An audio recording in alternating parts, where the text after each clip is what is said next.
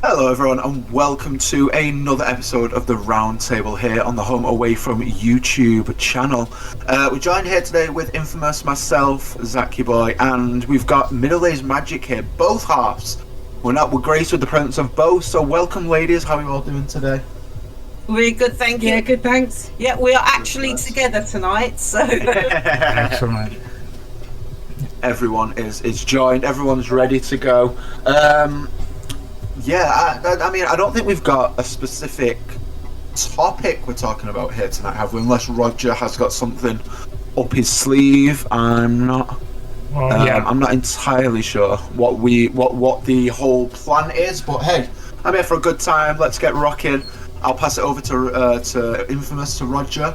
Let him give you all a lowdown.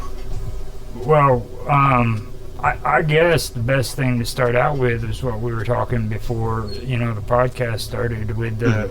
It's constantly always being brought up in questions, so I figured we should at least just bring it out at the beginning of this for Home Away From YouTube too, with the questions I'm always asking you about your take on Walt Disney buying Marvel and Universal Studios movies and stuff like that. I guess that's what the whole deal is behind that. So I think that would be one good question, because like before we even got here, about almost 4 days ago, somebody else asked the same question. So yeah, you know what I mean? So I think that'd be a good conversation piece to start out with, if you guys want to do that. Yeah, of course. Yeah, I'm happy to do that. I'll pass it over to the ladies, just let them get be the gentleman that I am. You should see Sam's face back. It's brilliant. Pardon? You should see Sam's face. It's an absolute picture. Yeah. So go on, ladies. You start off. You tell us where you stand on that, and we'll follow your lead. You can go first, because you are the Marvel queen. So. I am a massive fan of Marvel. My dog's saying hello as well. She also likes Marvel. I've pretty much loved everything that Marvel have put out since they've belonged to Disney or been part of Disney. I love the TV shows. I like the movies. Some of them aren't everybody's cup of tea, and they kind of all follow most of the stories behind the comics, and you've got to remember that there's like 70 odd years worth of back catalogue of Marvel comics where there's a bunch of backstories in this as well. So yeah, I'm all in with the Marvel. I'm not so much the Marvel aficionado. I get confused. I mix up Marvel and DC. So, and I get just Sharon rolling her eyes at me. I'm actually shaking my head. She is doing it right now. But yeah, I mean, I love the Loki TV series. Oh, that was a magnificent. Yeah, and I loved the Captain America films. Well done for not cocking that up. And the Thor films, and Guardians of the Galaxy. Yeah, I love that. Yeah. Guardians of the Galaxy is my bag completely. But yeah, I mean, I'm, with everything they've done, I think it's really good, and bringing that into, bringing the Avengers into the Disneyland Paris park and California. I mean, we've been to Disneyland Paris, haven't been to California yet. But yes, having that in is, it's helped bring a new. There's something for the boys now in Disney, which I think was lacking. It was all princesses and Mickey Mouse, and now there's something for the teenage boys to get their teeth into. Yeah. So yeah, I think it's helped expand the Disney brand. Yeah. Into like a new generation. Yeah. So yeah, I'm quite happy with it. You've not watched a lot of the TV series though, other than Loki, have you? Have you done did you do WandaVision and Falcon and the Winter Soldier? I was just about to say She-Hulk. That is right. right. Yeah, did you watch She-Hulk? I know She-Hulk's not everybody's cup of tea, but I thought it was hilarious. I was did so have to funny. enjoy She-Hulk. Yeah. Yeah. I was worried that I'm going, is it Disney? No, it's Disney. It must be Marvel. So I Yeah. feel. Hey, I mean, she's got some knowledge, man. I'm not a Marvel fan. I like the most Marvel I get is probably Iron Man and Deadpool. Yeah. That is like my two favorite like Marvel characters. And anything else, like I can't remember the last Marvel movie I watched. I think honestly, the last Marvel movie I watched was the first Captain America movie. Oh my god, get out. Yeah, that's what I mean. I'm just not a fan of like Marvel like movies. I don't know what it is. I don't know why. I think the films were so well cast, though. Yeah. I mean, you were 100%, yeah. You know, you can't imagine anybody being Iron Man apart from Robert Downey Jr. Robert Downey Jr. 100%, yeah. And it's like I went back and I started watching them in chronological order. Oh order. yeah. Yeah. So like the MCU universe order. Yeah. And I watched the first Hulk film. Oh yeah, I forgot that was a film. Oh my god. Edward Norton in. She's pointing at me. You can't see.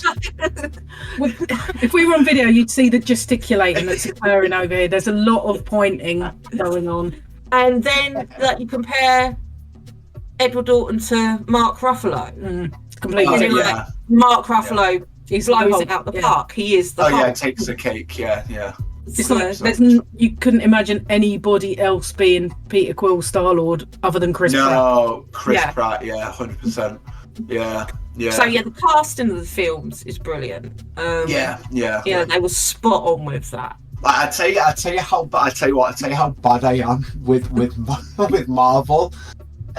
The last Spider-Man movies I watched were the ones with Tobey Maguire in it. No. Yeah, the Sam Raimi ones. Those, hands down, are the best Spider-Man movies. I honestly. You've not seen the new ones. I don't know. See, this is my problem. Like, I don't watch the newer stuff because I'm like, it's too much time. Like, I've got to watch like 10 years worth of movies. I'm like, I don't want to do that. Okay, so to give you an idea of how much I like my Marvel, and bearing in mind that I'm also a very large Star Wars fan, so I've watched every single thing about Star Wars that's ever been made ever in my whole entire life. I've seen every single Marvel movie and TV series except for the new Marvels, the Marvels one, only because I haven't had a chance to go to the cinema yet to see it. Yeah. That's crazy. Now, I mean, hey, mega fan. Let me ask you something. The new Spider-Woman trilogy that they're getting ready to come out with, what is it? Madame Web. Madame Web, is that a part of Marvel? Don't think so. Is it? I thought that was more of the debate on the Sony side. I didn't even know about it. Oh, see, Sam didn't even know about it because is it not in the Spider-Man? Is it not in the Spider-Man universe? Part of the Spider-Verse, which is part of the Spider-Verse, the Marvel Sony crossover. So it won't be a Marvel film, but it will be part of the Spider-Verse. MCU. Yeah, it's not MCU, but it is part of the other lore, isn't it? That battle's still going on with Spider-Man, isn't it? The Sony Marvel thing that they're trying to acquire all the rights to Spider-Man. Yeah, has all the rights to him. Yeah. Yeah, it's a bit the same with the Hulk because. Because the Hulk thing at the moment, the Hulk can only be part of the MCU if he's in an Avengers-esque movie. He can't have his own standalone film. Yeah, I assume it's the same with like Captain America and stuff like that, and Wolverine. They own all of that X-Men stuff again now. Oh, do they do that? Yeah, I knew that was a thing as well. I'm trying to get all the rights to that. Because Deadpool is Marvel. Deadpool's Marvel, yeah. Now, she's just said, "Is it?" See, Deadpool's the only one that I love, hands down. I am gonna go see the new Deadpool movie just because. I'm looking across on the shelf on the other side of my room, which is full of Marvel Funko Pops and art and stuff. Yeah. Well, Sam's saying that she didn't know that Deadpool belonged to Marvel. You need to add your geek badge in again. I know, I've lost my geek badge again. Yeah. You'll get this back at the end. It comes to you and then it goes. It's not all the time. It's kind of like the Spidey senses. On a regular basis. Let's talk about Star Wars. I'm okay with Star Wars. Yeah, she's alright with Star Wars. Star Wars I'm okay with. Yeah, now if it's Marvel, I lose it every half hour. That was another thing too. Like everybody talks about how they acquired Star Wars. Like that right there is a good thing too. What's your take on that? I mean, the Star Wars fans are weird. You include yourself. I do include myself in that, yeah. Being one myself, a Star Wars weirdo. No, she hit it on the nose. Yeah, Star Wars fans are weird. They're either there's the people of a certain age, which is like my age, that watched all the original 3 trilogy films in the cinema when they were kids. I mean, I was 6 when Star Wars came out. I watched A New Hope. Well, it was not even called that. It was just called Star Wars. Then, in the cinema, I've seen every Star Wars movie other than Rogue One in the cinema. Oh, nice. So, yeah, but Star Wars fans are either love the universe, they embrace it, they think it's great, or they're whiny little bitchy hater things that complain about every single thing that Disney has ever done since they bought it. But do we mention Jar Jar? I love Jar Jar. I think it's awesome. Oh my god! See, I'm not the biggest Star Wars fan, but I do like it more than Marvel. And this is kind of a hot take. Like, I love the original trilogy, and I like the prequels as well. I'm at a certain age where I'm 29, so I've watched all of the original trilogy: New Hope, Empire Strikes Back, Return of the Jedi, and the original 3 as well. And they're solid, man. They're pretty good. Like, I don't watch them all the time, but I'm like, I'll watch them if they're on. Like, I won't go on my way to watch them, because I'm not a big fan of both, like, Star Wars or Marvel. I never really have been. But like, if Star Wars is there, like, I'll watch Star Wars. But like, yeah, 100. Like, it's one of them. It's like, I get where you're coming from, because like when Disney took over Lucasfilm, there was such an uproar with it. But like, the parts was two camps, wasn't there? There was oh my god, this is the best thing that's ever going to happen, and my god, Disney are going to kill Star Wars. Oh yeah, 100%. But then, like, I think what killed it over was when the announcement was like, oh, everything except from the stuff we make is no longer canon. Like, they just threw all like the all the extended lore out of the window, essentially, which sucks. Yeah, but I think you can forgive them for giving us the Mandalorian. And the Book of Boba Fett. And the Book of Boba Fett. I've binged I've binged all of those over the last 3 days. Some of them do look good. Some of them look good. Again, I've not had a chance to. I've not watched them. Yeah, I've not watched them. I can tell. But you know, hey, I'd like to say I'm not the biggest Star Wars fan, but you know, I anywhere credit's due. You know what I mean? Like, it looks decent. They've done good. Series they've done good with it. To be fair, they've done good with it. Yeah, they've done good with it. I mean, they've managed to. They've done with the TV shows, like the TV series. They've given us the backstories that we wanted to know about. Yeah. Oh yeah, 100%. Yeah. You know, we've now got like Obi-Wan Kenobi's backstory and how Princess Leia like met him when she was a child, and gives you that closeness. Yeah.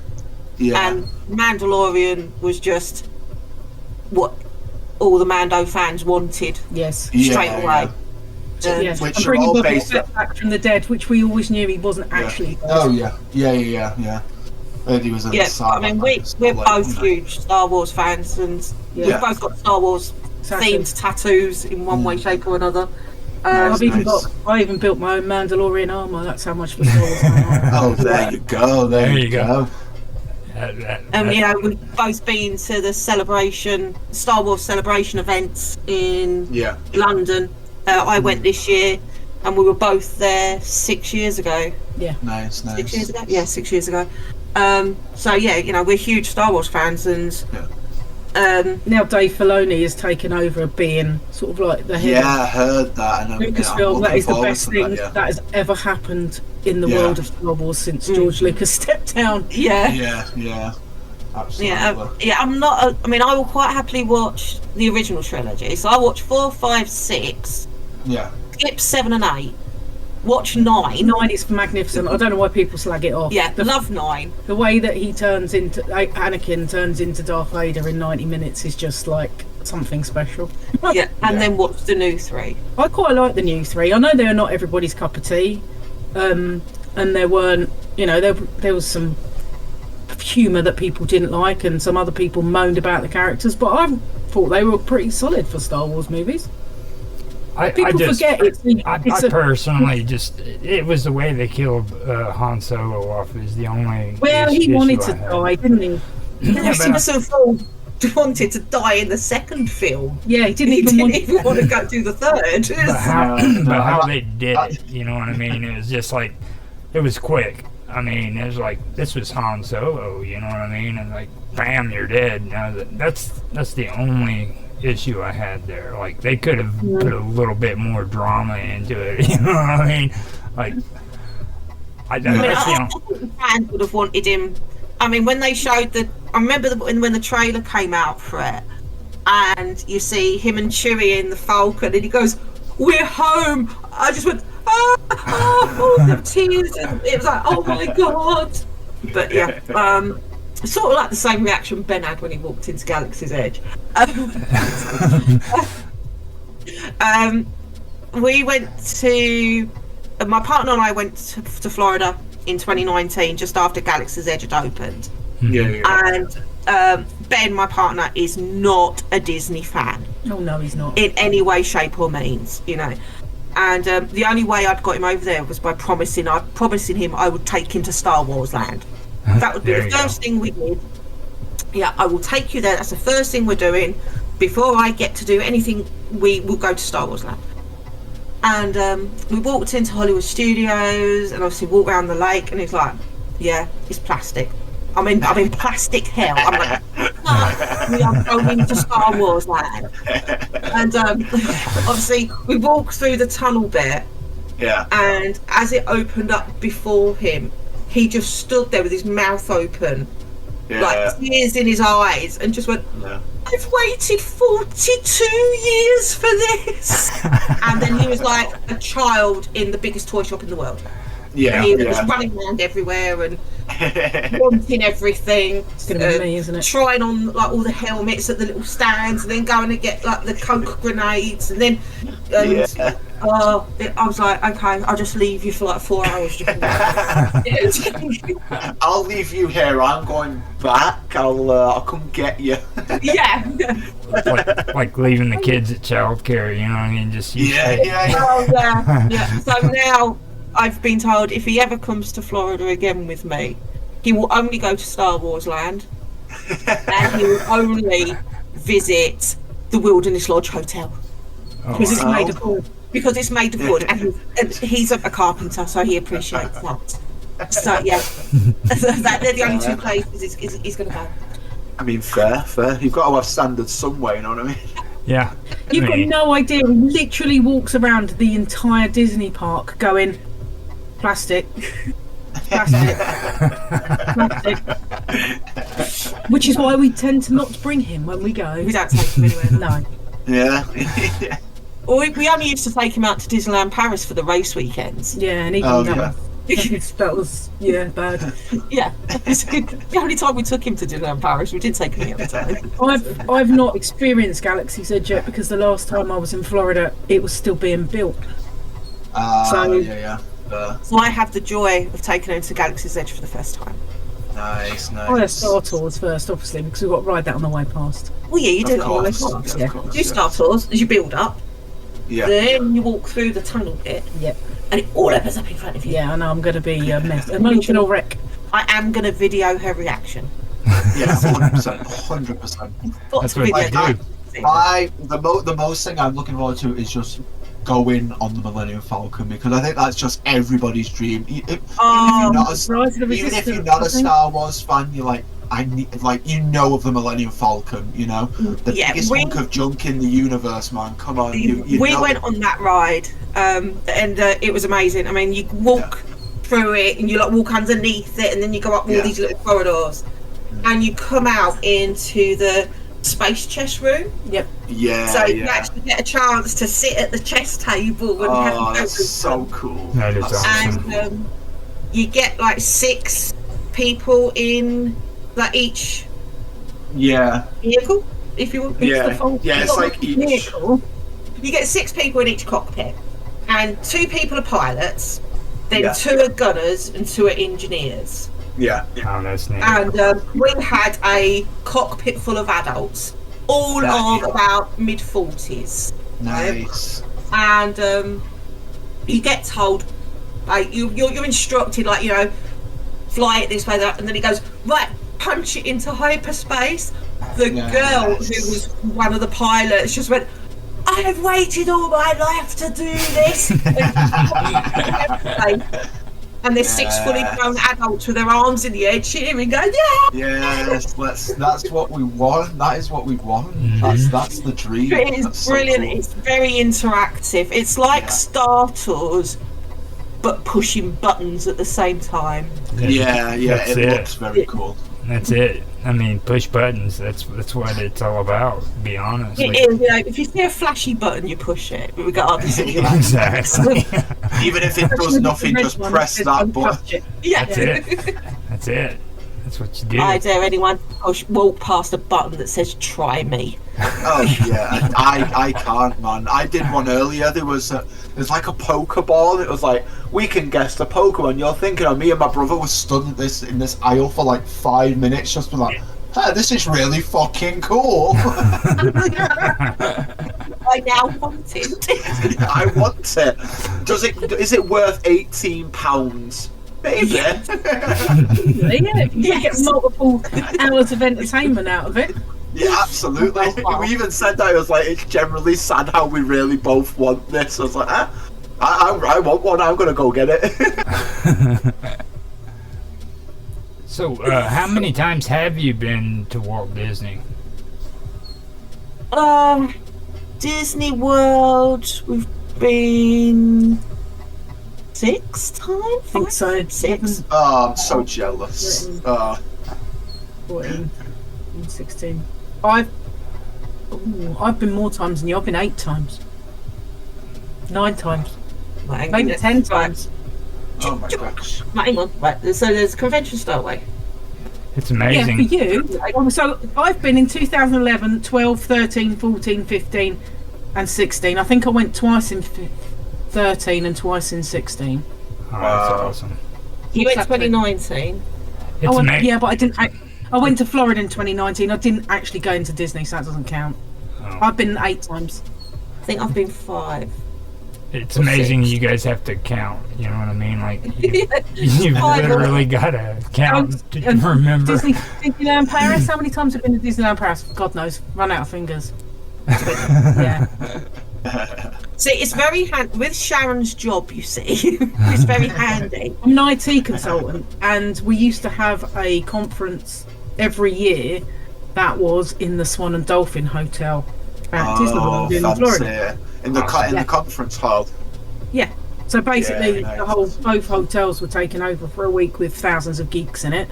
Nice. A couple of times, Sam stowed away. I just stowed away. So she bought a flight because my company had paid for the hotel. I worked a week and she got to play in Disney. That's awesome. That is awesome. Yeah, it's the first time. The first time we went, Mickey's Toontown was still in the Magic Kingdom. Yeah, it was 2011. Wow, yeah. It was before. Yeah, it was there when I was there actually. Yeah, it was before the new Fantasyland. Yeah. And I think then the next time you came out was that 2016 when everything had been built. Yeah, the new Fantasyland had opened. Yeah. But then I went out and got married. Oh yeah, we won't talk about that. Don't talk about that. Then I went out at Christmas as well because I took James. You did? Then 2016 I came out. Yeah. Yeah. So Yeah, you stowed away with me 3 times, didn't you? I've stowed away with you 3 times, yeah. Sounds good. Nice.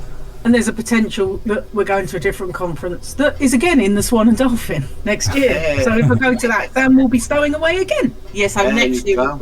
we've got the potential of 3 trips Yeah. Wow. to Orlando. What are your what kind of like time frames? We're definitely going for 2 weeks in February. Yeah, our big trip in Nice. February, which is obscene. We're doing so many things, The mega trip. including a Comic Con. Yeah, we're Oh doing yeah, I remember Sammy talking about that. Yeah, nice. And we've now got Discovery Cove booked as well because we've got a really good deal in the Black Friday sale. Nice. Your conference is potentially in End of April, beginning of May. Yeah. And then August. Oh yeah, your August trip that I might stow away on. Yeah, Sharon. August. Yeah, I'm going August. in August. You. I do beauty pageants, and because I won the UK title, Yeah. I now get the chance to go and compete for the world title. Wow, that's impressive. And the past 10 years, the finals have been in Las Vegas. That is plastic. I think it is plastic. And after last year's finals, they announced that they were moving Oh. to Orlando. Wow, very cool. There was a little happy dance that occurred. Yeah, There was a very big 100%. happy dance, lots of squealing, big happy dance.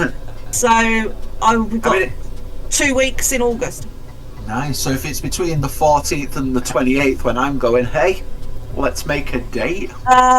When does it? I don't bloody know. Don't look at me. I don't know when you're going. I know we go out on the 26th for 2 weeks. Yeah, Oh, so it's like the right end of August, beginning of September. Oh, we go out on the 28th or 26th of July.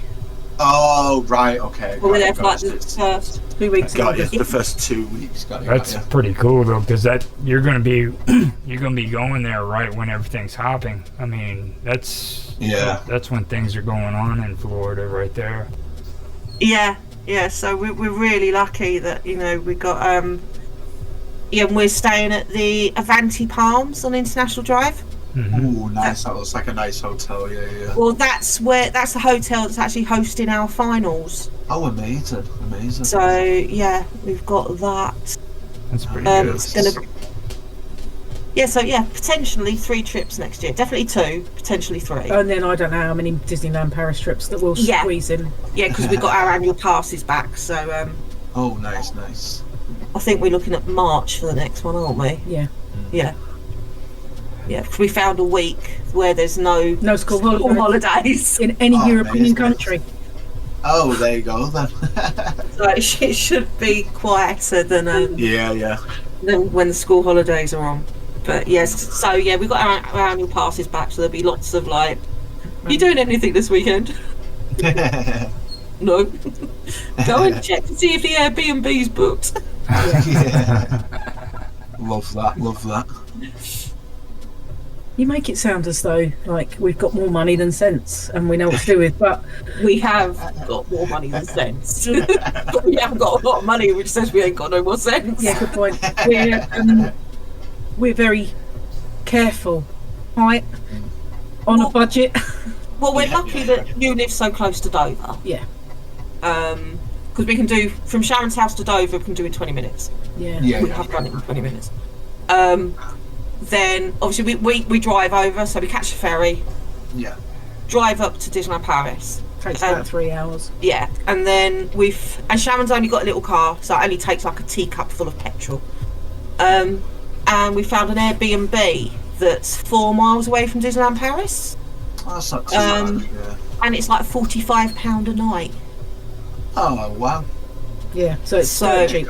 We do it as Even our mega Mahusiv 2 weeks in Florida is not costing us a lot of money. We're so, I don't know, careful with booking things. Yeah, of course. Yeah. And do you book it through like I booked mine through Disney? Did you use it? No, never do that. We're always DIY. Oh, yeah. And we be flexible and cheap. I mean, we're staying at when we go over in February, we're staying at Universal Surfside. Oh yeah, nice. Yeah. And we actually last Christmas, I think it was Boxing Day, I was sat there flicking through Booking.com, Yeah. going, right, let's see how much it costs now to go to like Disney, because obviously we hadn't been for 4 years. And I was flicking through and I found this deal for Surfside. Yeah. So I'd messaged Sharon. I went, did you reckon Surfside is for 10 days and this is next year? And she's like, I don't know. I said, look, it's like £800 for 10 days. And she's like, oh, That's £40 a night each. that sounds good. That's 400 quid each. I went, yeah, I know, for 10 days. She's like, that sounds really good. I went, should we book it? Should we go? Should we do it? Should we do it? I said, it gives us like a year to save up. Can we go? Can we go? So I was like, okay then. And because it's through Booking.com, we only had to pay one night, like, to reserve it. Yeah, 80 quid. It's Oh, got. nice. Oh wow, that's not And bad then the at all. rest we pay like when we get there. Wow. And Okay. so pretty it was good. like, yeah, so it's like, shall we do 10? The original was, should we do a week? Yeah. Then I was like, yeah, we'll do a week, that'd be enough. Yeah, but then you got the travel days, and we haven't been here, and we haven't done this. And it was like, I was like, well, let's not do Disney, we'll just do Universal, because we've never been to Universal. Then it's like, yeah, but I've not done Star Wars Land, but I've never done Pandora. Oh, so we're going to have to do a couple of days Disney. Yeah. Oh, okay, then we'll do 10 days. Yeah. Then it was, yeah, but then we'd lose 2 days with travelling. So, should we do 12 days? Okay, then, yeah, we'll do 12 days. And then so we booked the Surfside for 12 days? No, we booked that for 10 days. For 10 days. Yeah. And then in April, I saw a blog, or a YouTube video about MegaCon in Orlando. And it looked amazing. It's such a huge convention. Makes the ones that we have over. Makes the ones we have, makes the ones we have like tiny. Yeah. And so I was like, oh, if it's April, maybe I can get Ben out there for 5 days on the pretense we're doing the convention. Yeah. And just eating with Disney while I'm out there. So I checked the dates for next year, and they'd moved it to February instead of the April. But it was the day we're meant to be flying out. So I messaged Sharon. No, it was the weekend before. We were due to land on the Monday. Yeah, originally. And it's like the Friday, Saturday, Sunday before. So I said to Sharon, what do you think about adding 2 more days onto the holiday? And I was like, why? She's like, why? No, so I just sent her the link to the YouTube video and went, watch this. Back 10 minutes later, I go, yes, right, okay, find us a flop house. That's what I called us, a cheap motel. This is like the cheap hotels. Find us a flop house, because we hadn't booked flights at this stage. Yeah. So it's like, find us a flop house. I was like, okay. Because literally all we use for a hotel when we're in Orlando is to shower and sleep. We never spend any 100%. time. Yeah, 100%. Never spend any time in a hotel. Don't know why people get them with pools and stuff like that. It's like you should be in a park or doing something cool. You should not be sat in your hotel room. Yeah. They got, So we they got yes, we pools found at like, Walt Disney World too, so it's like, that's ridiculous, you know? Like, yeah. So we found a Super 8 on International Drive. Yeah. And it's £75 for the 2 nights. Oh, there you So go. yeah. And so then we managed to book the flights as well, and we booked them direct with BA. Yeah, they're only £450 return each. Yeah. Wow, So nice. The joy of going in February. February is the best time to go to Orlando if you live in the UK because it's warm enough and it's cheap. Yeah. yeah. There you go. Yep. And it means that we can do everything that we want to do. So we're just going to go mental. We're having a day at Comic Con, 2 weeks spread across Universal Studios, Universal and Disney. Yeah. and a day at Discovery Cove. And we're also going to go and watch a recording of WDW News Tonight. Yep. Oh, nice. Because I'm a patron subscriber. I'm one of their week's members, and we watch it every week because Sam is the UK version of Tom Corliss. So if anyone was ever watched a WDW News Tonight or a WDW. Zack has experienced one of my rants. Yeah, she's my version of Tom Corliss. She's like, whenever she goes off on one, you can't. Well, you heard her on your one. There's no bringing her back, man. There's no bringing her back. I did apologise first. Yeah, you did. She did. She did. It was good hearing. It was good to hear. That's something. We're just honest. Is that the right word? Yeah. We're honest. Yeah, I'd say so. Yeah. If things are wrong, I'm not scared to say they're wrong. But when things are right, 100%. it's If things are wrong, I normally get there first. Yeah. And then I have to go behind her. There's some nice things that we happen to do as well. A bad overrides. Not always. Yeah, so we're going to have a great 2 weeks, aren't we? That sounds amazing. Riding bikes and eating food. And yeah, because I mean, it was totally unplanned, but we've managed to hit Festival of the Arts, Oh, that's nice. Mardi Gras at Universal. Yeah. Oh wow. And we're Universal do a dine and ride. Oh, So- yeah. Yeah, so you pay it's about £75 we've worked it out to. Yeah. And you get a 3-course meal in one of 4 restaurants.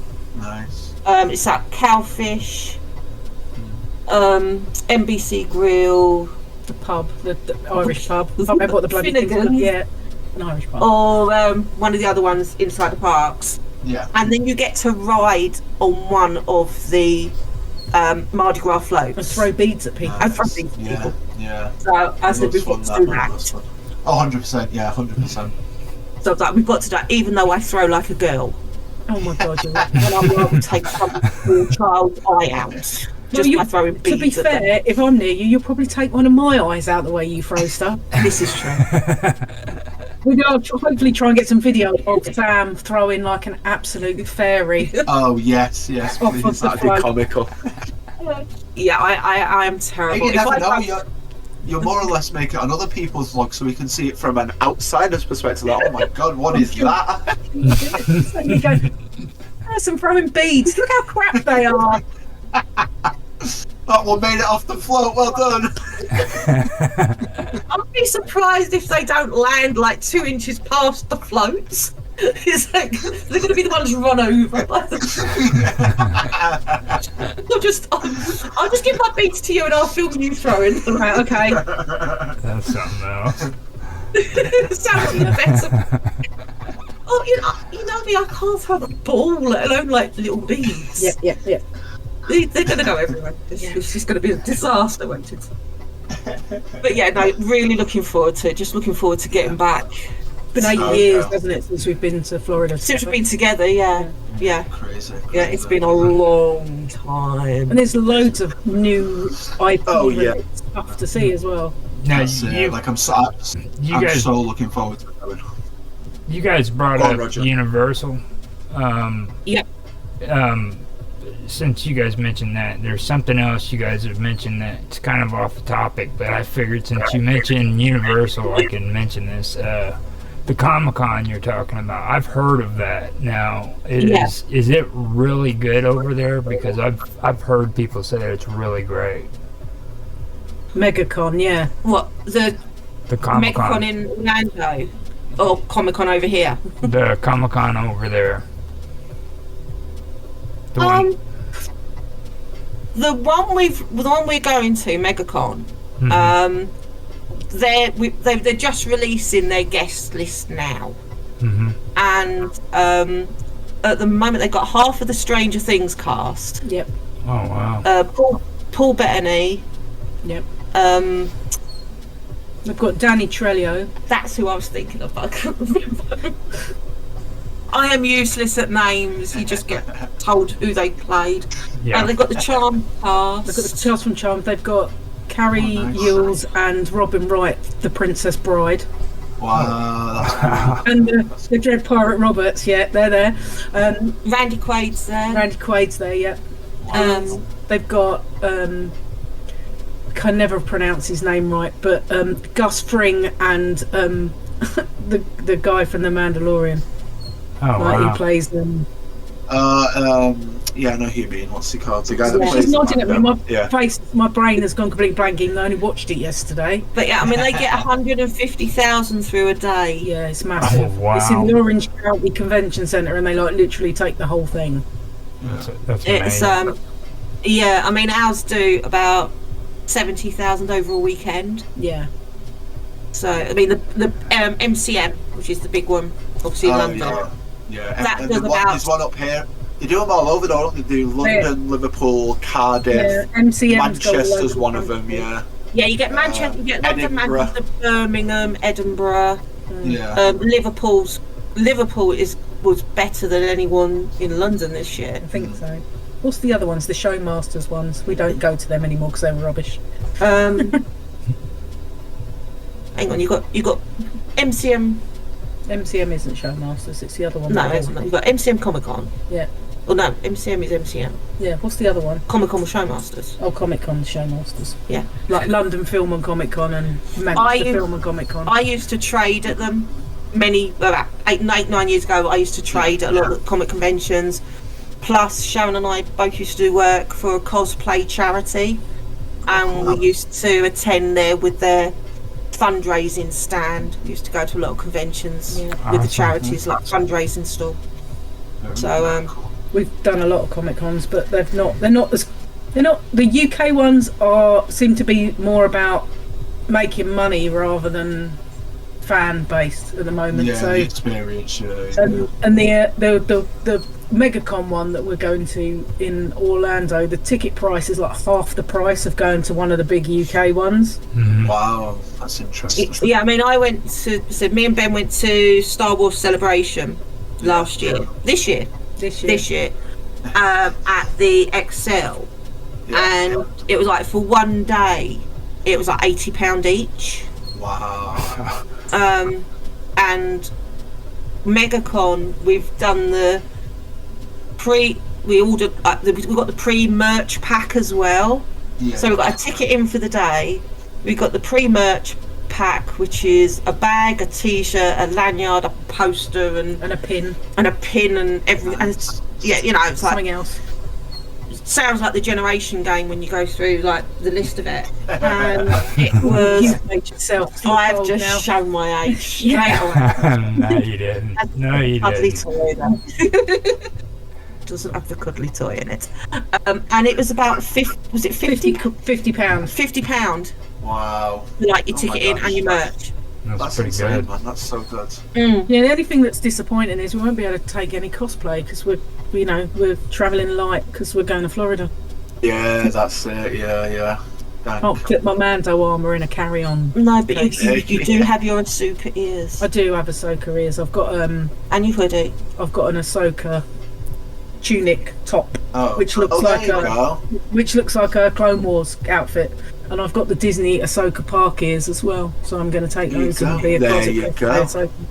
What are you going as? I have no idea. Okay. You got to dress up as something. I will be a Disney tourist. Oh, for God's sake. It works, man. It works. Everybody gets upset with me because my favorite Star Wars character is Boba Fett, and yes, definitely. He's my favourite character. Ahsoka is my second favourite. I was like, I love Boba Fett more than any of them, and because he didn't have all the glitter, you know what I mean? He didn't have the Force. He didn't have any of that. Nope, he was just a badass. Yeah. Do you want to hear a story? I've got a very good story. Go for it. When we went to the last time we went to Walt Disney World together was oh, I know exactly what you're going to say now. I thought you were going to do the I've had a ride on Darth Vader's lap on his wheelchair story. That's a whole different story. Okay. And it was when Star Wars Loading Bay, is it called Loading Bay? What's the launch bay had just opened. Yeah, so it's where you can go and meet Darth Vader and Chewbacca. And we went to see Chewbacca. Sharon has got shorts on, and she had her Boba Fett t-shirt on. And I've also got a massive Boba Fett tattoo on my leg. Yeah. So we're there waiting to see Chewbacca, and he turns around. One sees the Boba Fett t-shirt, then sees a leg, and makes her turn to face the wall. Would not talk to her. Yeah. Wouldn't allow my photo taken. So we have a photo of me, Sharon's other half, Chewbacca, and the back of Sharon, because she wasn't allowed to have a photo taken. That's so funny. That is good. I like that. But yeah, the ride on Darth Vader's lap, we were up at Milton Keynes memorabilia collection, and Dave Prowse, God bless him, was one of the guests there. Yeah. And his signing table was next to our charity table, and I'd gone to the toilet, he was coming back from a photo op, and he saw me hobbling because I have bad knees, and he was like, "You right there, girl?" I said, yeah, just hobbling back. And he's like, "You're next to me, aren't you?" I went, "Yeah, I've been next to you all weekend, remember?" And he's like, "Oh yeah, jump on then, I'll give you a ride." Because he was in a wheelchair because he just had his knees done. His knees replaced. So yeah, I turned back up at the table, sat on Dave Prowse's lap, with his poor assistant pushing the two of us around the top of Milton Keynes Bowl. That's so so ride good. in Darth Vader's lap. Yeah. That's awesome. It really is. That is my claim to fame. I've had a ride on Darth Vader's lap. Yeah. I also got winked at by Gaza that weekend as well. You did get winked at by Gaza that weekend. Yeah. Very eventful weekend. It was a very eventful weekend. I've also been told off by Tinkerbell for having a Captain Hook tattoo as well. Oh, you're just upsetting all the characters, aren't you? Yeah, My gosh. I've got a Disney villain sleeve. Like pretty much my whole entire right arm is covered with Disney villain tattoos, and Captain Hook was my favourite Disney villain. Yeah. It was when Tinkerbell was meeting in Pixie Hollow, and I'd gone with I think it was when I went with Emily. It was, yeah. My daughter, she was only like 5. Yeah. So we went in to meet Tinkerbell, and she's like, "What's that?" And I was like, "The villain tattoo. It's lovely because Captain Hook's holding a lantern with Tinkerbell in it." She was I was like, "He's my favourite villain," and she was like, "Oh," and I was like, "I think he's just a bit misunderstood. I don't think you really give him the benefit of the doubt." And she's like, "You need to leave." It was when you were this time. And he was trying to scribble out all the other villains, so it just left him. Yeah, it was right. Yeah, when we met Jafar and things. I do love the interaction we have with Disney characters because we don't like these. I mean, we love them all, but we're more the villains and the lower pecking order ones, aren't we? Lower pecking order ones, yeah. You know, the ones that people don't usually love. Yeah. Unless it's Ones that Captain misunderstood. Just misunderstood, yeah. That's what Unless it it's is. Captain Jack Sparrow, then no, I'm there. Yeah, you're all over Captain Jack Sparrow. Rush, you're embarrassing. Well, it's kind of a thing that you have to do, like with me, okay. On like, I know it's not a part of this topic, but like the Terminator. You know, I like the Terminator better than I did the cast. You know what I mean? Back when it first came out, I rooted for the Terminator because that's just the way you did things. Yeah, in Alien vs Predator, I wanted the alien to win at first, but then I changed my mind and decided that the Predators were actually quite nice. Yeah, exactly. They're an alright bunch of lads, are those Predators. They're all bad guys, though. That's the bad thing. I know. The good part about it is like you got to choose between two bad guys. Which one you're gonna go with? I would go with the Predators too, because they got more character. I just don't like the xenomorphs, like teeth. The second lot of teeth. It's just they're just But Bruce is all right, yeah. Oh yeah, Bruce is the best villain. Jaws is my favourite film, so I've got a bit of a shark thing going on, haven't I? I do love a shark, but yeah, You have a shrine to Bruce. I do have a shrine to Bruce. Yeah. This is the reason why we have to go to California as well. Yeah, Because- 100%. Yeah, it's the Because only Universal living in Jaws, California's got the right? Jaws, right? Yeah. Still got the jaws right. Oh, Zack closed listen. down a month before we got out to Florida the first First time. time. Yeah. Oh, man. Yeah. Yeah, was not a happy bunny. So you've been to both California and Florida? Not yet. No, was that our 2026 trip we're planning on? now? Oh, okay. Yeah. Or was So it 25? 2025. The plan is The aim of the game. the aim is to go sort of late September, beginning of October, and do a Boogie Boogie Bash. Yeah, do we want to do both Halloween parties on both coasts. yeah. Oh, nice. Oh. Yeah. Wow. So like Nice. hit Florida first, do Mickey's Not So Scary Halloween party. Yeah. Because Sam I- won't do Halloween Horror Nights. Zack is Yeah, with me. no. Zack Yeah, is with I me. don't on know. this. I'm not a horror fan. Video. But You- I Zombie wa- Switch. No, I want to say, like, I want to do Mickey's Not So Scary next year when I go. I've got to book the tickets, like, when they code live and everything.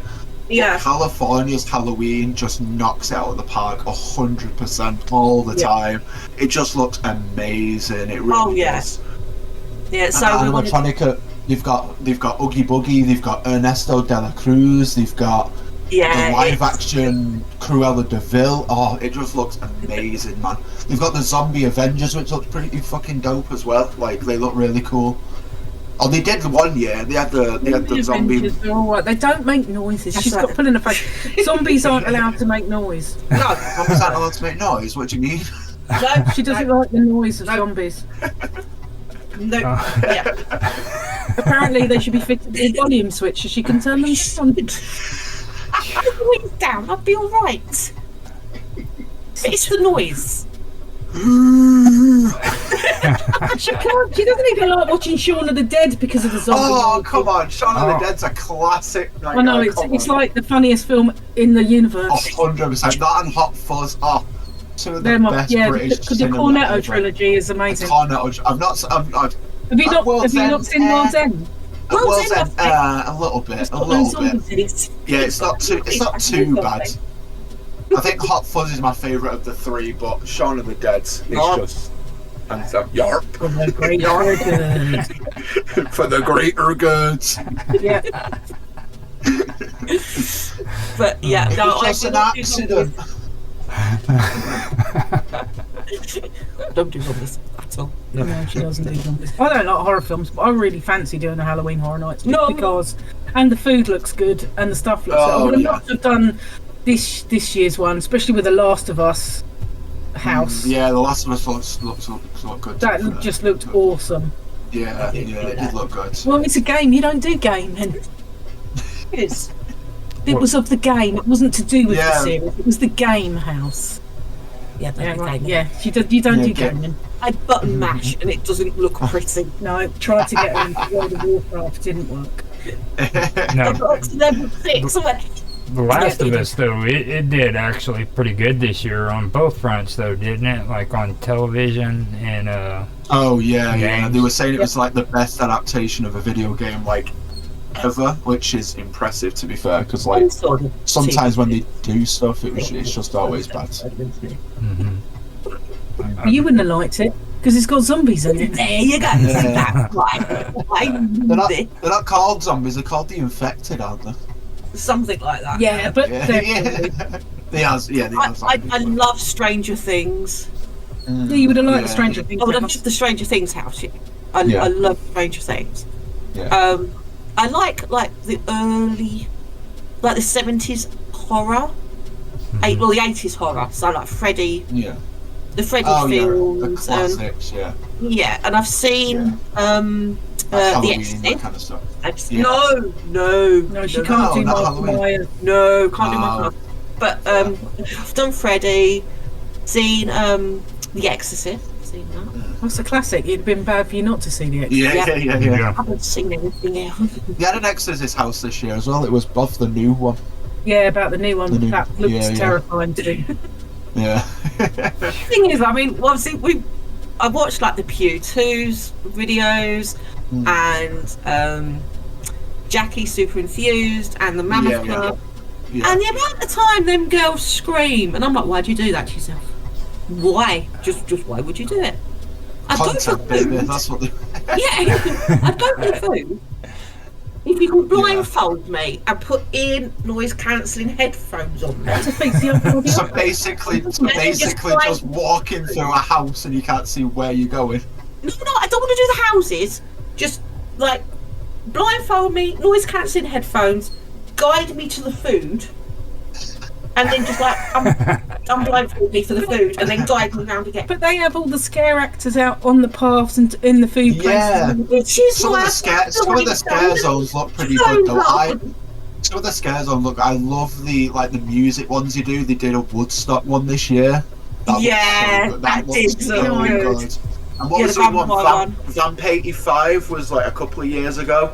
That looked insanely good as well. Yeah, but I liked how this year they done the pre-food tryout bit. Oh, Where you would pay like one price and then go in and try out all the food before the horror nights. Yeah. For people like you. That's for people like me. Yeah. That's got to be some good food. I wouldn't go. Some of the food looks insane there, man. It really does. They bring out all the stops for the food. They really do. Yeah.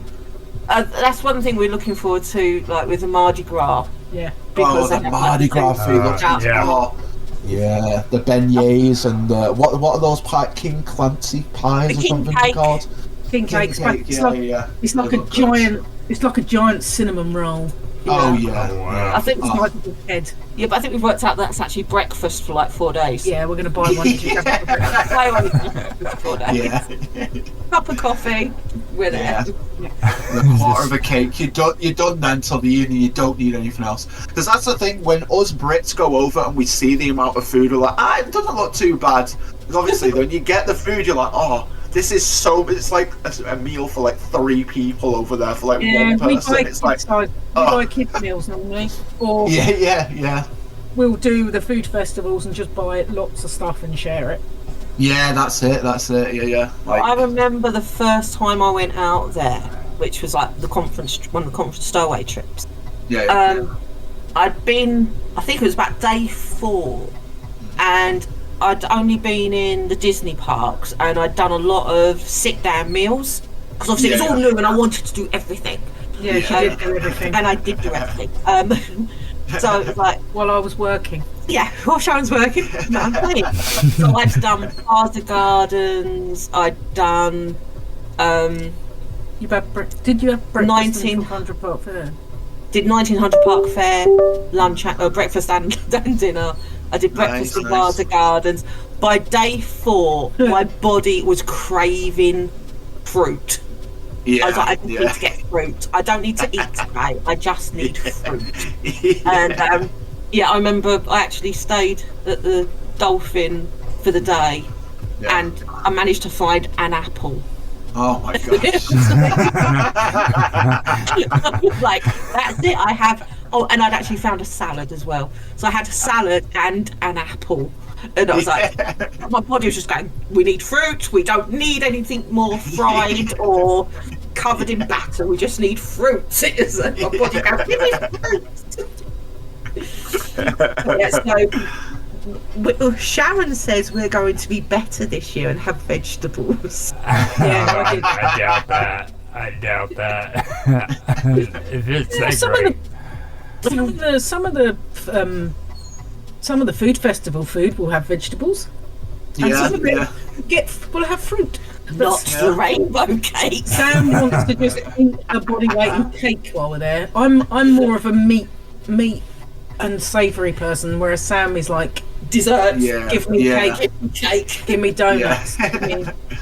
Yeah, it depends on the day for me though, I think, to be fair. Like some days, like when you just really crave something, it's like, the other day it's just like, I just want something really like just stodgy and just like savoury. It's like, give me that.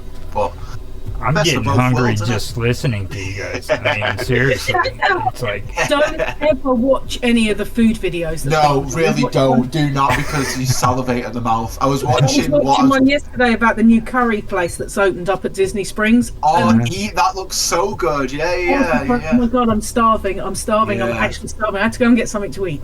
I tell you what, I was watching Tim's video of that, and they ordered like this pizza. It was like a, what was it? It was like a naan bread pizza. It looks so good. Oh, the one with chicken on? Wait for sound. Yeah, Chicken yeah. on a pizza. I got Chicken Yeah. does not belong on a pizza. Yeah, it does. Shut up. It does. I'm Chicken and gonna sweet have corn that. pizza's banging. I'm going to have that chicken naan bread pizza, I think. Yeah, that looks good. That. Yeah, definitely. Yeah, but no, I will eat cake any time of the day. It does not matter. We are going to Yeah. try and get reservations to go into the cantina in Galaxy's Edge. aren't we? Ogre's Well, Cantina. Nice. I need to eat some intergalactic food. I'm sure Yeah. there'll be some fruit on that. No, There's no fruit. no. They only do 2 dishes. One's like a trail mix. One's a run. Is that where you get the Ronto wraps from? Am I thinking of the other No, one? that's outside. No, Ogre's Oh, is Cantina does bar snacks. Oh, it's alright, we can eat bar snacks. One of them is like trail mix, Yeah, like dust. and the other one is like a Petri dish of jelly with bobber pearls in. oh wow. Nice. Okay. Yeah, nice. But it looks really pretty. I tell you, there's one thing I do want to try in Pandora: the cheeseburger pods. Oh, they look. Oh so yes, no, they look insane, man. They look so good. Yes, cheeseburger pods. Yeah. Is it the night blossom? The night Oh, blossom. the night blossom. Yeah. Yeah. Oh, yes. so And at good. one of the bowls. one of the bowls from Satuli Canteen as well. Yeah, Oh, looks alien. yeah. It's got blue stuff in it. That looks good. Yeah. Don't know what's in it. It's got blue in it. Looks cool. Gonna eat it. This is why we have to look at pictures, because we're like, don't know what is called, but we want one of them. We want one of those ones that's got the blue stuff in it, please. And I have, yeah, that's it. Yeah, that's why you just tell the waiter, like, I just want that bowl with the blue stuff. Just the blue stuff. Drink not I the want is purple and it's got the bubbly shit on the top of it. Yeah, I just described it to her. Yeah. Yeah, but That's awesome. we've got a list of places we want to go for food. Oh, yeah. It's, each park's got like a food list. Yeah. You've got it though, because there's so many places like that just offer like, there's just honestly so many places. Not even in like Disney Springs, just the parks themselves. Like Yak and Yeti has just looks amazing. I want to go in there when I go. Good. If you like meat, that's the place to go. Yak and Yeah, Yeti yeah. is brilliant. Even the counter service Yak and Yeti is really Yeah. good. Yeah. But yeah, we've got the cheeseburger spring rolls. I've got to eat them just to see all the hypes about. 100%. Oh, 100%. Yeah. I have They to look get my good. corn dog nuggets. God, you and your bloody corn dog nugget. I'm obsessed with corn dog nuggets. One of the things I want when I go, and I've been craving it for years, is just a Mickey pretzel with some cheese sauce. I'm a The simple cheese guy. is like, rank. Don't have the cheese. It's disgusting. It's like it's American cheese. It's always Yes, disgusting. you. not you even cheese. know. Liquid cheese. It's melted plastic. It's grim. Yeah, exactly. Like, The I'm pretzel American. I can is really vouch. good. American cheese Yeah, is exactly. not good. The cheese is not. It's not proper cheese. There's probably not No. even an ounce of dairy in That's it. why it's so Yeah. good. exactly. Sammy gets it. The pretzel's good. The pretzel's good. It's the pretzel's Yeah. not quite a German pretzel, but it's Yeah. No, you yeah, have to yeah. have the cheese. Mm. It's like the liquid cheese on nachos. I know that's okay. why I don't like it. I don't like the liquid Yeah. cheese on Hot and nachos. spicy cheese. Nachos with the liquid cheese. Oh, hot and spicy cheese. Yeah, that's nice. Yeah. It's just wrong. Yeah, pretzel's good, but the cheese is yeah. Keep the cheese. But yeah, so we're waiting for the Festival of the Arts food list to come out, Oh, yeah. Nice. and then we'll make a plan of attack Yeah. Yeah. for the food. Obviously, my pretty first choice is the rainbow cake. If it's Yeah. out, Yeah, she'll Yeah. want cake. I want cake. I mean, we went to the last festival I went to was Food and Wine. I've never done a Ooh. food festival because it's never been on when I've been there. We did Food and Wine in 2019, and Yeah. there was one that was corned beef over handmade chips, crisps in brackets, with cheese curds on, and it was the most. Good. It was the most amazing thing we have eaten, because Ben and I were sharing dishes, sort of thing. Yeah. And we got this corned beef with the cheese curds, and we were like, "Shall we get another one?" It's like, "Shall we get another one?" We're like, "No. We'll go around and we'll try other bits." But we kept going, "Should we go back and get another one of that corned beef?" Because it was really good. Apparently, it's been at the last few food and wine. You know what's going to happen is that it's not going to be this time out because you're going to want it. Well, because it's this is a food and wine. I can't wait to do food and wine. I'm so excited that I'm going to be there when it. I think probably like a month thing, because I'm going August. So when does it start? July, isn't it? Is it end of July, beginning of August? End of July, beginning of August, yeah. So I'm going to be there like the middle of August. So I'm going to cap it for internationals. That's pretty good. But yeah, it's I mean, the food festivals are amazing. The fact you can go around and try 100%. Everything, and 100%. And if you share them, it's not too bad. We bought one of the wristband gift cards. Oh yeah. And it's like we loaded about $120 onto it, and that got us 7 dishes plus a beer flight plus 2 cocktails, sort of thing. That's not bad. That's not bad at all. That's to be fair. It's not bad. Yeah. Maybe I'll have to make plans and go with someone for the day, because see who I can meet up with. yeah. I mean, if you share the dishes, it's not too bad. You don't feel like you're eating your whole body weight in food. Yeah. I don't feel that, because. I can do that. Bet you could, Roger. Bet you could. Just sit me down. We don't have a problem with that. We don't have a problem with that. But then, if you want to go on any kind of rides, I don't fancy being jiggled about after stuff. No. That wouldn't work out. Especially if you got a virtual queue for Cosmic Rewind, that'd just be all kinds of trouble. I'm going to be all over that multiple times, I would imagine. Sorry, we're going to have to close down because someone puked all over the rides. Not wasting good food.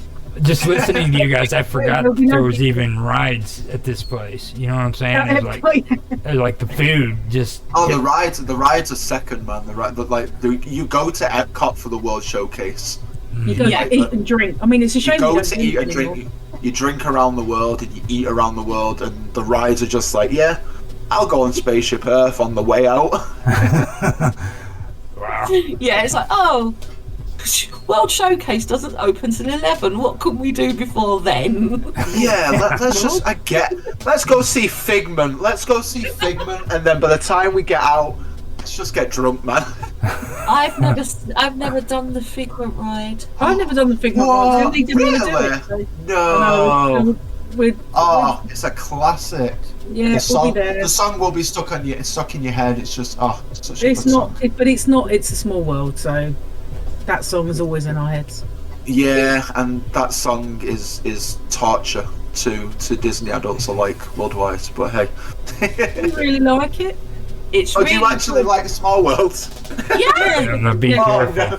I'd rather go on It's a Small World than Peter Pan any day of the week. The song will stick in Zack's head. He'll sit there and just say it over and over again in his head. Now that it's even brought up. Yeah, that's the one. Are you singing it? Are you singing it in your head right now? I am. Yeah. I'm sure there's a video somewhere that one of us has got on our phone. We could play it to you. No. Because neither of our partners like Small World. No, they will do everything to avoid it. They both did it once because it's the law. I feel like I'm obliged to go on it because I'm a Disney fan. I'm a Disney adult. I feel like you have to go on it because it's just a Disney staple. You have to do it, but I'm not going to enjoy it. I'm going to enjoy it in the moment, but then I'm just instant regret as soon as you get off. It's like, So when obviously we've been in Paris and they've been at home, we have been known to either video call them or leave them voice notes. You are so mean. It's fun. Oh, you should hear the swear words that are invented. Oh, I can imagine. It's interesting. Yeah, we have to be careful if we're video calling. There's no children on the boat. Yeah. That's why we have to like strategically look around and think, is it safe? Can we have a boat on our own? We're going to torture our husbands at home. Yes. That is a good enough reason. Yeah, that's fine. Bring on one through, boys. Yeah, was it? I'm your other half's nemesis, aren't I? Yeah. Yeah, because Disneyland Paris now have their attractions range of merch. Oh, yeah. And one of the attractions is Small World. So they do T-shirts and backpacks and lanyards And Loungefly. Yeah, they've got Small World Loungefly. And I threatened to bring your other half home. To be fair, I am quite tempted only because I feel like they are pretty cute. There's a shop near me that are selling a Netherlands and I think it's Kenya Funko Pops from It's a Small World. They look pretty damn cute. Like I'm looking at one. I want them for my collection, but like, just you tried to tempt me to get him the jigsaw, didn't you? Yeah. You told me that he would have covered it in lighter fuel and set it on fire. And I'm not that bad. Yeah, this goes backwards and forwards a lot, doesn't it? He's not a fan of It's a Small World. I'm not even allowed. I said to him the other week, I was like, "Oh, we really need to watch the behind the attractions." I'm like, "It's got some really cool things, and it's got this, it's got pirates, it's got because pirates is his favourite, right? It's got pirates." Yeah. I said, "It's got your favourite. It's a Small World." And he's like, well, "You could rock off. We're not watching that one." So I videoed it and sent it to him. They will learn. Yeah. They will learn to love it.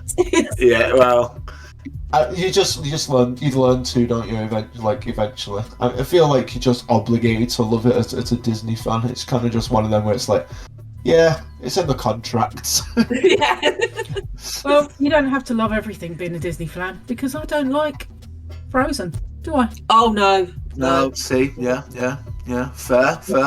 I'm like, yeah. To be fair, like Frozen, it's over. I like it, but I feel like it is very overrated. Like I do enjoy it, but like it's overrated. I feel like it's gone too far. Pulling places. I'm waiting for the response. That's right. I just feel it. Just no. It's because Sharon's daughter was very young. And Let It Go was played on repeat for about 14 days straight. Just she wore everywhere. the DVD out. She watched Oh my gosh. And then where we went for a stage of every time we were at Disneyland Paris, I think it was one of those, it was in the sort of 2 or 3 years where we went a lot because we had our annual passes and we were going a lot. Frozen was just basically rammed down your throat at every available opportunity. Oh yeah. Yeah, she had an Elsa dress and so Frozen was in Sharon's face for about 3 years straight. Yeah, fair. No wonder you hate it. Elsa. No. My gosh. Speaking of Elsa, I am not looking. I'll ride it, but I am not looking forward to riding Frozen Ever After, especially if the faces go off because it's all projectors. Oh my god, it looks terrifying. It looks terrifying with them off. Yeah. No. You are doing it and you are doing the Frozen sing-along. She's going to take me to the Oh Frozen my sing-along. god. I feel sorry for you. Absolute hell. Oh no. I'm going to make you do something you don't like to do. I like everything. I know you're. Yeah. Like everything. I'm sure there's something that spins or does something that you don't like. That I do. Put a blindfold on her and direct her to Horror Nights. Yeah. Surprise booking. I'll find a zombie. Yeah, there you go. Yeah.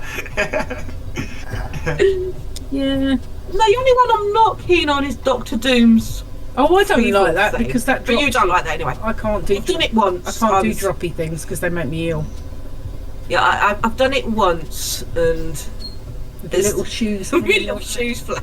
I'd bought a new pair of white trainers that afternoon, and it was dark, and Sharon was stood at the bottom being bag lady, and she said, you could see these like bright white trainers flapping in the night sky. every fast ride she went, and they went on the Hulk, and all I could see was these 2 white shoes come firing out the tunnel. And when Dueling Dragons was still open before they changed it into Hagrid's, you could see just these little trainers like on the back of this roller coaster. I don't do big rides because I get really bad vertigo and it completely screws me over. That was Butterbeer Bogey Night. That was Butterbeer Bogey Night. Yeah. Butterbeer Bogey Night. Something else I wish to forget. Just Swift. You're never allowed to forget that. That was a classic night. Obviously, when we go over for the conferences, these very nice people who hold these conferences was IBM. And they used to hire a park out, like just for conference attendees. Nice. And the first year we was over there, it was just when the Hogsmeade side had opened. Oh wow, nice. It'd only been open about 2 months. Wow. So IBM hired Islands of Adventure for the night. So it was close to the public, just the conference attendees and their like families. Yeah. So basically it was about 2,000 people in there, and that's it. Wow. That was it. Insane. And all of the food and drink stands were open, and it was all free. There was like free beer, free wine, help yourselves, carry on. And they were giving out free butterbeer as well. Don't understand why people get so excited about it. Rank. So there was me, Sharon, and a few of the other IBM crew. It was about a group of 4 or 5 of us. Yeah, it was about 5 or 6 or something. Yeah, and we'd got our like free butterbeer because obviously it was brand new and no one had ever tried it We were all before. really excited. Yeah. We didn't realise it was rank tasting. It's a very acquired taste, I feel, isn't it? It's very. I see all these videos of people going, "Oh, the frozen one's the best one, the hot one's the best one, and this one's the best one." It's like, nope, it's not. It's only because of the butterbeer bogey incident. Probably. Right. So anyway, so we've got our butterbeer. We're walking past like the train, and this was before the Hogwarts Express was open, so it was just a static train at the time. Oh yeah. And we got stopped by the station conductor. Yes, we did. And got asked, "Do you know how to drink butterbeer properly?" Us being the fools we are, Said no. So he then had us lined up in a line. That's how lines work. Yeah. You're like, hang on. Yeah, okay, I've just realised that one. So we were there in a line. Better? What, lined up? Lined up. Better line. And we were taught how to drink butterbeer properly. Yeah. Sharon got a little over-adventurous. It's like you have to hold it out. You have to admire it, and then you have to bring it in and savour it. Savour it. You have to sniff it, basically. So you have to waft it under your nose and savour it. Yeah.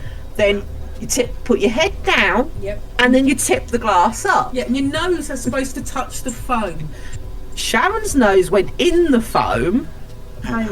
She inhaled the foam. Oh, heck. On that snorting butterbeer. I mean, there's some substances that people might want to snort in their life. Butterbeer is definitely not among them. We then spent the next half an hour in a toilet trying to get the butterbeer foam from up her nose. Oh my gosh. It went hard. No, you said it had like a plastic coating that had lined your nostrils. Like a fluffy cream soda is the best way to describe it. It's a fluffy cream soda. So of course, when that's sort of like starts to dry up, it gets really tacky. That no amount of washing got rid of. No, I was rinsing my nose out in the toilet with Myrtle Mo talking about whatever she does. The next morning she gets up and goes, "My nose is crusty, I've got butterbeer bogies." Yeah. Oh my goodness. So Oh, that's hilarious. That is now forever known as the butterbeer bogey There's incident. a really cool picture of me with a butterbeer moustache stuffed all over my head. And I'm laughing at the time because obviously I have no idea what I've just put myself through. You have no idea of the 12 hours of hell to come. So at this moment, she knew she fucked up. It was easy. Never drinking it again. Every time I see someone going on about how great butterbeer is, I'm like, you've got no idea. Try sticking it up now. Most people don't stick butterbeer up their nose. Yeah. I mean, hey, she was experimenting, she was trying new ways, like... She was in a phase. She was in a phase. The man. Etiquette. She was telling her mom it wasn't a phase. Oh my goodness. I think what made it even funnier was the actual station conductor was English as well. He was English, yeah. So he was like, "Oh dear, we have a group of English geeks now. Here we go." Yeah, it was a good night. He knows he's twitching. The thought of that hideous substance being stuck up it. I'm washing my nose out in the sink. Your nose got PTSD. My nose has PTSD. She has nightmares of this to this very day. I had to get up. Was I doing a session? I had to get up really early to be at a session at something like 7:30 in the morning. It was breakdown because the party's the last night, innit? So breakdown's the next morning. Yeah, so we were doing something early that involved me getting up early, and I was there at sort of like 7 o'clock in the morning, rinsing my nose out in the sink of our room. Snorting some coffee beans, trying to get that. Oh man. Trying to get the smell out of it. Yeah, it was horrible. It was horrible. That is rough. I thought it was hilarious. Every now and then it gets mentioned. If anybody watches our channel, the pictures at the front of the introduction, there is a picture of me with a butterbeer bogey's moustache. There is, yes. Yeah, Oh, I made wow. sure that one was included. That one was going in. Oh wow. So yes, so yeah, we've said that was a really good night when they like closed the parks off for everyone. But you did. I mean, said Universal Studios was first year. Yeah. You've done SeaWorld with We them. did SeaWorld with Hollywood Studios you did with I them. did Hollywood Studios with them before Galaxy's Edge. I just spent all night riding Star Tours. Star Tours. You've ridden it now? I was like 11. After they put all the different endings in, where they'd mixed it all up and you got different things. So every time we rode it, they shuffled it. So I had something different every time. Nice. Yeah. So yeah, you can now see why I go as a stowaway. Any excuse. That's Get the me on one, a that's flight. the one. I think that pretty much just emptied all the questions I have that I needed to ask you guys, man. I mean, that was good stuff. And know the stuff that you didn't. Every time I hear you guys talk, well, Zach especially, like every time I hear stuff, it's always something different. Like this was really, really good when it came to like the food and the entertainment and stuff. Like that's one thing that I haven't heard yet, and you guys did it. I mean, you pretty much spelled it out. That was pretty good. I'm just kind of blown away by it, you know.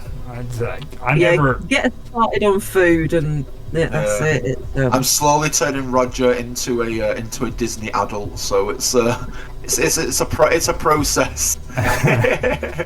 Well, so I found out something today, yesterday I found out, and I am so pleased but annoyed at the same time. Okay. One of my favourite sit-down restaurants, and it's a carrots meal as well, at Walt Disney World, was 1900 Park Fare in the Grand Floridian. Yeah. I loved that restaurant. I'd been there for breakfast, lunch, dinner. Yeah, she's obsessed with it. I'm obsessed with 1900 Park Fare.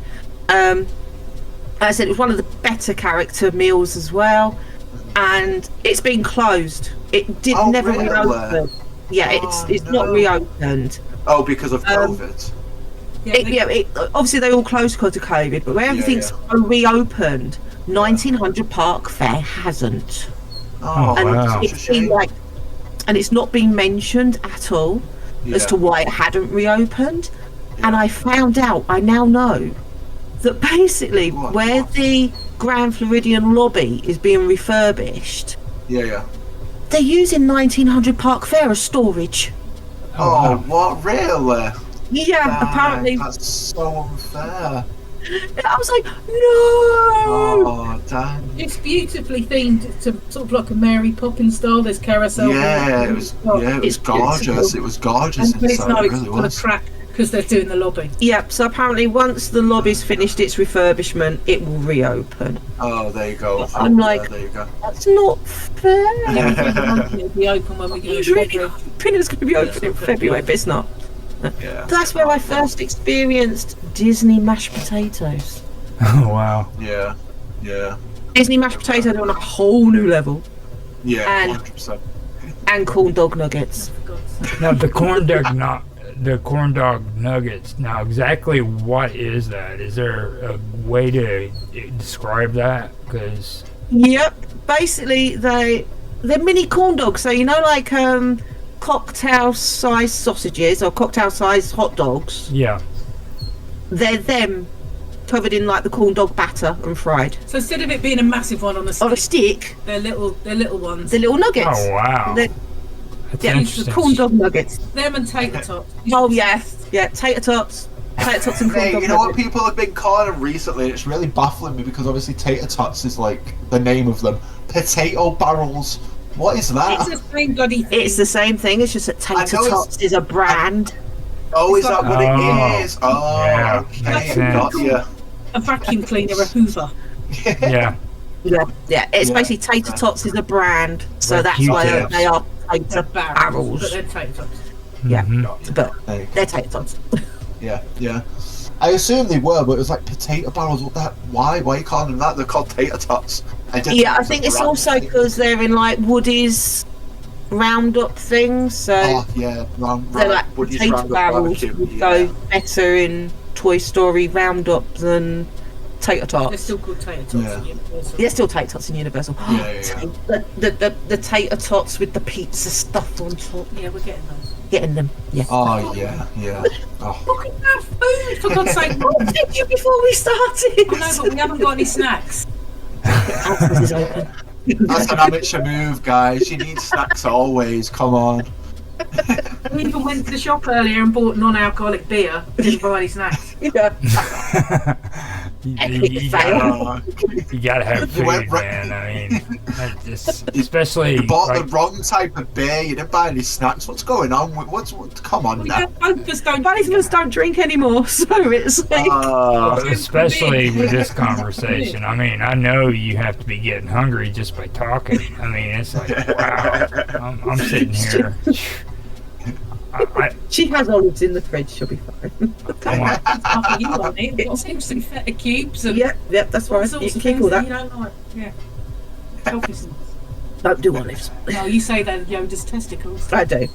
Don't like olives. I'm using that one. You are welcome. Not a problem. You're welcome.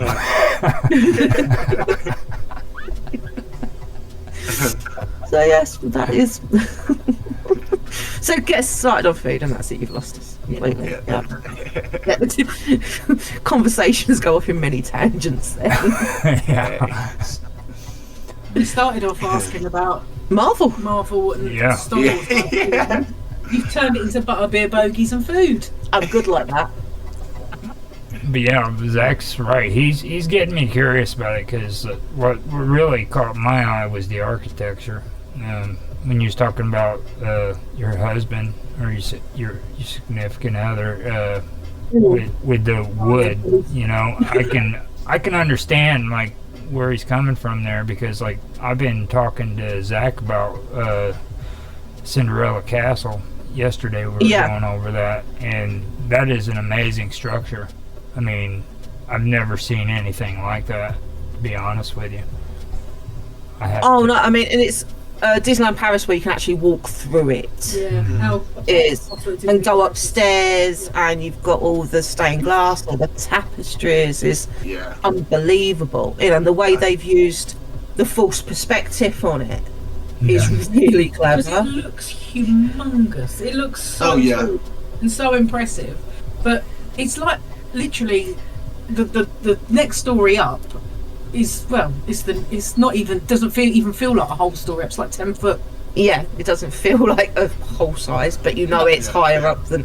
No, Ben was happiest in Frontierland Because it's wood. because it's wood. You know, and you're like, okay, just shut up and walk around it. But yeah, he's got a thing of knocking things that are meant to be cement and he's for fiberglass and I just enjoy it for what it is. Yeah, just take it in what it looks like, because the theming in all of the parks. I mean, people say that Universal's not particularly well themed, but Hogsmeade and they're getting better with it. Yeah, the Hogwarts area looks amazing. It really does. Kind of. Hogsmeade at night It's something is unbelievable. It's just like breathtaking. Yeah.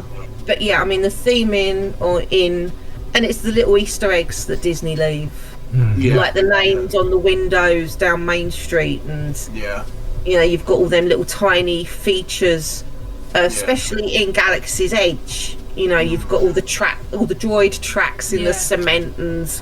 They that's it. Yeah. took parts of the original R2 unit and put his tracks in. Yeah. So the droid tracks on R2D2, which I think is really fun. Oh yeah. But yeah, I mean, and the castles they've done all around the world where they've kept it as a castle, but they've all got their own individual aspects to them. Yeah.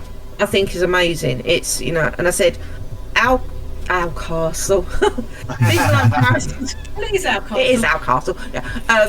You know, Disneyland Paris's castle I love because you said you can go upstairs. You've got the, you can walk through it. You've got the shops within the castle. But then Walt Disney World's castle has got that beautiful golden mural. Yeah. Like Cinderella's golden mural inside. And then you go upstairs and you've got the restaurant and you can eat in the castle. Yeah. That's Yeah, pretty cool. even though obviously you have to like sell a lung or mortgage your house to eat there. I've done it twice. I'm allowed to say that. And you know, if you time it right, you can be eating with the fireworks going off around you inside the castle. Yeah. But yeah, I mean, I know they aren't similar. They all look similar because you know they're the Disney castle. Yeah, because they're all based on the original Californian castle. Yeah, but not. But then California's tiny. Oh yeah, California's one is the smallest one out of all of them. Yeah, It's so just done Hong Kong, haven't they? Is it Hong Kong? It's Hong Kong, yeah. I think it's Shanghai is the biggest one. Yeah. Yeah, And Florida's is the second biggest. Yeah. Yeah. I know And then Florida, we've got- they have to keep under 200 foot so they don't have to put a red light on it. Yeah. Yeah.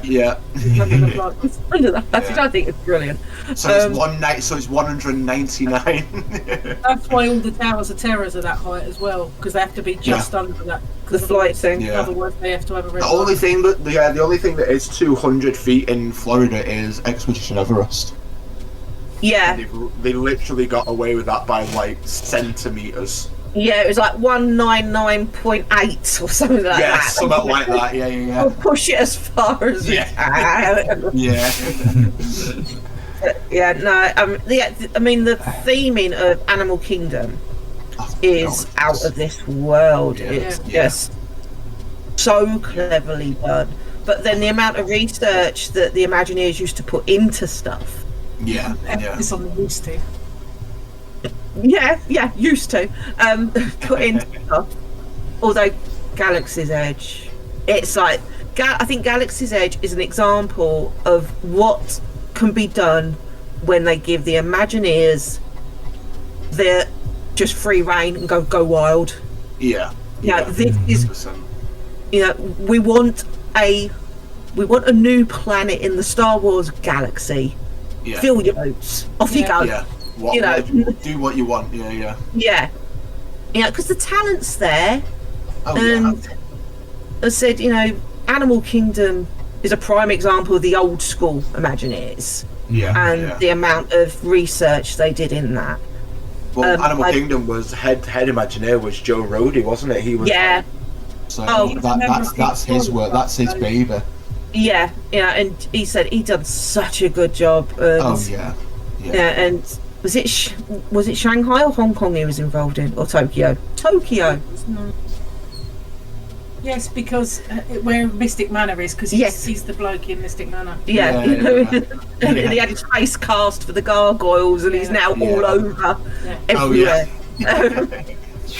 But and so Disney can be very, very good, or Disney can be very, very bad. Well, I think it also helps that because Epic Universe is like going to be something else when Universal open that park out. Yeah, that looks insanely good as well. Yeah. So for gaming fans, Super Mario World is going to be a scene. Oh yeah, 100%. Yeah, 100%. Sharon is the Epic Universe expert between the two of us. As I said, I'm not a gamer. I have no profession to be. Yeah, I don't think I've actually played Super Mario, but shh. Now, that brings me to a question I asked Zack, okay, and I need your guys' feedback on this, and he gave me an answer, but I don't want you to share it. Okay? Mine wasn't good enough. Well, it was good enough, but I want an independent answer from these two on this. You guys remember an old movie that came out back in the 70s called Westworld? Yep. Do you think that was inspired by Walt Disney World? Oh yeah, maybe a bit, yeah. Yeah, I think there was a definite hint. Yes, yeah, definitely. Just there.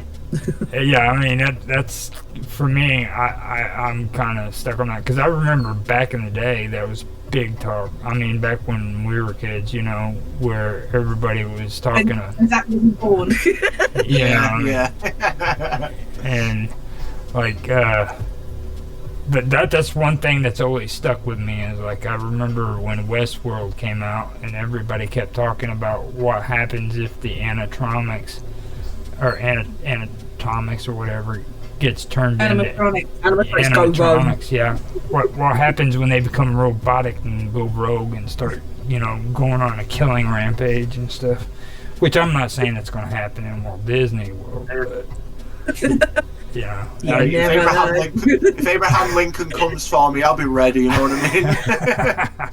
I think I could run away from Donald Trump. I mean. Now, I'm more worried about the birds from the tiki room coming to peck your eyes out. Oh, maybe that's another level. That's kind of it'll be like a colourful episode of The Birds by Alfred Hitchcock. Oh my goodness, that just the enchanted tiki room. That just changes your whole perspective on that movie. It really does. They're like the birds at Walt Disney World. Yeah.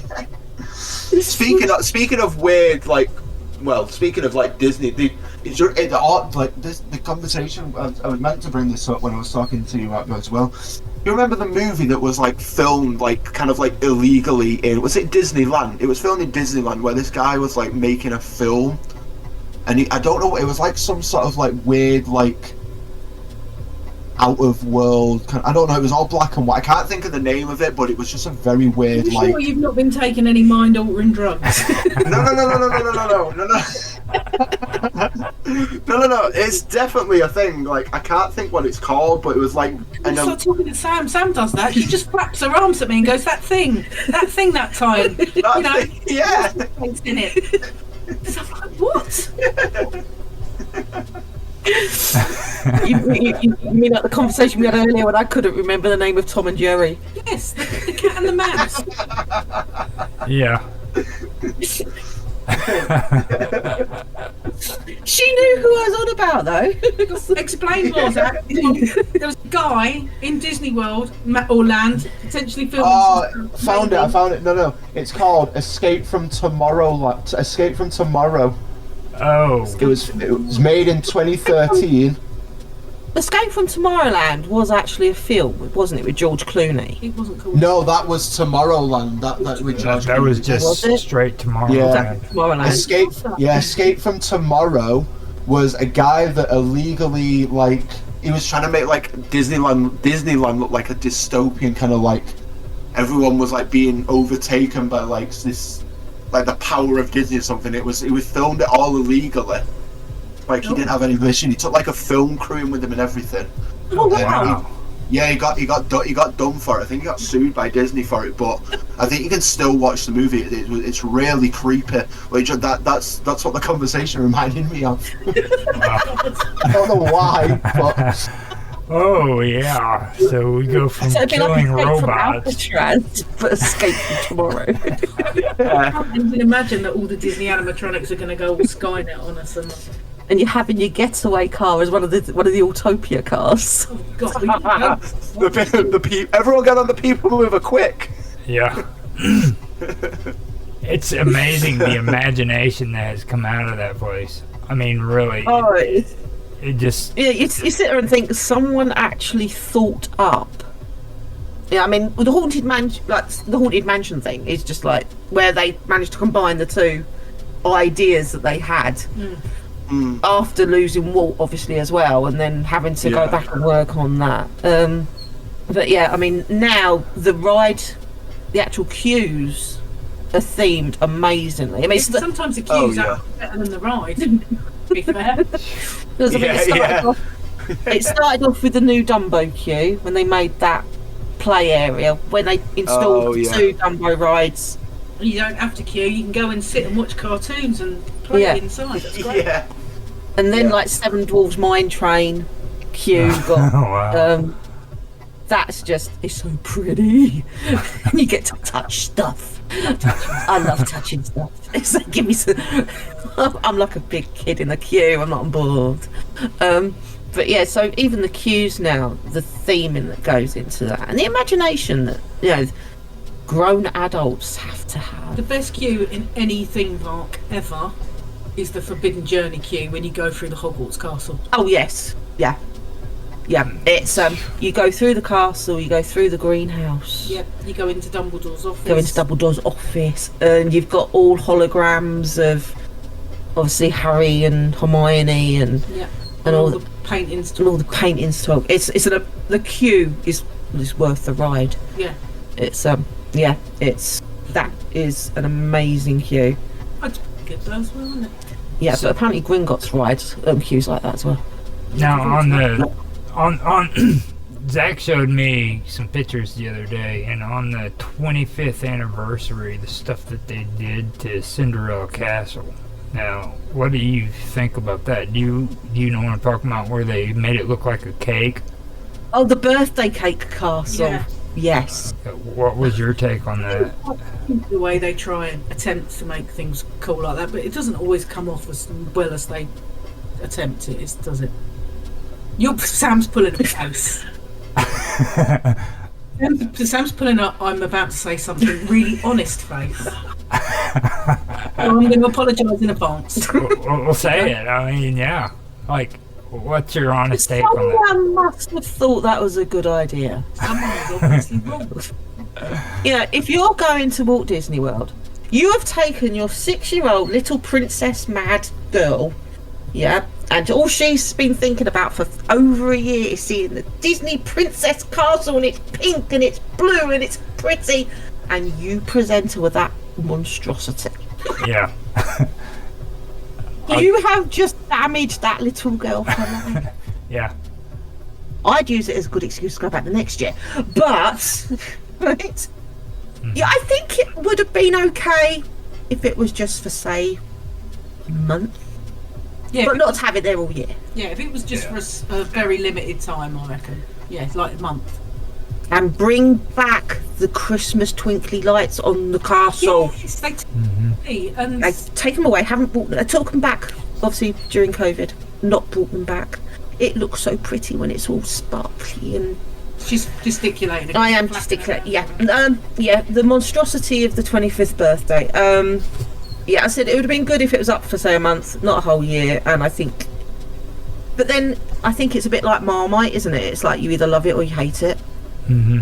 I don't think there's any, in between.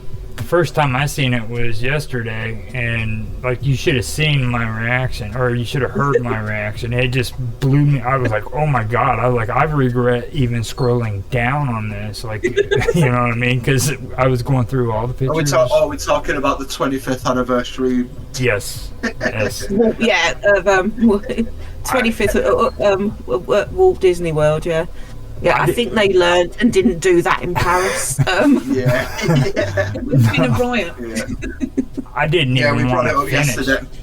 Yeah, we brought it up yesterday. I was like, "Oh, Roger, you've got to see this. It's a monstrosity." I was like, "Oh my god!" I like the way that they think it's. I like the way that they try and do stuff to make things special, but it's not always executed in the best. That is very true. Careful in it. That's an understatement. I'm just being Yeah. nice because you're an It arse really sometimes. is.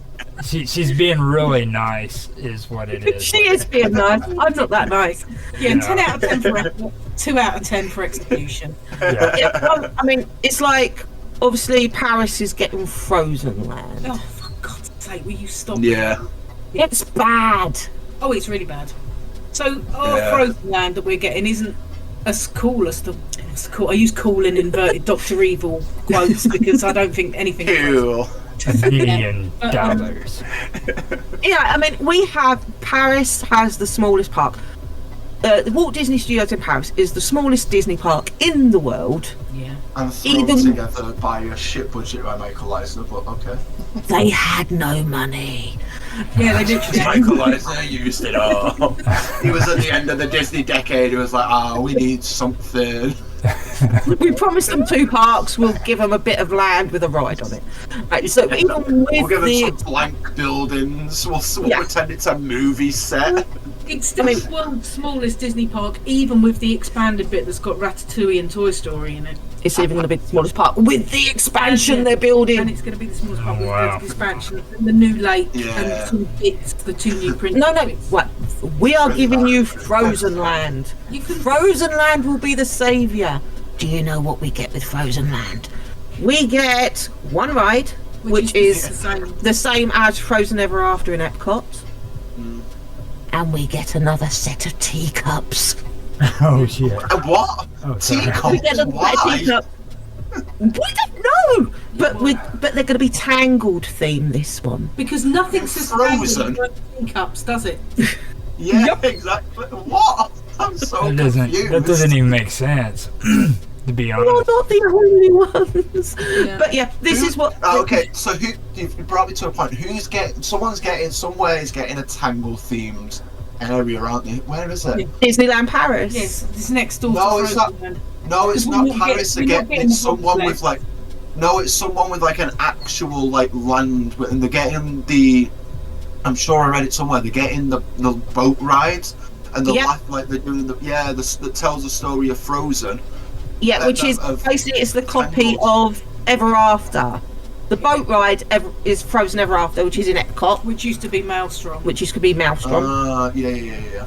And then in Paris, so you're going to have that, and then you're going to have next to it, so in the entry into Frozen Land, so on the way in, as you cross over the big lake, you'll have the Tangled teacups. Yeah, so there's going to be a little bit of Tangled themed stuff going on in one area, and the rest of it's going to be the Frozen boat ride, and we get a restaurant as well, a Disney princess, probably bloody Frozen themed. So we're not even getting like the Matterhorn, No, yeah. like they've got in Hong Kong. Not getting that. Well, that, Hong Kong's Yeah. Frozen Land, it looks so pretty. I don't eat It like does look Frozen, and I'd pretty. go on the Matterhorns. Yeah, it does Yeah, look it does so look pretty. Oh, the runaway sleigh type thing. It's basically the Matterhorn but reskinned. It looks yeah. like Big Thunder Mountain, similar to Big Thunder Mountain. So yeah, Oaken's sleigh thing. Oaken sleigh, sleigh ride. Yeah, Oaken's sleigh ride thing. That yeah. But it just looks so pretty, and it looks, Yeah. Oh, it's like pretty. you know, and we're like, this is Disneyland Paris. We are going to get a half-assed effort. We were promised They, galaxies. they really shit the bed with Disneyland Paris, don't they? They really do. Like, I feel like they have done ever since it opened. Like, It's They just do some things so well, like the Avengers Drone Show is the most magnificent nighttime show. oh yeah, that looks good. Yeah, that does look good. Yeah, And I'm looking forward to the new drone show that they're going to have, which celebrates the electrical nighttime parade. yes, yeah. Because I love that parade. I think that's my favourite. That and the Christmas parade, like 2 favourites of all time. Yeah. Oh yeah. So when they released the clip of the music this week, that says, and it's like, it's the music from the nighttime parade. It's exactly the same music. It's like, I was so happy. That's so But- good. Then it's like Avengers Campus. Seeing what they've done with it out in like California. Yeah. You come to Disneyland Paris, you've got Web Slingers, Which is the which ride. It's is the best ride ever. It's like now up there top 3 for us. Yeah. But our Pim's Kitchen is a buffet. Oh really? That That is basically cool. has a giant burger. It's like very limited food range compared to Yeah. what Pim's Kitchen in California has, where you've got a menu and you can choose what you eat. Yeah. We've Yeah. got the buffet with a very limited selection. I would So it's take a big and- buffet. I'm a big skinny boy. I'm a skinny boy, okay? But like when I eat, like the powers of freaking I don't know how to explain it. Like an abyss just opens up and I just suck stuff down. Shovel it in. Yeah. I have Roger a becomes 19-year-old Kirby. son. My son is 19. He's got hollow there. He's 6'1", the skinniest thing you've ever seen, but boy can he He's eat. never seen Yeah. a human being. And I've been that way all my life. You sit me down in front of good food, man, and I will just eat and eat and eat, and I won't even Man, throw up. I mean, I'm Yeah. jealous, man. I'm jealous. I want that metabolism. Me too. I have no I just idea. I just look at a cake and I gain like 3 pounds. Like, man, like a buffet. You put me in front of a buffet. I mean, if I had a choice between a buffet and having to pay for certain things, I would take the buffet because I could get more. I think that's the thing I love the Disney buffets in like Walt Disney World. Yeah, I think that's some of the best foods. They really, pay attention to the details on their food as well. Yeah, they do. Yeah. And the buffets in Paris used to be like that. Yeah, not anymore. They're not anymore. Is one of our that since Disney rebought it back then? no, it's been good 10 years. They've been going downhill, and said where one of our favourite buffets was Inventions, which was in the Disneyland Hotel. Yeah. Obviously, the Disneyland Hotel has been under what seems like a 5-year renovation. Seems like they've been It's like Wow. just, and when it reopens, they are getting a buffet back. But it's like when it reopens, it's only going to be available to hotel guests. Oh, really? That's weird. Yeah, and That's such the a shame, the cheapest room out of season midweek is £958 per night, Oh my Wow. god. and that doesn't include breakfast. So yeah, when it reopens, the 2 restaurants that are in the hotel will be for hotel guests only. Damn, So it's like- that's so bad, man. It's like you've taken away. At the moment, they've only got 2 character meals at Disneyland Paris. Hmm. You've got Plaza Gardens, and you've got Auberge, which is the princess dining. Which is the Paris version of Cinderella's Royal Table, basically. Yeah, but that now doesn't do breakfast. They've just cancelled all the breakfasts, so that's now closed for There's breakfast. something weird going on. Edgar and Josh Tomorrow have been over to Paris quite a lot in the last 6 months, haven't they? 3 times? Yeah. So Yeah. hopefully someone will kick someone's ass and we'll get. Yeah. Because they've taken away like near enough all the character dining. Because Cafe Mickey has just been redone, and that's now the Ponzi French place. French brasserie that serves basically lobster, oysters, and snails. Yeah. Um, Nice. No. So are they trying to like get all classy and everything, or is it the opposite where they just like don't care? They are You do throw rejuvenating. French cuisine down your face, don't they, in Paris, more so than... Yeah, but the French don't want it. Yeah, they want a cheeseburger, man. That's Yeah. what they want. Exactly. It's fair enough. Le cheeseburger! Fine dining. There's Cheeseburger. got fine dining, hasn't it? There's places in Disney World. If you want to go fine dining, you can fine dine. Yeah, you got Yeah. no Yeah. Ichikos. Albert Yeah. and Victoria's, you know. You've got... My dream. Oh, I watched a Tim video of that. Oh my gosh, it looks insanely good. Very, very pricey. So it's like the most Yeah, it's like expensive restaurant on $400 property. per person. Yeah. But then again, it is like, I'm pretty sure it's like the highest Michelin-starred restaurant on property as well. It So is, yeah. it's, what is it, like 3 Michelin stars, something like that? Yeah, it's really like. Really I mean, fancy. I actually was really lucky and got to have a look inside when it wasn't open. Ooh. It's only got like 15 tables or 12 tables in there. Yeah. I'll grab a cheeseburger. But yeah, I mean, I understand. Obviously, the Disney Village doesn't have character meals, and it's Doesn't anymore. all like independent. No, Disney Springs, sorry, Yeah. doesn't have character meals. It doesn't have Disney restaurants. There was like the Disney Village did have obviously Cafe Mickey, Yeah. which used to be character dining. Yeah. Where they're rejuvenating the village and giving it a whole new look. We've lost Planet Hollywood. That's gone. Yeah. We've lost the Wild West show. That's Oh gone. no. That's been good. Oh for yeah, years. Wild West show closed before COVID. Before COVID, Yeah. And obviously Cafe Mickey is now gone.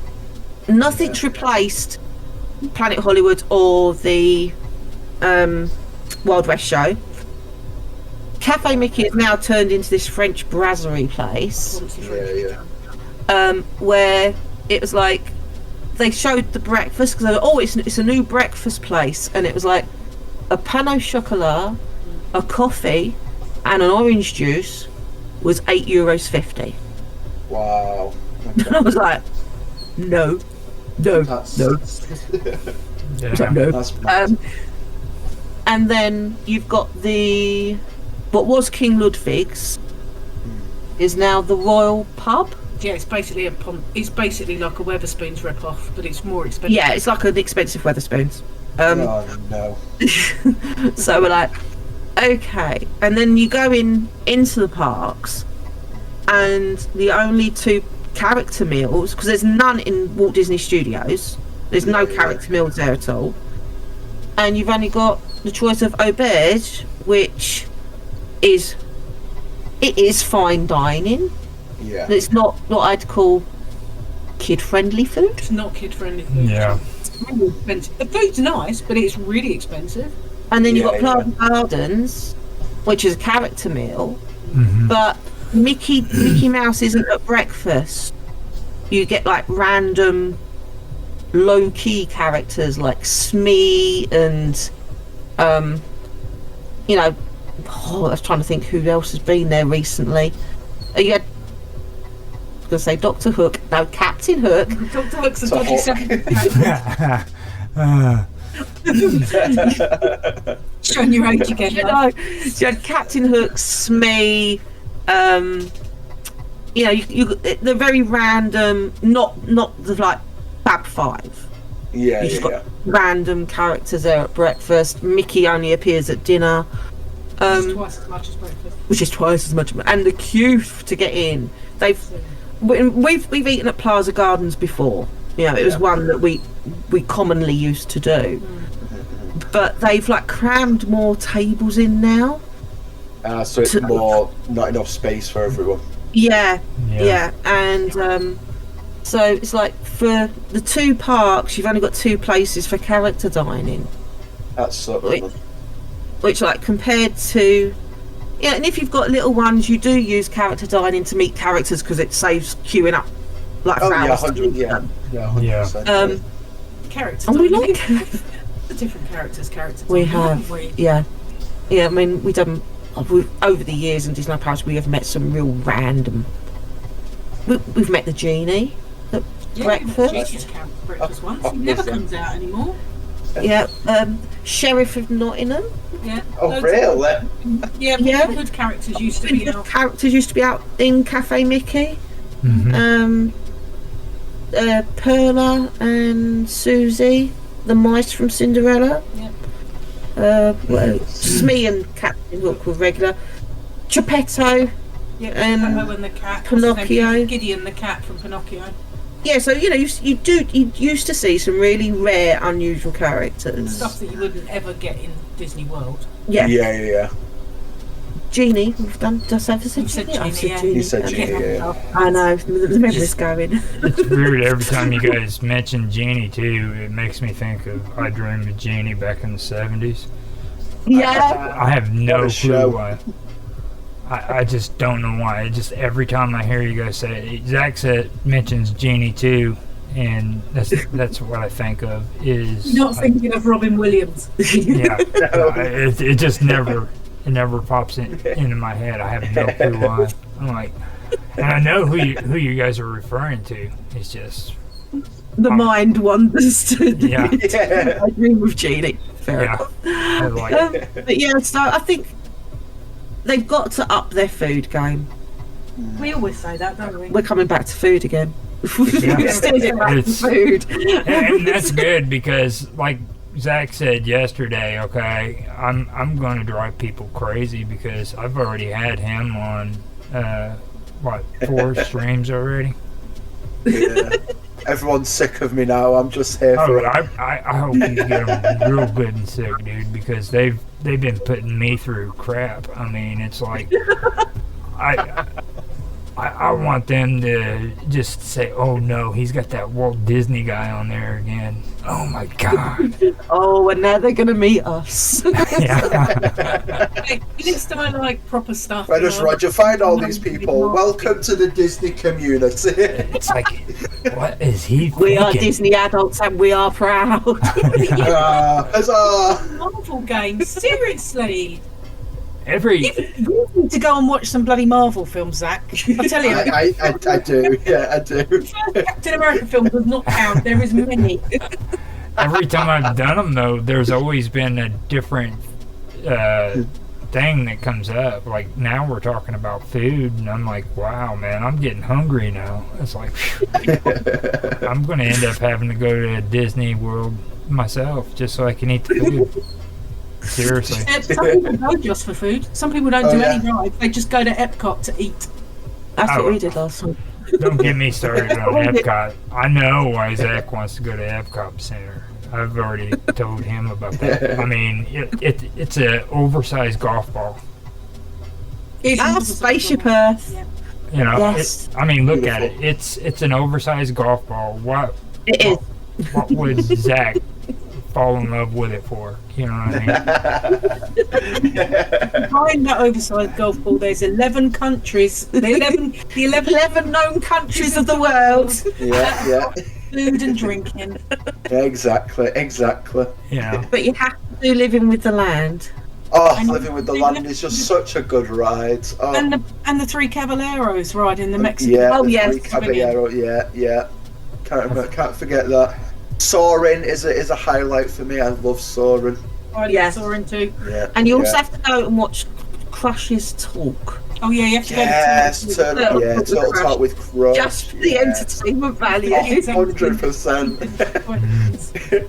Crush is legendary, man. I've watched so many like shorts on YouTube of just the random conversations. The kids It's ask him just such crazy questions. They do, they really do. It's like, if you lose your shell, are you homeless? Oh my gosh. It's like, are you nude or are you homeless? It's like, Yeah. Oh my goodness. that was the best one I think I've ever heard at. Oh, Vicky. yeah. If you lose your shell, are you nude or are you homeless? It's like, Yeah. But yeah, it's like, I mean, I love going. In China, they've got the model of the terracotta army. That's amazing. Yeah. So Yeah. you're talking like you're all artistic. You're going to come back to food. Yeah, I will. Yeah. I like the German pavilion for the little miniature village. Oh, that's beautiful as well. See, I actually lived in Germany for 3 years. So I work for really? Oh, nice. a German company. Yeah, it's like, ooh, I can buy stuff that I used to buy all the time. When I go to Germany. But yeah. And there it is. Yep. There it is. There's the food. I don't understand why people get so excited about going to England in. No, neither do I. It's like, mate, you've got Raglan Road. It's just fish and chips, mate. Go home and They're get not it. proper chips. Oh no, they're not. No, They're not proper chips. They're not proper chips, man. They're not French proper fries. that was not the same answered thing. actually. That was answered actually back in the 70s, and it was on an English show. Are you being served? Okay, they Yeah. Oh my god, that's a throwback, Roger. But seriously, they made a lot of comments about that. Like, why are people, like, it would always come up, why are people always coming to England? And like the Germans especially, like, they loved always making comments about that.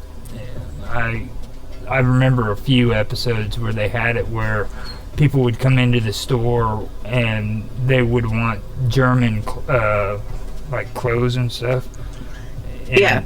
And like this German couple came in and they were trying to get them to buy German clothes, and they're like, we're from Germany, why would we want that, you know? And I was like, that's I know that is true. That's a big top. I don't even know what I'm saying. But we now. do have the best music in the United Kingdom Pavilion. Yeah. Well, the best cover bands are in that garden. Oh, you guys have Like- the Beatles. I mean, come on, man. Yeah. You can't. We have the Beatles, the Stones, Yeah. and Oasis. Yeah, there There's you go. more good British groups than the Beatles Yeah. and Stones and Oasis. It was okay Blur. until she said Oasis. I mean, like. Blur, the Stone Roses. I was more of a Blur fan. Blur. Yeah, I was a bit. To be fair, I was a bit of both, but like, yeah. But you guys had the Verb too. I think- Metal band, I think people I'm say, the Verb. Yeah, the Verb. You guys had the I think Verb. I'm Yeah, obligated the to Verb. like Oasis because I'm much from better than Manchester. either Blur So. or Oasis. Yeah.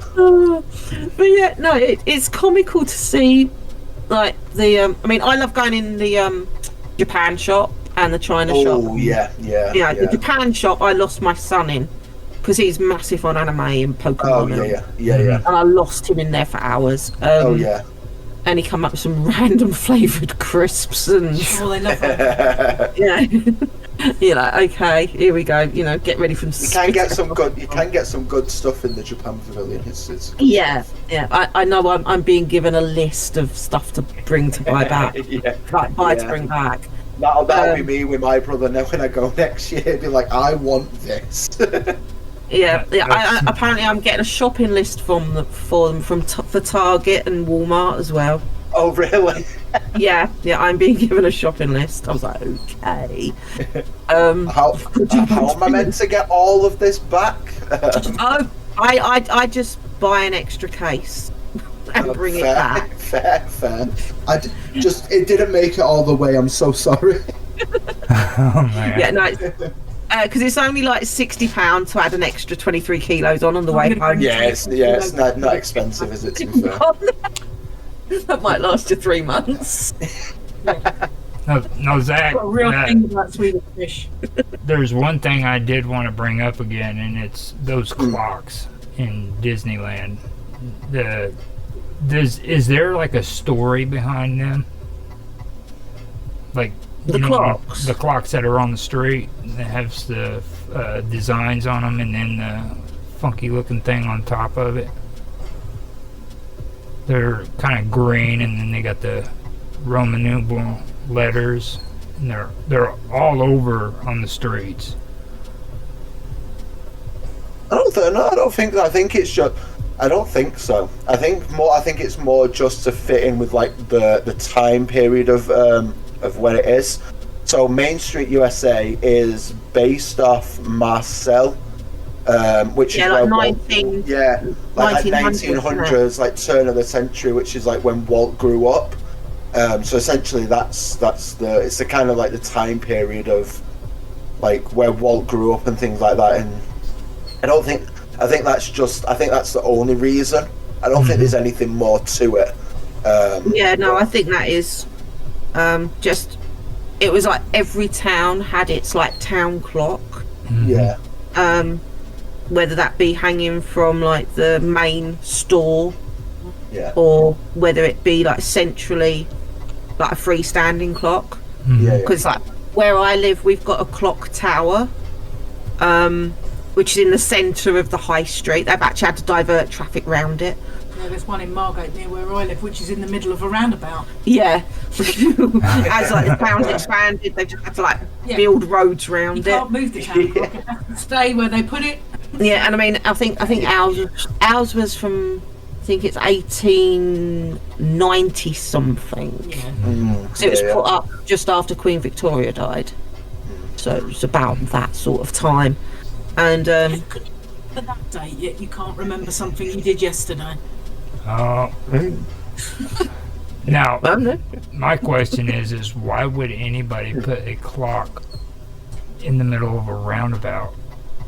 You know what I mean? It wasn't originally in a roundabout. It's just as like the town has grown and they've had to divert traffic because they've pedestrianised the town centre or something. Rather than move the clock. They just built a roundabout around it. It's also a fun way to see how long you're stuck in traffic for a rush hour. I thought it might have been like a good accident prone. You know what I mean? Like, you're supposed to go around it and everything, and the first thing you want to do is see what time it is, you know? So, I can report what time I had the accident. Yeah, it was like look up the clock and slam into somebody that you're driving into, you know, because you're too busy looking at the clock. I was like, I mean, out my town, we don't have a Christmas tree because of where the town clock is. Oh, because your clock is right where you would put a Christmas tree. Because our clock is right where you would put a Christmas tree. So because we didn't have a Christmas tree in the late 70s, early 80s, at New Year's, people used to climb the clock on New Year's Eve until someone got quite badly injured from falling from the top of the clock tower. It's about 2 stories high, this clock tower. So yeah, it was the tradition to climb the clock tower on New Year's Eve. Oh my goodness! See that right there? I mean that could be a movie all on its own. That's like a Benny Hills episode right there. Yes, very much. You know, I mean, right there. That's exactly what it is. Yeah, I mean, where I live is the Isle of Sheppey, and we've got our own like quirks and traditions. You're a weird place. We're a very weird place. And yeah, everyone just goes, it's on Sheppey. You're like, yeah, okay then. Enough said. It's like the town out of Hot Fuzz. You're not from round here, are you? Yeah, exactly. Oh my gosh. You're like describing my hometown where I'm living at right now. My mom showed me this picture on Facebook where they have a semi truck that's all decorated with Christmas lights, and it's supposed to be here in town. I was like, only in West Frankfurt. Like these are the people that like to put thunder and lightning all over the gas tanks of their motorcycles, you know? Yeah. And dress like freaking Garth Brooks and listen to rap music.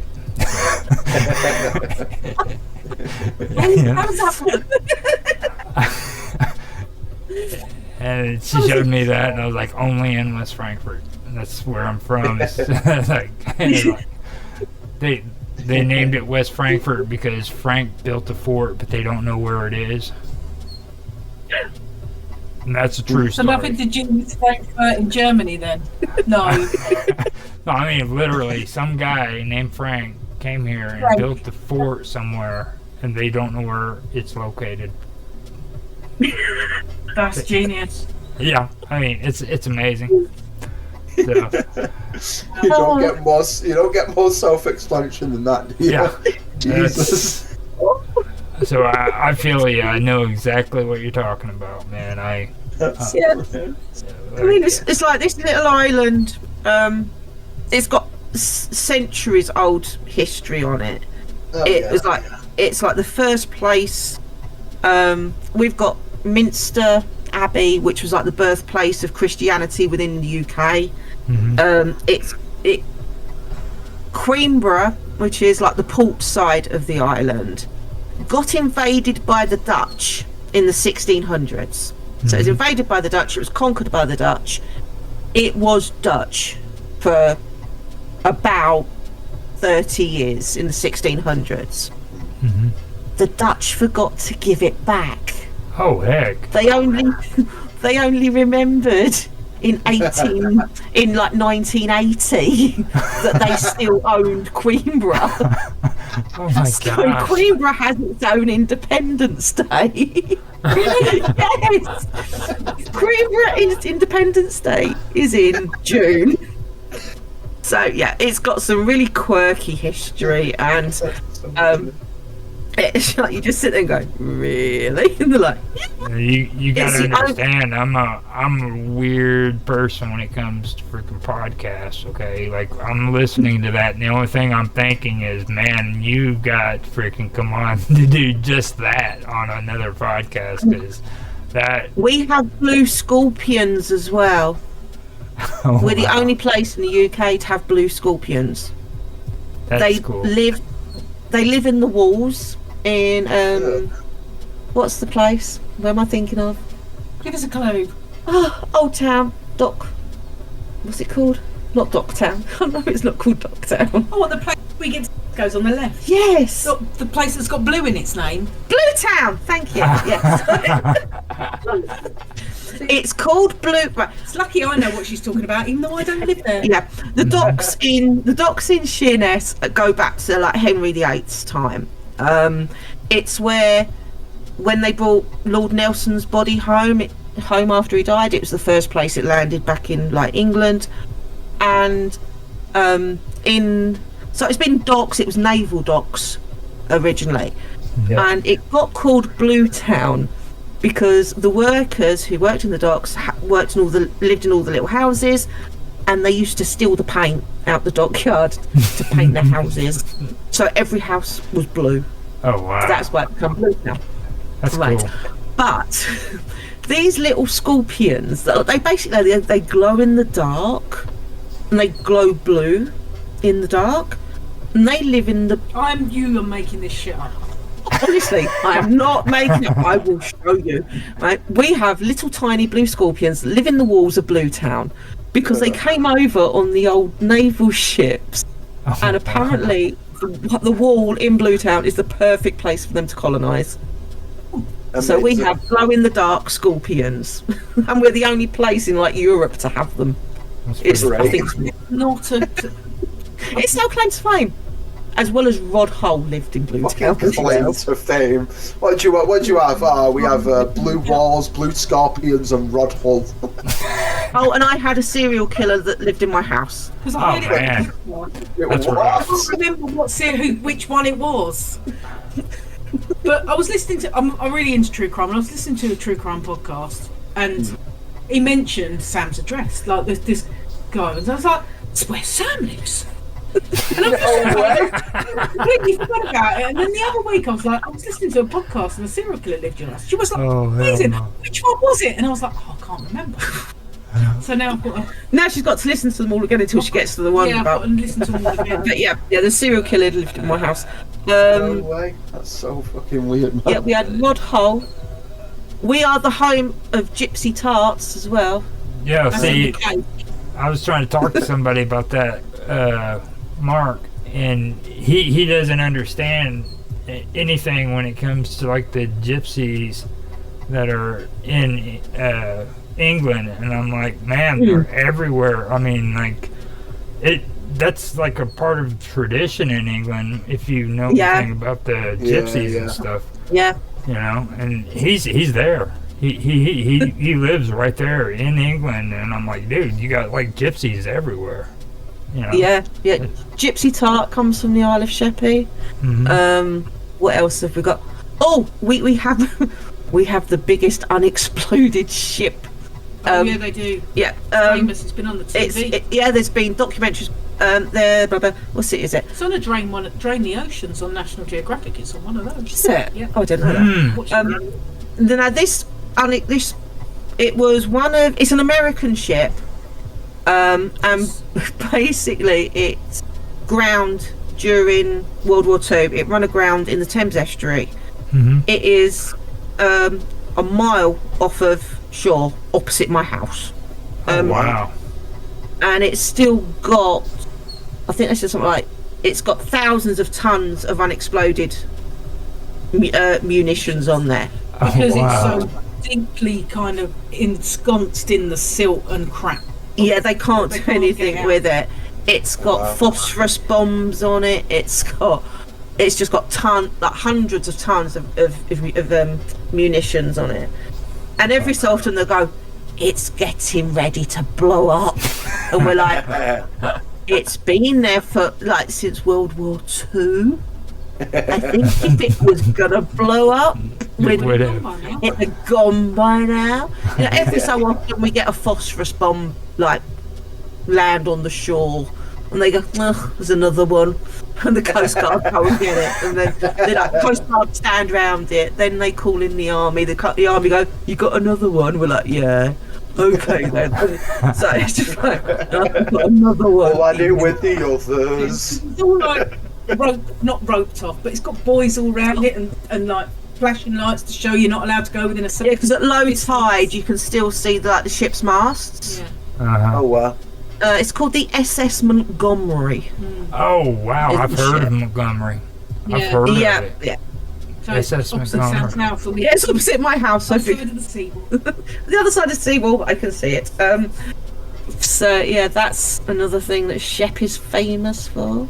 That's cool. A lot of things it's infamous for. A lot of things it's infamous for. Yeah, I'd say. That's about as infamous as you can get. Yeah. That's my Charles gamer Darwin. name, so it kind of sticks out to me. Charles Darwin used to fossil hunt at the Lees. Did he Wow. really? Yep, I know that one. So yes. So yeah, there's lots of little bits of history around. I've got a history degree, so that's cool. my little. And especially anything to do with the river, because I did my dissertation on the prison hulks on the River Thames. Cool. So anything like to do with that, I'm like, You're ooh, all over that like crash. I am. Nothing Yes. exciting where I live. That's pretty cool. Nothing exciting. Charles Dickens used to live here. Yeah. He wrote Bleak House Bleak here. House, because that's what his house was called. There's a pub called the Charles Dickens that he used to drink in, apparently. Yeah, you've got quite a bit of history down here. Yeah, but it's not as exciting as Sheppey's. That's good. Kepi is special. Vikings landed here before they went anywhere else. Yes. Yep. Yeah, because you've got the big Viking ship and Viking Bay. Nice. So yeah, it's a lot of history. I live here, which makes it awesome. There you go. There you go. There you go. Do you want a blue plaque, love, that says Sharon lived here? Sharon was here. Yeah. Shaz was here. Yeah, that would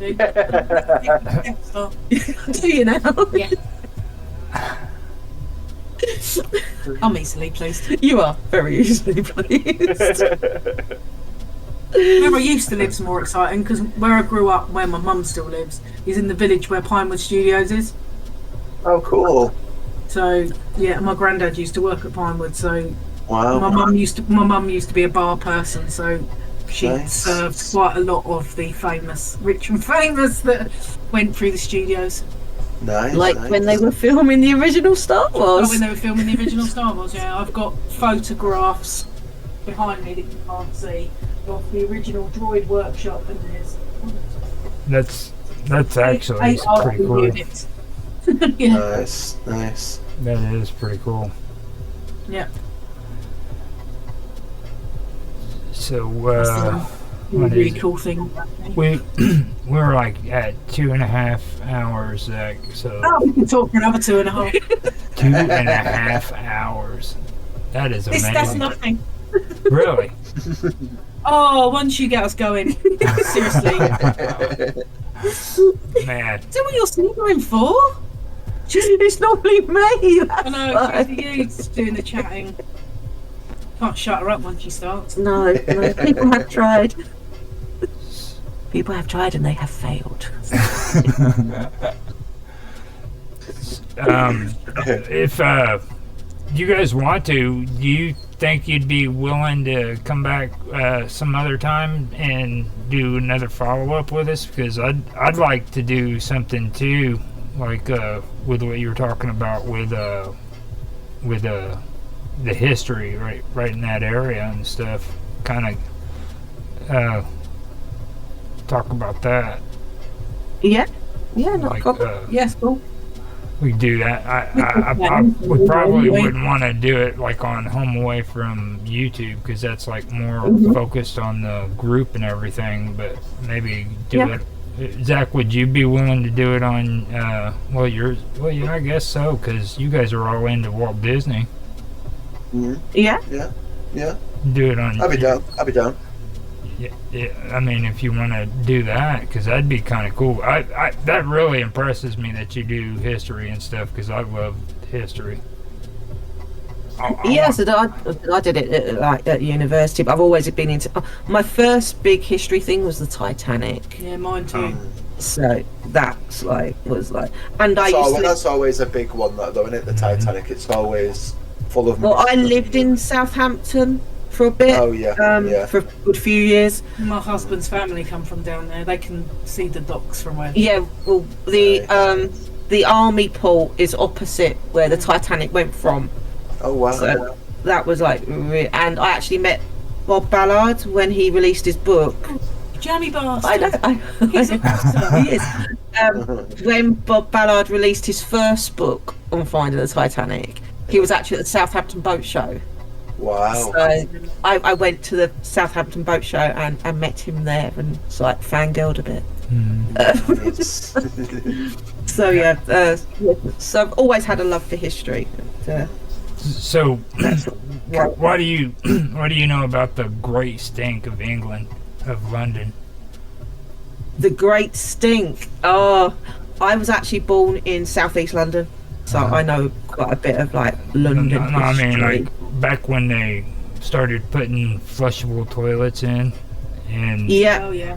and I think it was back in the 1600s, I believe it was. Yep. Did you know?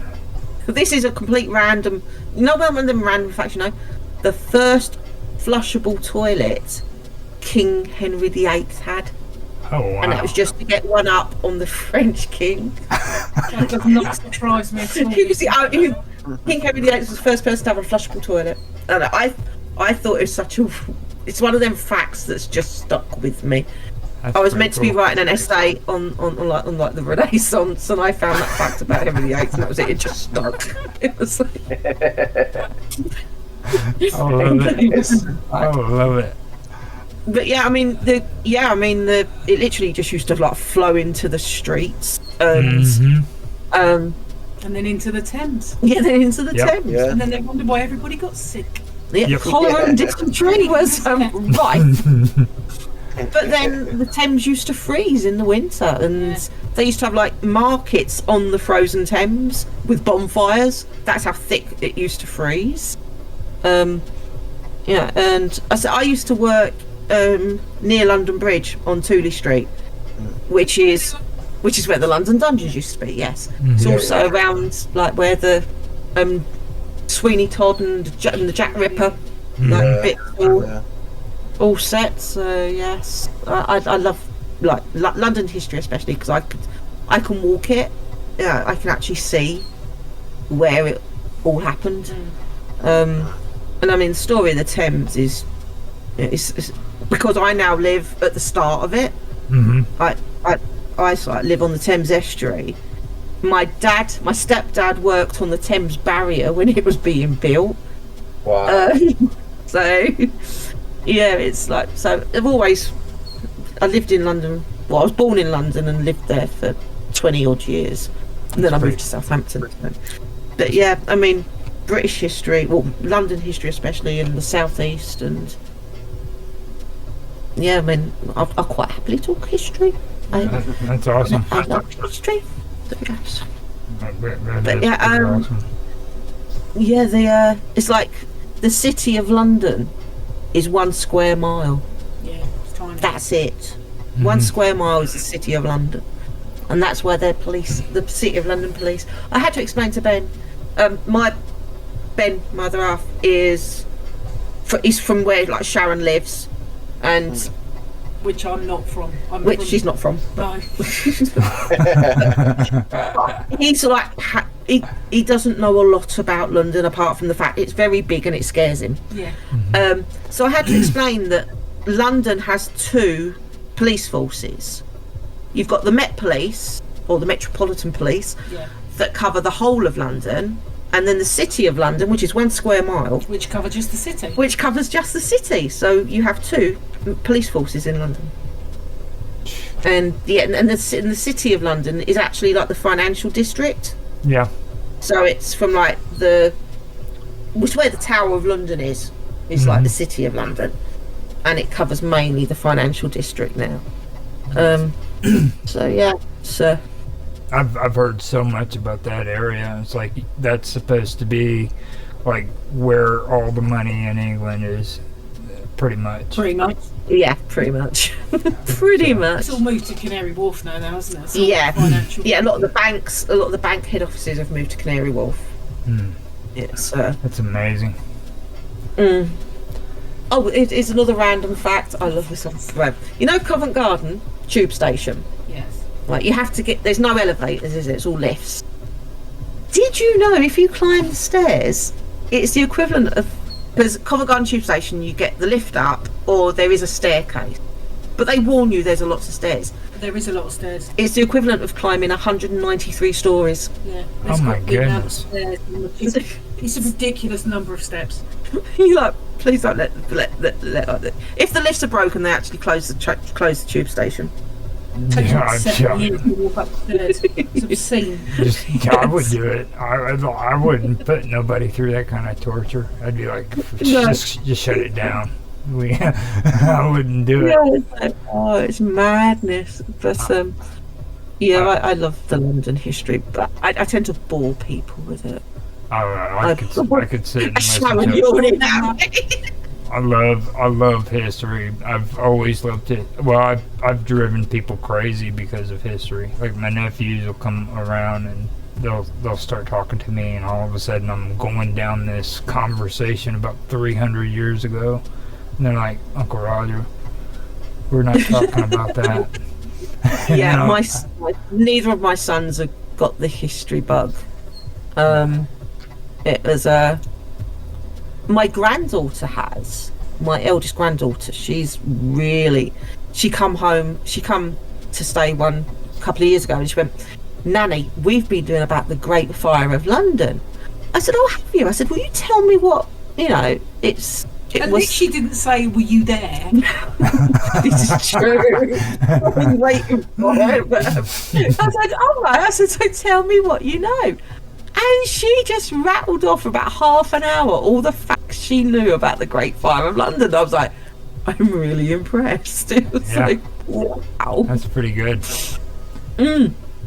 But yeah, it's you said, it's just so much London history, and it's just, really weird and wonderful things. That it's like I said, the Isle of Sheppey where I live. We had Queen Ethelberg in like she was a French, not Queen Ethelberg. She came over to do something over here, and I will find out more. But she was the one who brought Christianity over from France, and she landed at Minster Leys, and built Minster Abbey. We've got a place called Sherland Hall, which is a beautiful stately home. It's now privately owned, but it was where Henry VIII and Anne Boleyn spent their honeymoon. So it's like, oh, and it's on the way to Lansdowne. You can just see it in the distance. It's really pretty. But yeah, we've got a lot of old buildings that are still there. You know, it's because the island's like, it's an island of two halves. You've got the very industrial side of it, which has the docks, and it used to have a steel mill there that basically employed the whole island. And then you've got the other side of the island where it's Lansdowne and Hearty, which is very rural and farmland. And we've still got a good couple of like working farms there as well. Before they build houses on. Yeah, before they build houses, yeah.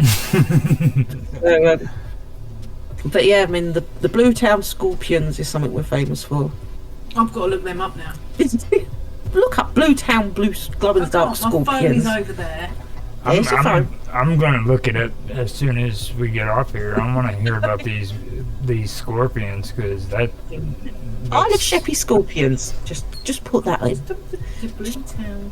Isle of Sheppey Scorpions. That's what I'm going to do. And then I'm going to. Blue Town. Scorpion. I mean, come on, dude. Like an entire town painted blue. Scorpions live in Sheerness, glow in the dark. See? I told you. In a blue town, There is too.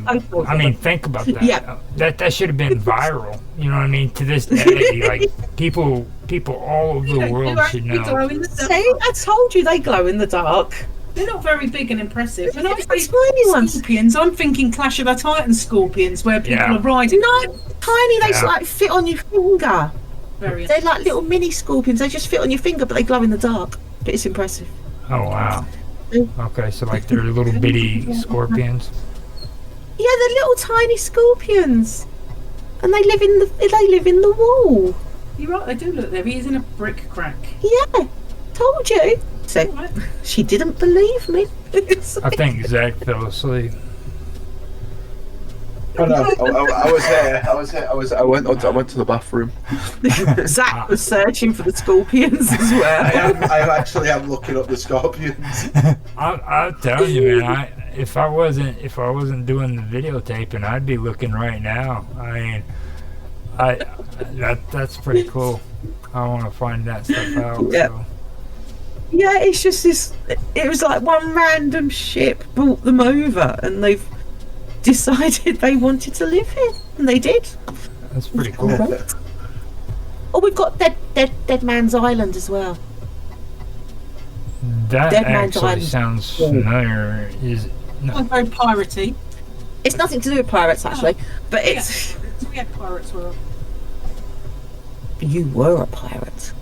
There's pirates I'm in sure your there's family. pirates in Dead Man's that Island, family. though. No, I'm thinking of Island of Man.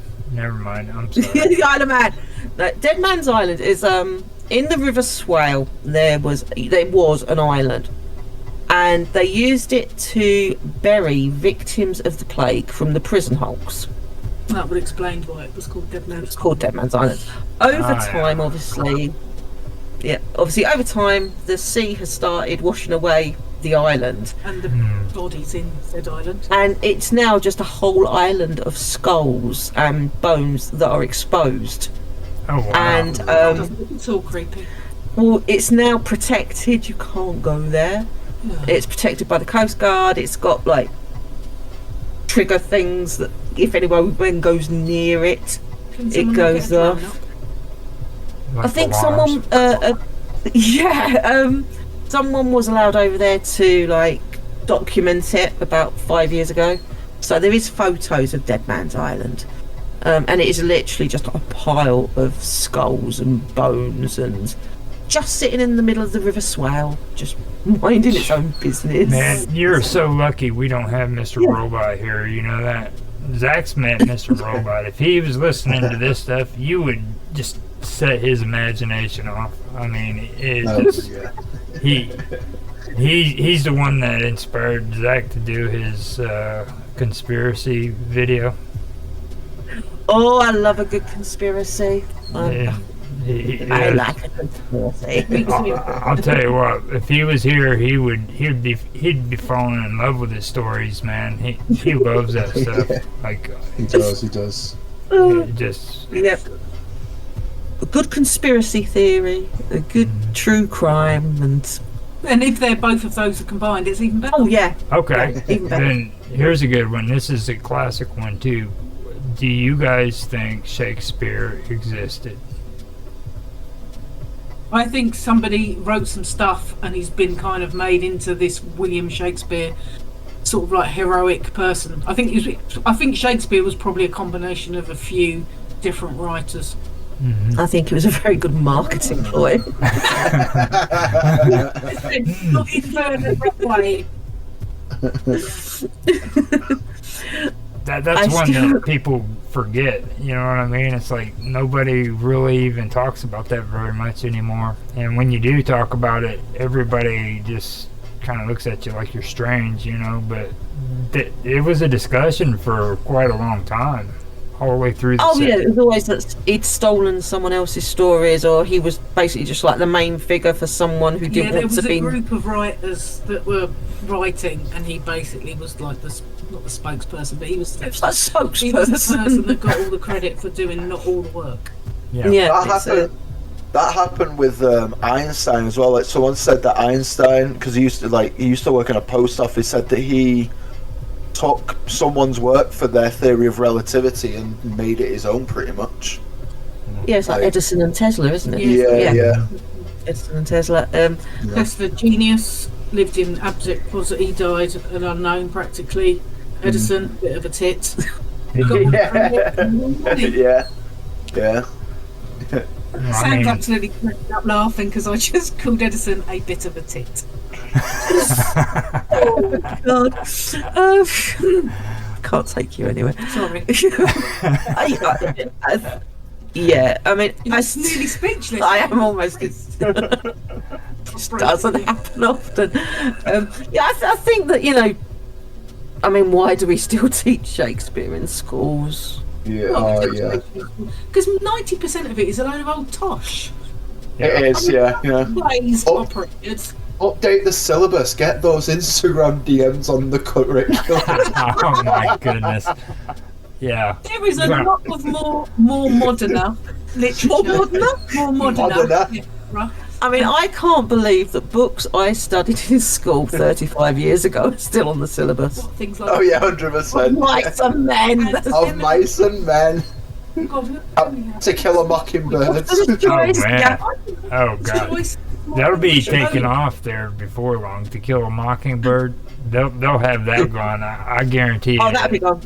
It'll be gone. It's Hobson's Choice. It's like Of Mice and Men. Yeah, and there was another one, a third one that was like the classic, and they're all three that my daughter has just finished her GCSEs. Yeah, exactly. Yeah. They were there when I was there. They've not changed them at all. And I left school in 1986, and I had exactly the same books. Yeah, we left school the same year. So yeah. But yeah, so it's like 35 years and they're still there. It's like, why? Yeah.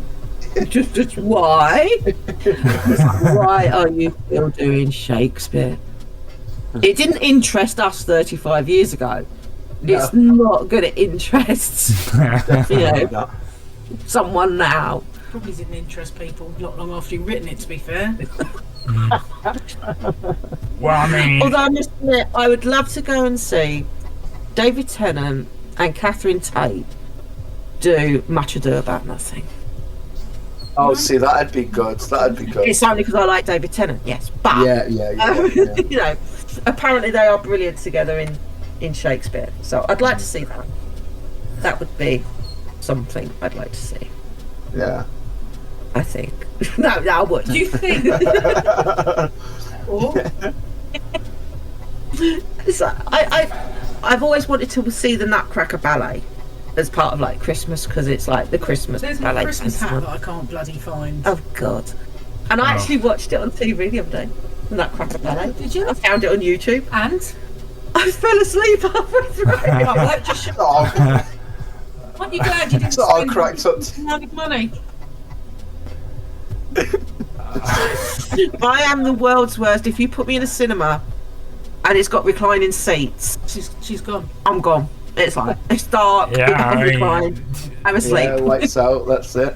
Have you seen these theaters? Well, yeah, of course you have. You're talking about recliner chairs, but like, You can get them come with, on. like, beds I mean, Oh yeah, our local cinema, it's new, only opened like 2 years ago.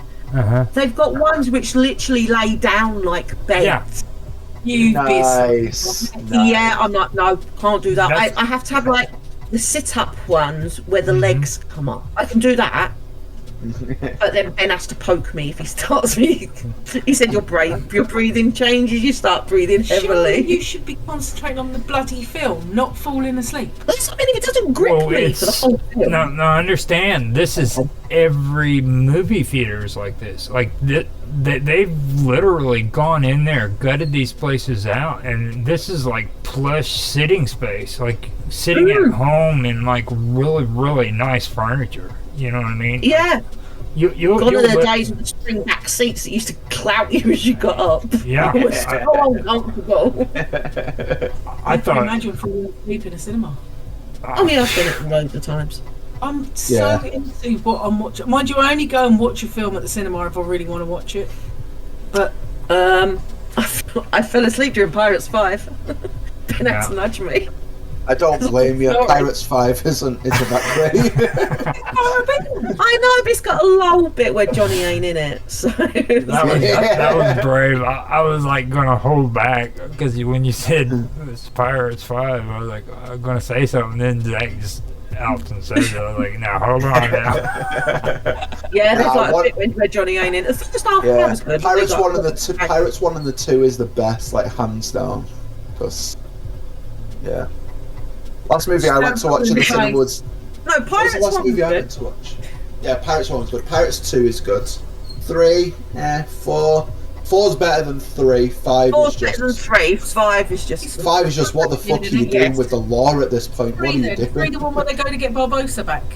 World's End. Oh, I like 3. Yeah. They're all good apart from 5. 5 leaves a lot to be desired. Yeah, 5 is shocking, man. 5 is really bad. 5, and the thing that was really bad was the CGI in 5. Like the young Johnny Depp, it looked like a Snapchat filter. Like it just looked awful. Like they put that baby effect on Johnny Depp, and I was like, "What the fuck have you done to him? Like, what is going on?" But it was also, their CGI was also really good because half of that he filmed after he'd lost his finger, and had a bright green dinosaur cast on his hand. He had a hard cast on his hand that was white with bright green dinosaurs on. And I went, why? He went, because I could. Well, I learned a little bit about Johnny Depp, okay, and like whenever he played, Sam thinks the sun shines out his bum. Like you know what happened like with him and when he played Tonto, right? Okay, he fell off that train. And everything. They said that the accident wasn't really as bad as what he claimed it to be. When it happened, like he made it out like he was so horrified and the accident was just so terrible and stuff. And they said it wasn't as bad as what he's saying it was. The train was only going like 2 miles an hour. You know? It's like he falls off the side of this train because that arm was going across and it knocked him off. Like that's Johnny Depp. Right, for as much as I love Johnny Depp, and I have a very large tattoo on my arm of him as Captain Jack Sparrow. Mm-hmm. Johnny Depp is also a man. Exactly. So obviously, as a woman, it would be 2 miles an hour, and it was a bit ouch, and I've stuck a plaster on it. Yeah. To a man, it's 35 miles I was an hour. going 60 miles an hour. I bounced down the road. I'm lucky to be alive. Yeah. He's lucky to be alive. That's exactly what it is. You hit it right on the nose. So, yes. As much as I love him and would worship the ground he walks on, he is also a man. Yeah, men are generally, sorry boys, but men are generally very melodramatic when they damage themselves. Yeah, I know. Yeah. I've been guilty of it. We don't get I much know. we don't get much attention, so we need to get it whenever we get it. I'm sorry, but most women don't have time for that shit. So...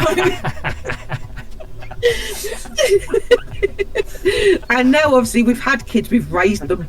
We don't care anymore. That's it. It's like, it's now our time. Yeah. Son used to have it. People be like, oh, you hurt? And I'm like, oh, just brush the dirt off it. You're fine. Man up. I knew this. Get back out there and do it again. Is there blood? No, you're fine. Carry on. And even if there was blood, you just stuck a plaster on it. It's all good. I knew this one moment. When I from almost took the top of my finger off, I just wanted to put a plaster on it. And then I got told I'd go to the hospital and have it stuck back on. No, it's when you dislocated your shoulder. Let's see, this is... Your elbow. Dislocated your elbow and called me. Dislocate my elbow. I'm stuck in the bath. You know what kind Okay. of woman that is in the United States? That's a Kentucky Go on. woman. That's a Kentucky woman. Kentucky women are like that. Like they'll have like these horrible freaking accidents, and they'll go home and stitch it up with some thread and needle and make. I mean, some of them That's not the kind of thing I would do. have it's bones like- like sticking out. So when you from- call me and go, I'm stuck in the bath because my elbow's dislocated. Okay. It's dislocated. No, I've hurt my elbow. I pulled a muscle, and then I thought I'd broken my arm. My elbow had been dislocated for over 18 18 by the time we got to the By hospital. the time I forced her to go to hospital. Okay, Yeah, right, I see, suppose that's what I'm like talking we about. got- You have to force it. To be fair, I did that. So not my elbow, but my shoulder. I've done So, my shoulder as well. I'm gonna tell this very, very funny story. Feel free to laugh, okay? And this is one reason why I hate Alice in Wonderland. I was riding the Alice in Wonderland ride at Blackpool Pleasure Beach. Okay, got on the ride, absolutely fine. We were next in line. My brother wanted to ride it, and then my youngest brother fell asleep. So I was like, right, okay, you can go. We'll take him back. We were next in line. So my younger brother, we're like, yeah, we'll go on it. We're next in line, might as well. Got on the ride, fine. Went all around the ride. Still terrifies me to this day. Absolutely can't stand it. It's awful. Awful ride. Got off the ride. The cart moved forward. I got off, jolted forward into the barrier. I went to the first aid trainer, who was just a security guard, and gave me an ice pack. I was like, yeah, it's probably fine. You've just swollen it. It'll be fine in a couple of hours. Right, okay. I sat there for a week and a half with a dislocated shoulder in 2 places. Oh my god. And they said, I went to my doctor and I said, is this starting to hurt now? Bear in mind, my shoulder was like a quarter of a way down my arm. I didn't even notice. I was going to work and everything. Going to college at the time. I was like, this is hurting. Like, I don't know what I've done. I was like, right, we need to go to the doctors. I went to the doctor. Like, I'm sending you for an X-ray. I was like, is it bad? It was like, it looks pretty bad. So I was like, all right, okay.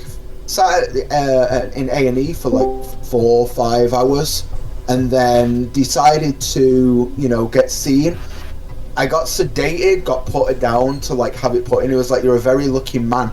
If you come a day late, you would have had to amputate your arm because it would have pierced your artery. I was like, holy shit, I didn't even know I dislocated my shoulder. It was just hurting. Like, I thought it was just swollen. It's nice that they sedated you to put it back in, because when they did my elbow, they gave me some Gasadare and morphine, and 3 people swung off it. Yes. She had like one nurse holding one shoulder, another nurse holding the other shoulder, and 2 doctors holding onto a wrist. Nah, mate, this was just one guy. This was just the guy that I saw when I went down, and the guy I saw when I woke up. It was like, we got it in. I was like, great. It was like, there was like a 50-50 chance I could have got it back, and I was like, fucking great, mate. Thanks for telling me that.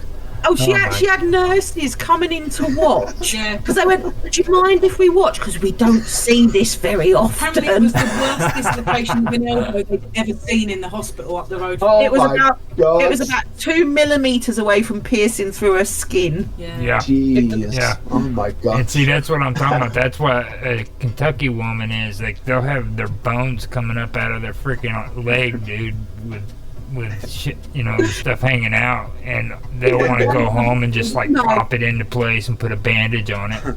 That's. Well, see, Sharon and I think a part of it as well. Sharon and I are both like Gen X, so we grew up. Unless there was literally blood pouring out of you. Oh yeah. Just, shut up, boy. I mean, my mum made my sister come home from school. She was about 12, and she went, Mum went, right. She went, my leg really hurts. Mum goes, oh, it's fine, it's only bruised. Shut up, stop moaning. Have you cut it? No, there's no cut, but it's really sore. Okay, is it swollen? A little bit. Go get a bag of peas out the freezer, stick it on your leg.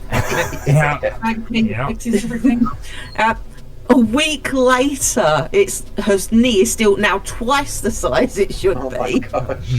So it goes, Mum goes, okay. We'll go up the hospital, let them have a look. She's like, okay. She'd been walking around on a fractured kneecap for a week. She ended up with a leg in plaster, from ankle to thigh for 6 weeks. Yeah, that's my generation, man. Like I'm like late 90s, early 2000s. So it's like I was out all the time and playing. You were raised by Gen X. Yeah, that's it. Yeah, exactly. Like that is it. Like I was out like weekends. I was out like from like 8, 9 o'clock, and I wasn't coming home till like the street lights are on.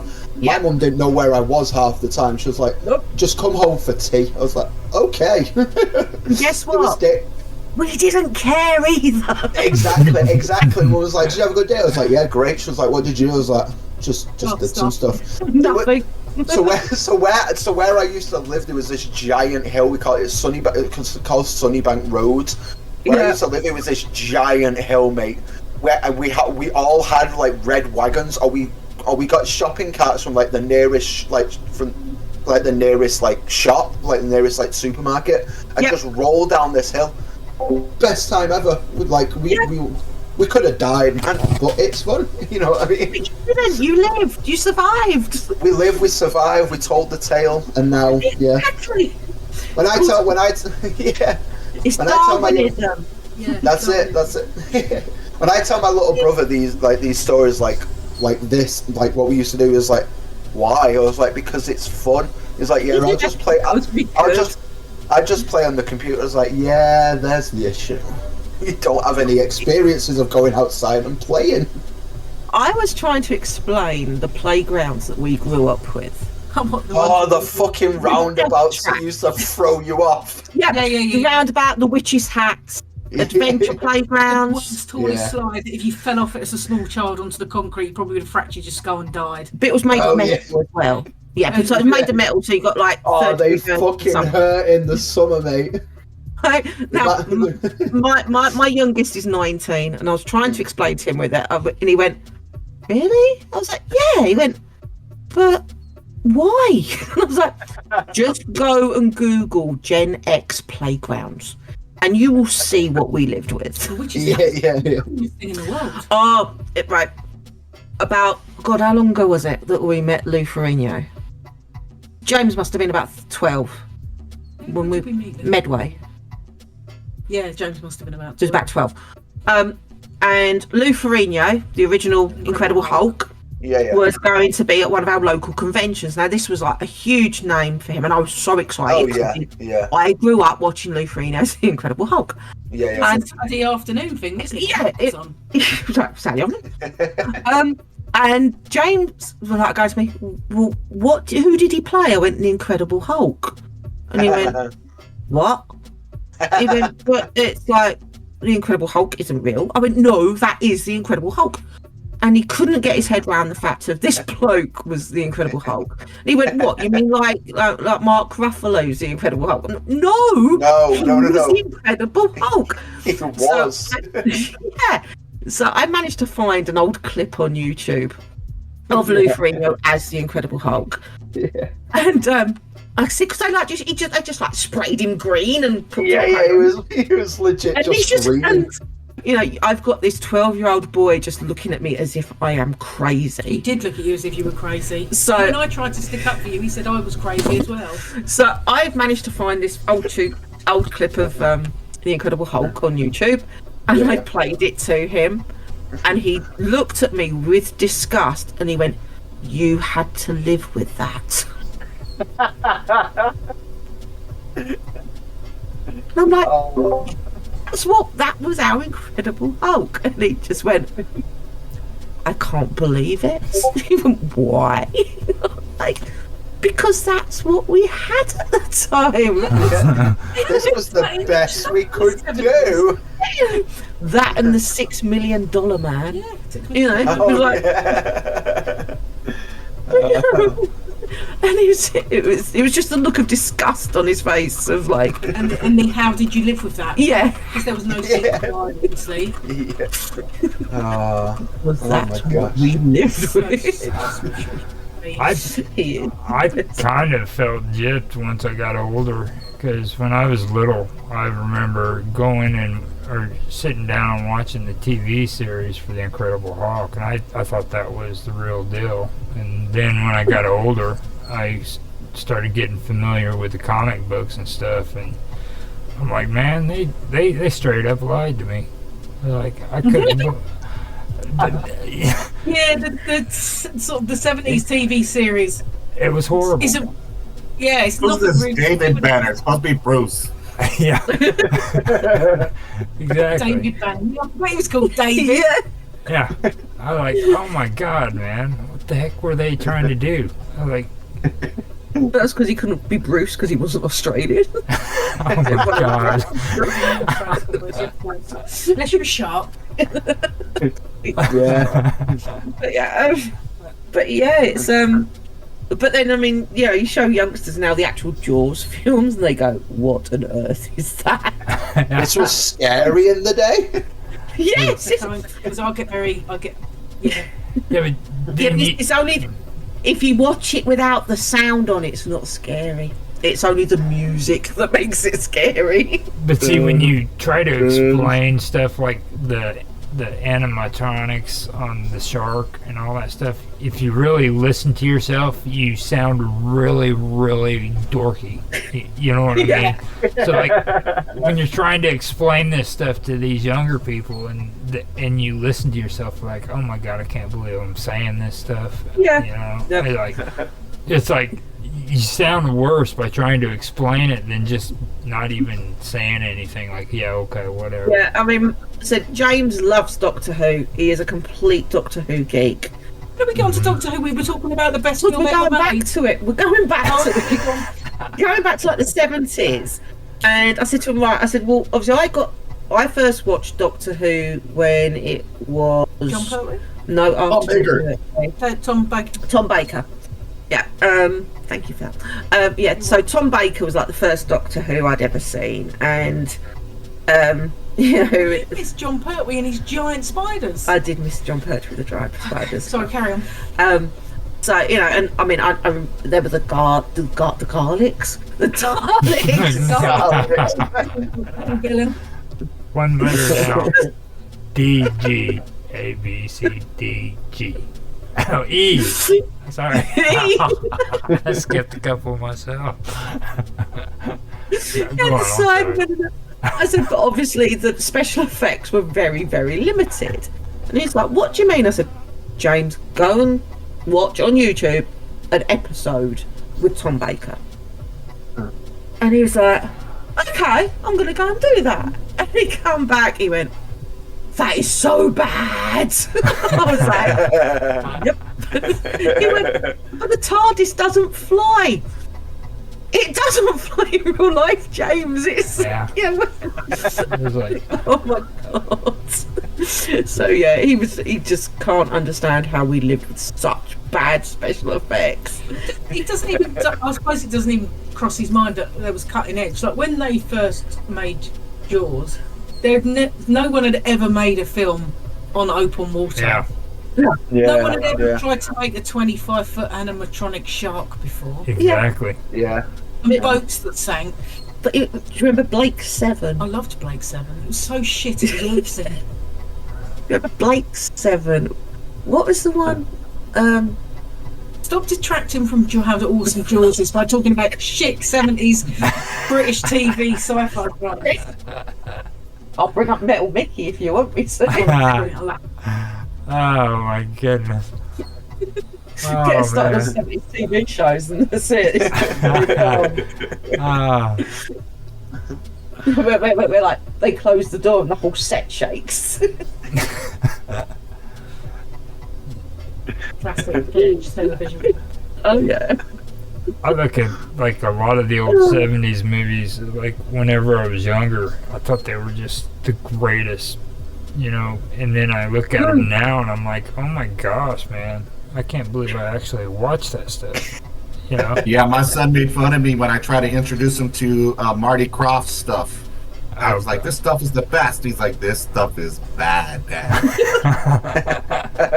I think half of the TV shows now, though, if they would be so unpolitically correct in every way, shape, and form. You go back. I mean, you got Benny Hill. Yeah. We'll get away with that now. There was an English. There was an English there's 2 English sitcoms that spring to mind. One was called Mind Your Language, where you had as racist as that was. And there was another one set in the hospital. Set in a hospital. Oh, hang on. A brain's going. Give us a clue. I can't remember what it's called. Oh, there was another. Was it Carry On? No, that wasn't set. No, it wasn't. The Carry On films would never be able to be made No, now. absolutely not. Yeah. Absolutely not. Please, sir. Is it only when I laugh. Oh yeah, that wouldn't be allowed to be. Yeah. That was bad as well. That was sexist and all sorts. Sexist, racist, and classist. It had everything. And the whole 9 yards. Oh yeah. Faulty Towers is another one that I just would I not love like. Faulty Towers. Yeah. That one was actually pretty decent, even though it was kind of out there. I mean, I do have to say that was a good one. Faulty Towers are good. But then I love Monty Python as well. So do I. Yeah. Holy I think here stateside, I don't think the Jeffersons would have made it, or even All in the Family would make it today's culture. I think those shows would be canceled. Well, Archie Bunker was misunderstood. A lot of people don't really like. What's his name? I forgot his real name in life, but Carol Connor. Yeah, he was actually like really very liberal. Very liberal. Yeah, and the character he's very playing, much the opposite. He's the antithesis of Archie Bunker. Yeah, it was really weird how that worked out. Like that's an interesting story right there. Like that really is, because like when his son died from cocaine. What did you do? Stab him? Sorry. He ended up having his son was on that what was the name of that in the Heat of the Night. In the Heat of the Night, he played as his deputy. Yeah, and he ended up dying from cocaine. Chicago Blues. And what was it? Something ended up happening there with he ended up coming out with a documentary, I think it was, where he was talking about drug addiction and stuff, and started explaining about his life and all the stuff he went through. I don't want to. I can't imagine the pain of burying a child. Yeah. But yeah, he was really, really liberal. He is completely opposite from Archie Bunker altogether. Yeah. So he and Carl Reiner got along much better than they did as father and son-in-law on the show. For real.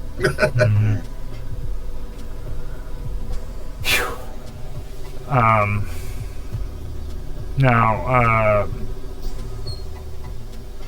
I don't even know where we're at. Really, I'm ready to fall asleep. What time zone are you in? I am in Central Standard Time. It's only like 5 o'clock. 5 in the evening. Yeah. 11 past. But I woke up at like 3 o'clock this morning. So I was supposed to do another interview with Zira and another guy on Home Away from YouTube, and then after that I had to do some editing, and finally was able to make it to the interview now. So it was like this whole weekend has just been amazing to me, because it's like I've had like interview after interview, and like Zack's yesterday was cool as heck, because we were talking about the Cinderella castle. Then you guys come on and started talking about all that food, man. And I'm like, oh my god. Don't start with the food again. Yeah. Oh yeah, I don't even need to mention it. That stuff. Yeah. Darker Things, you need to watch this once I post it, because this is probably the greatest food video I've ever freaking been a part of, being honest. Like Sorry, I was late to the party. I thought it was at 5 o'clock. They were talking about like Walt Disney food from A to B. Oh man, see, I will definitely be watching the content, because I've been to the Magic Kingdom a few times, but I am not one of those that's in the know. I've only been like 4 times in my life. 3 times to Disneyland and only once to Magic Kingdom. So. Oh, we've never been to California yet, Yeah, so Anaheim's on the target list. It's like we are going there. It is going to happen. Because I just remember back in the day, being a young kid, being able to go to the Tiki Room and get myself some fresh pineapple, pineapple, all kinds of varieties. Yeah. The food looks even better at, like, I mean, they do the theming of food so well. Yeah. And, don't get me started on Disneyland Paris food again, because it's... No, don't. No, just don't get me started. Step away from the microphone. Step away from the microphone. Even chain restaurants are worse. I mean, I've eaten at Rainforest Cafe I've eaten in both of them at Walt Disney World. So the one at Disney Springs. And the one in Animal Kingdom. And the one in Animal Kingdom. And you go to... Now, you'd think as a chain, the standard would be the same across the board. No, man. No! Disneyland Paris is so bad. It's just like... How can you even muck up a standard menu that's, like, worldwide? Yeah. And you still do it badly? My first Rainforest Cafe was there in Orlando. And then they opened up a Rainforest Cafe here in my hometown, San Antonio, Texas. And it pales in comparison. It's like not even the same restaurant. Yeah, that's what Disneyland Paris is like. It's not even the same one. It's awful. And about 3 times the price as the one in Walt Disney World. Yeah. It's really expensive. Yeah, it's yeah, don't get me started on Disneyland Paris food. It doesn't end well. Step away from the microphone. Just don't. I've wanted to be here for another 3 hours with you on a rant. We had like the entire menu discussed. It was excellent. That you really missed it, Darker. You missed it. It was. That's me. Always late to the party. This was better than. I've just thought of it. There is one thing I didn't mention that I can't wait to eat, and it is at City Walk in Cowfish. Oh, your bagushi? My bagushi. I don't eat fish. No. Other than the fact she had some today. I did. I had a little bit of cod, but that was in batter, so it doesn't really count as fish. But bagushi is basically like sushi, but done with Burgers. So it's like a cheeseburger with a interesting. form of sushi. Yeah. And I was like, I can eat sushi at last. I love sushi, and even I want to eat it. So yeah, bagushi from Cowfish is one of the things that I Wow. really, really, really, really can't wait to eat. Looks good as well. It does look good, see. They're talking about opening up a Disney park here in Texas. Yeah, well, Universal are, aren't they?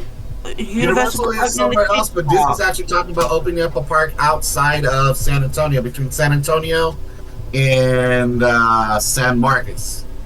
Oh, right, so really close then. Yes. Oh, that'd be good. Yeah, can I If they do that, I'd be like within an hour of that park. Oh, brilliant. Can you imagine us living in an hour of a Disney park?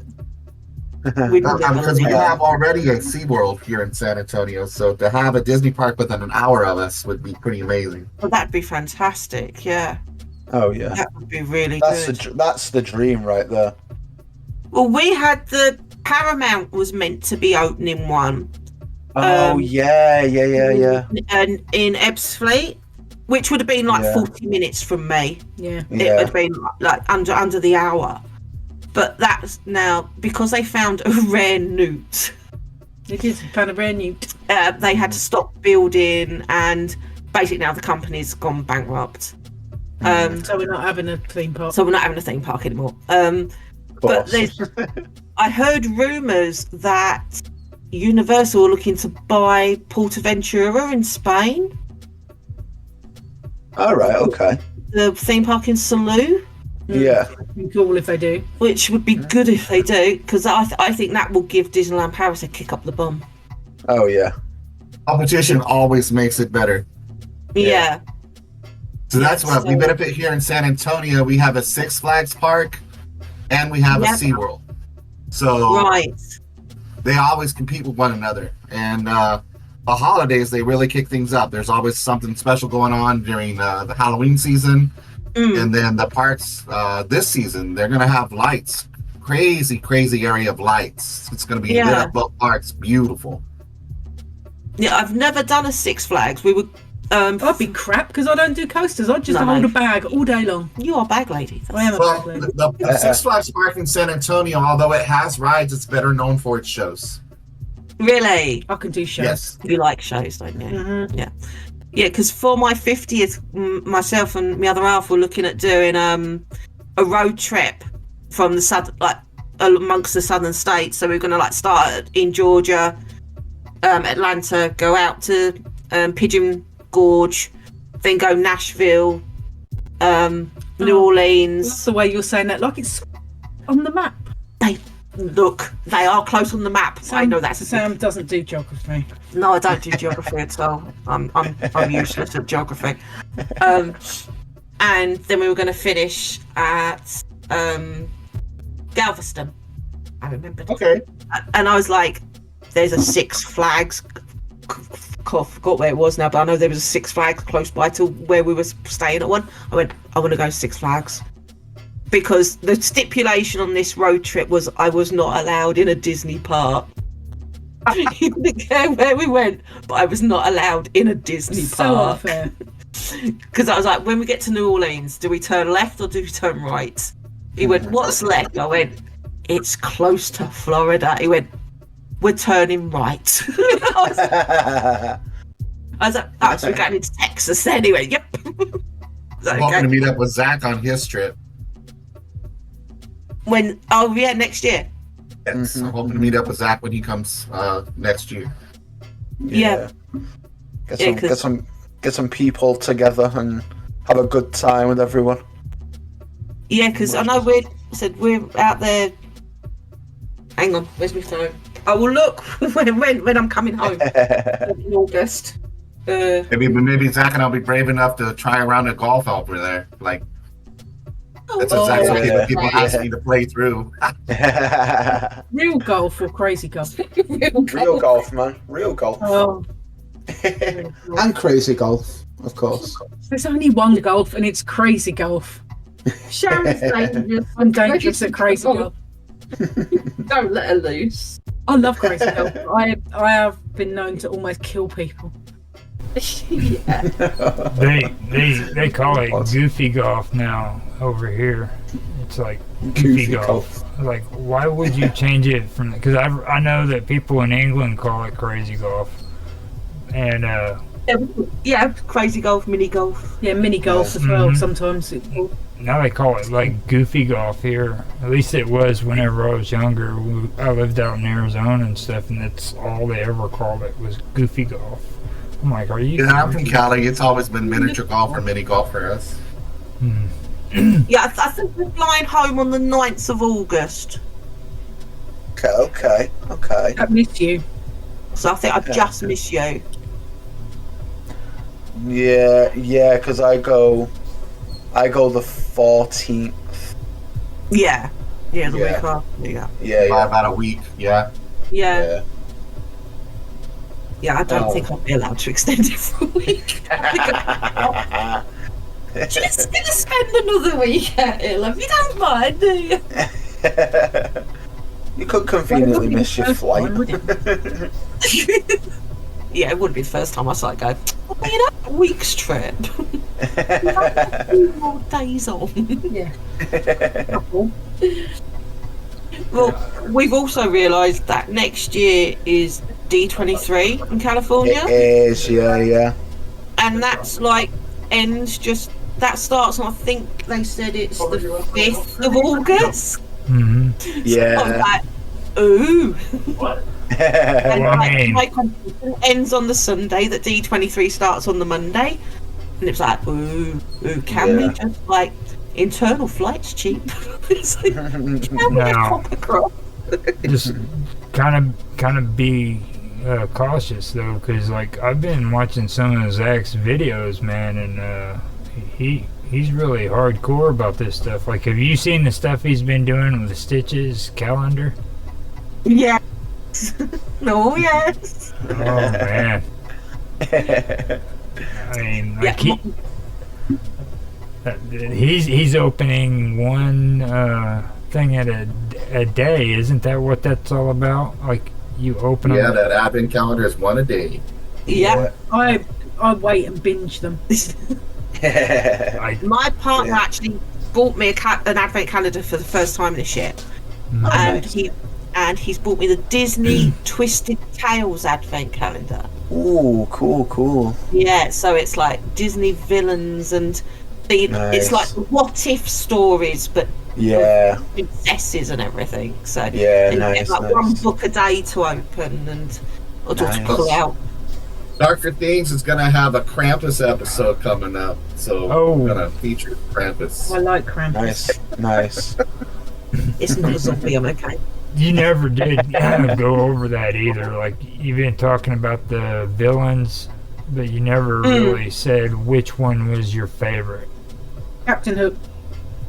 Didn't even have to think about That was it. Sharon's. Yeah. Sharon's is Captain Hook. Disney villain is Captain Hook. Okay, what I about- can't decide. I've got Maleficent or the Evil Queen. It's one of them two. I can't decide. It's they're both good. Mine would be either Maleficent or Cruella de Vil. Ah, yes. Did you guys see that Mine is- new? Did you see the new Cruella de Vil they came out with? Yeah, the Oh, live yeah, action yeah. one. Yeah, That. That's good. yeah, I like her like that. backstory. Yeah, Yeah, I like that. it was very well done. Yeah. My favourite is Dr. Facilier. Oh yes. That's Pretty Nugent, good. Dr. Vasilier. Yeah. Yeah, that's my favourite. He isn't on my tattoo yet. Oh, that's a shame. Yeah, with a big voice now. There is room for him. He's only skinny. He's not on there. Yeah, I haven't got. Only He's skin. only skinny. He's skinny. He'll fit. He's only skinny. I've got room between Jafar and. Hang on, I'm just having a look. We've got to check. There's room between. Look, there's room at the back. I can fit him on there. He can go. He'll fit there somewhere. Well, I've got Jafar, Hades, Maleficent, and a dragon. Oh, Scar. Hades is feeling like a good one. I've got Scar and Cruella, Ursula, Ursula. Scar, Captain Hook. Captain Hook, You've got to think about that. Maleficent, And a dragon. and a dragon. And Jafar and Iago. Oh yeah, Jafar and Iago. Yeah. Nice. There is room. I've got Cruella. Oh, I've said Cruella. You said Cruella, yeah. Oh. Yeah, let's put him, we'll squeeze him in. He's only little. He's skinny. He'll fit. There we go. Yeah, there's some impressive Disney ink around on us too. So yeah, it's I should get my legs finished at some point as well. You think? Got Star Wars on my legs. I've got Star Wars. I've got a Star Wars one on my leg, and I've got Tinkerbell, and I've got a Mickey icon, like from the Polly Mickey icon.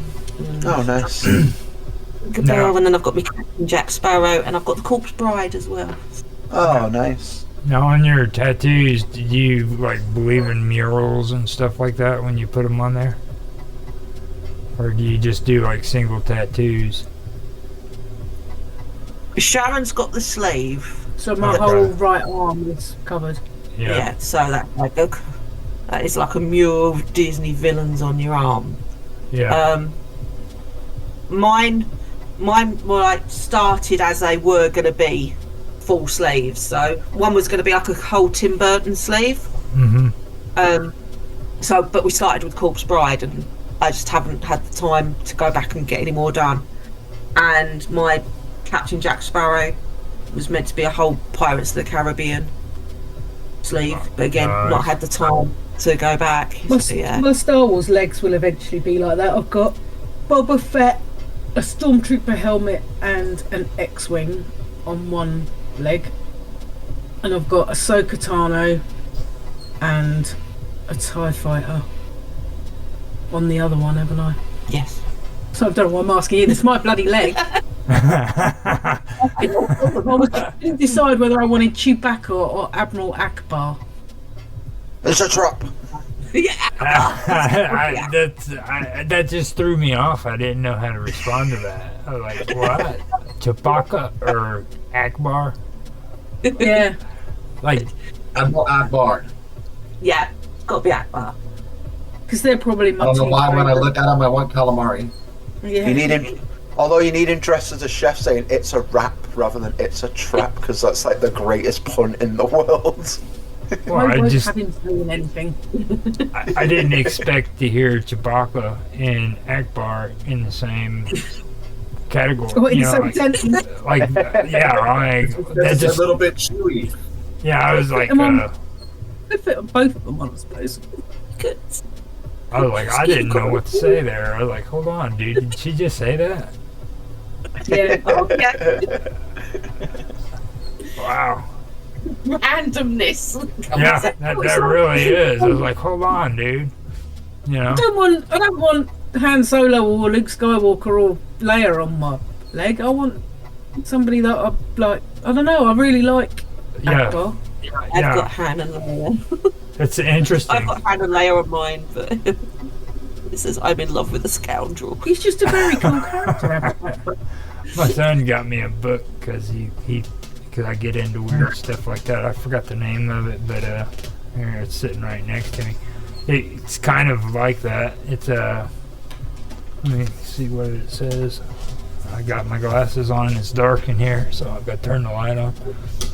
But yeah, he Gentlemen Scoundrels and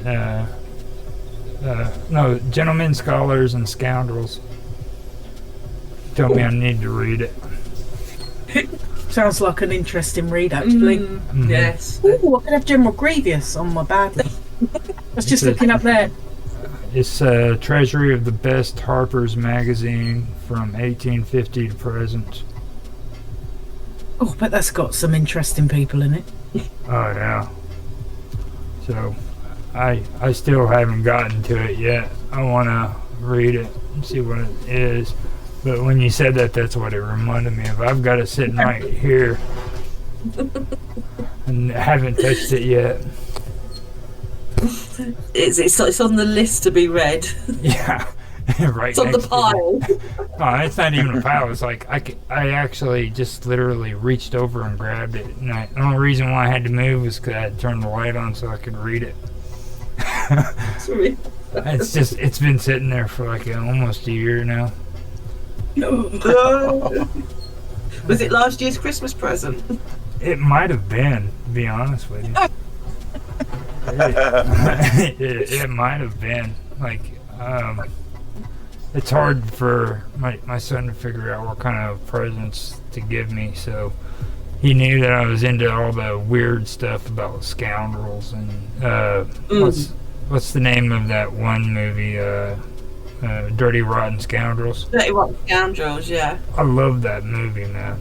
To this day, I love it. Like, there's just it's hard to explain, you know what I mean? But I've always liked that movie, and he knew it, and he told me I needed to read that book. So yeah, I was quite lucky this year with like buying presents for like the son and the other half. I mean, Funko released the God Loki Funko Pop last week, and it's a large Funko Pop, and it's like God Loki on his throne. Sorry if you haven't watched season 2 of Loki and I've just spoiled it for you. But yes, that came out last week, so that was got very quickly before it sold out because people were waiting for that one to come out. Yeah. And I've got him other random stuffs that he's just bought himself a PS5. When's he going to have time to play that? Oh, trust, he doesn't sleep, does he? Oh yeah, I forgot. He's always nocturnal. So I've got him like loads of like the cards so he can buy games on it, and the other half loves the Big Lebowski. Oh yes. Yeah. Well, in previous years I've bought him the Dude's cardigan, so he like, tends to live in that in the winter. That's cool. And so this year I've got him his Arsenal football shirt that like, I cry when I have to buy. And I managed to find a Funko Pop of the Dude as well, so he's got that and other random stuff. Have you gotten him the shirt yet that says "The Dude Abides"? Yes, he has a Dude Abides one. He's got one with the Dude as the... Oh, what's the man from...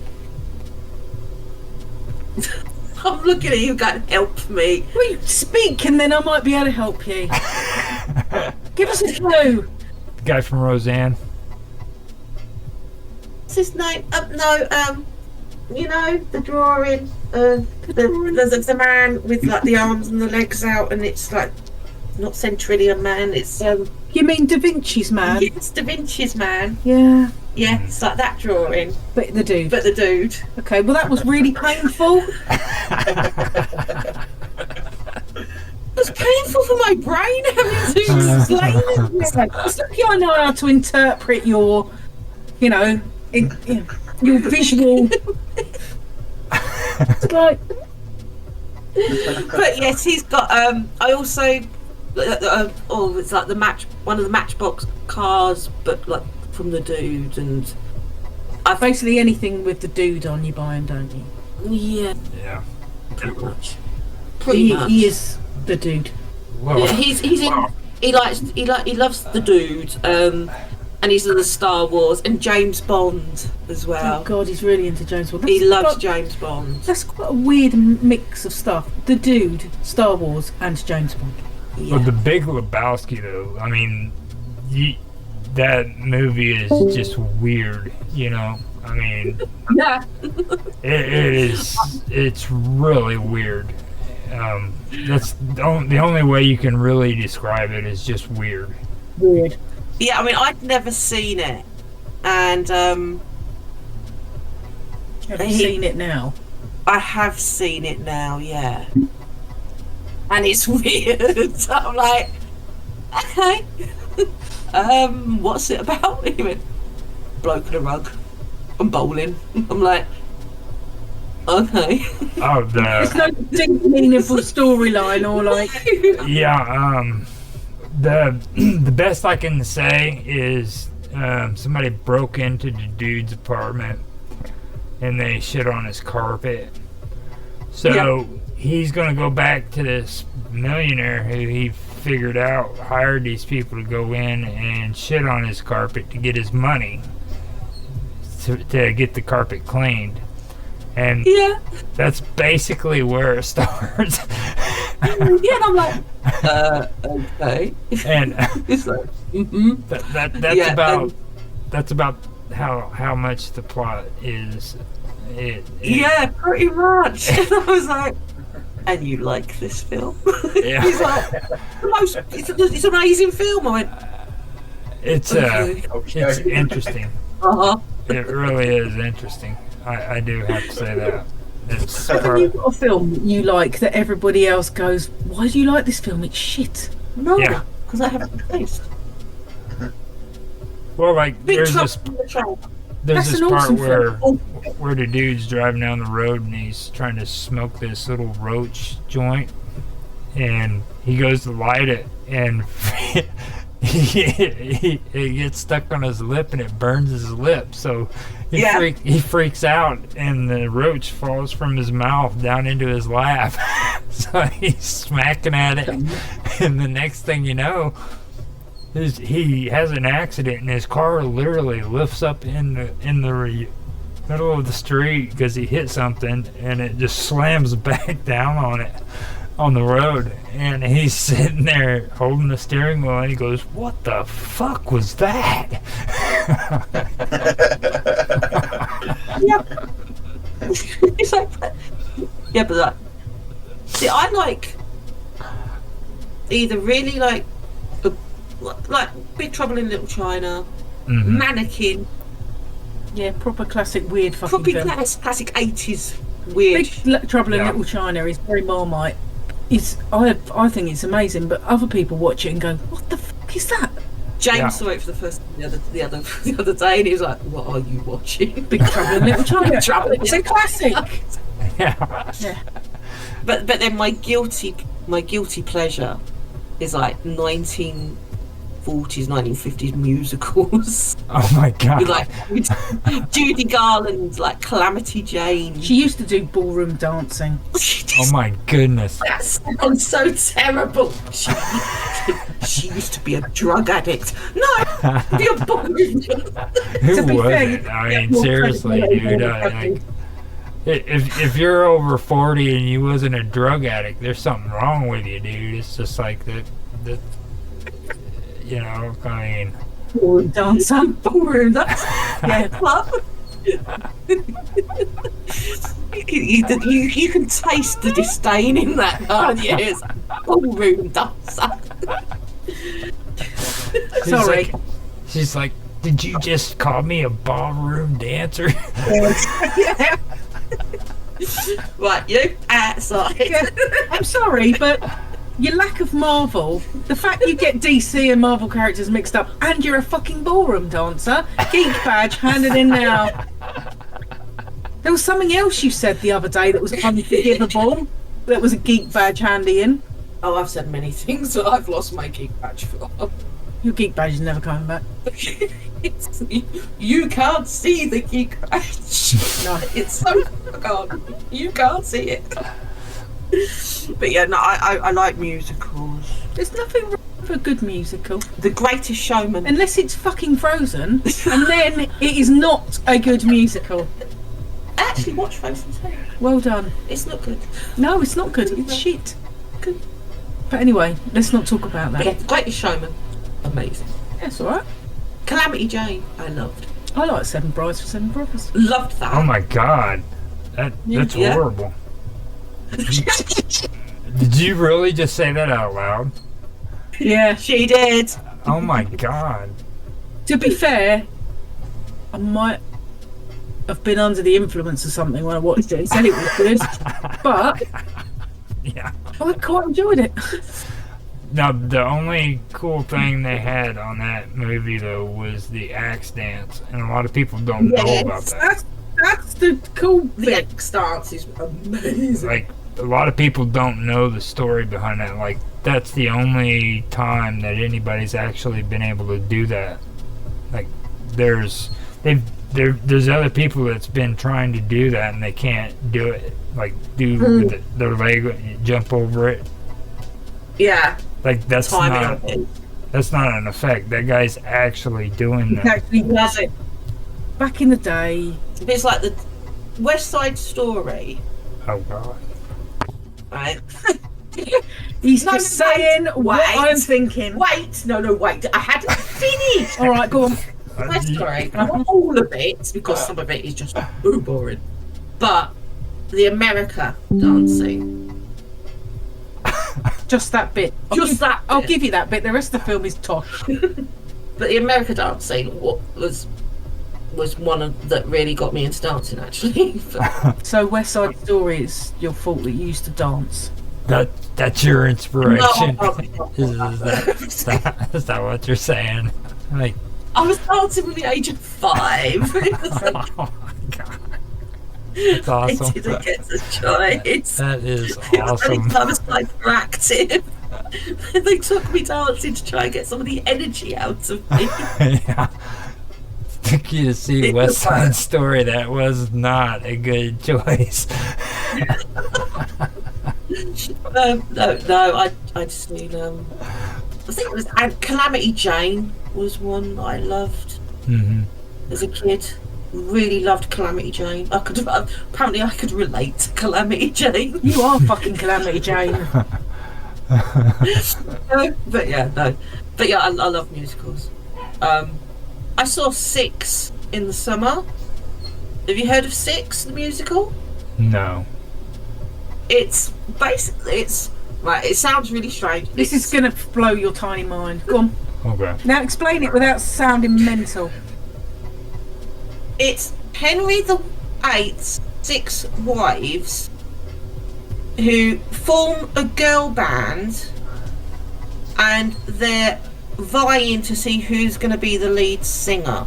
Oh, Told you. man. Mental. So it's their stories of. It's basically they sing their life story, but it's like one of them is styled on Beyonce, another one's styled on Adele, and another one's styled on like Pink, and it's an amazing musical. It's really good. But you just made it sound batshit mental.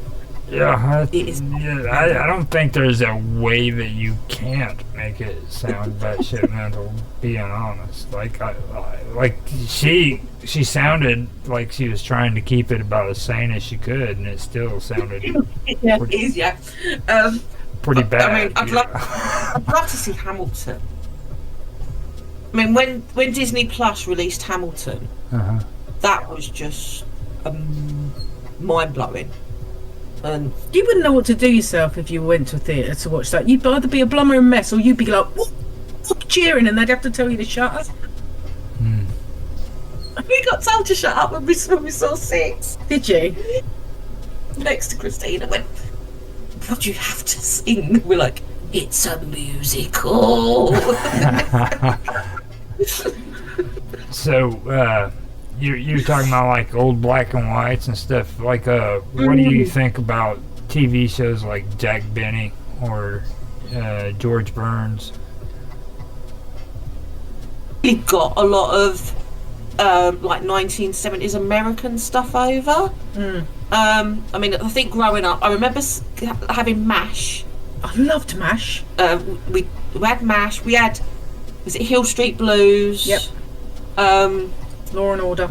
Law and Order. Yeah, so When it all started, all that kind of. in like the 70s, there wasn't a lot of American TV. We had the Rockford Files. Jim Rockford, classic. Yeah, and then like the crime series. It was a lot of crime, wasn't it? Yeah, it was a lot of the crime series that come over for some reason. And of course, Dallas and. We had Dallas and Dynasty.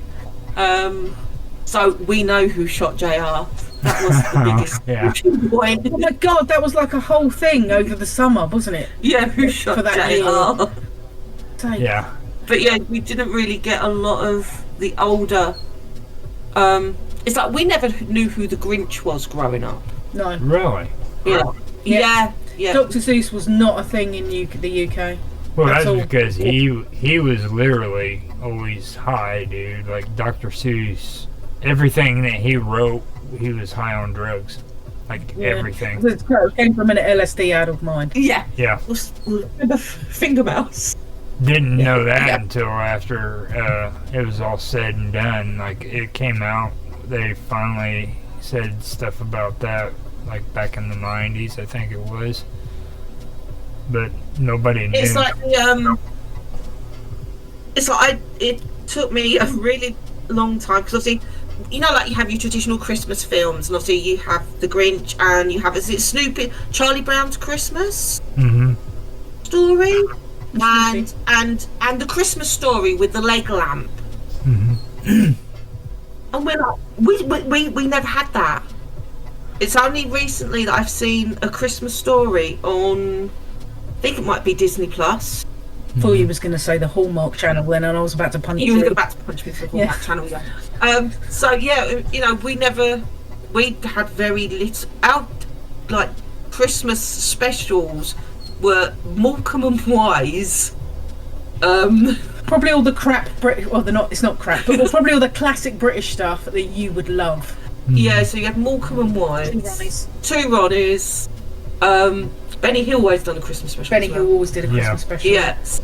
So yeah, it's interesting to see the differences between. Well, like, I mean, the Macy's Thanksgiving Day Parade, I love. I actually watched it this year on YouTube the next day. We get a lot better class of American TV now than we ever used to.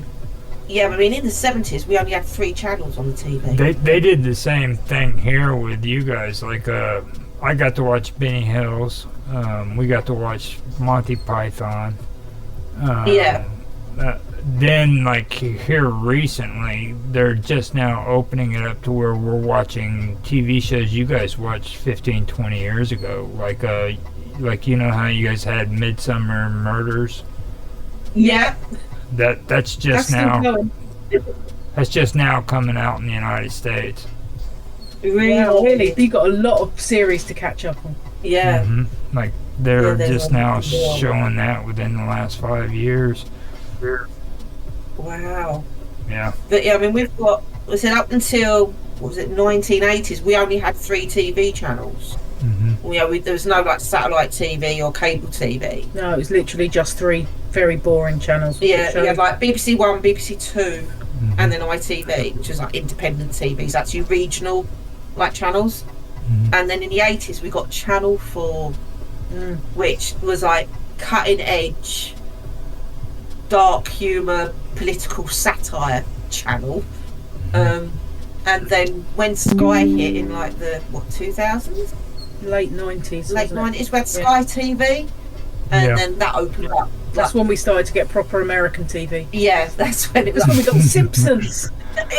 I've never heard that said in the same sentence, like proper American proper American TV, and we've got the Simpsons. Yeah. Sorry. Beavis and Butthead. Beavis and Butthead, yeah.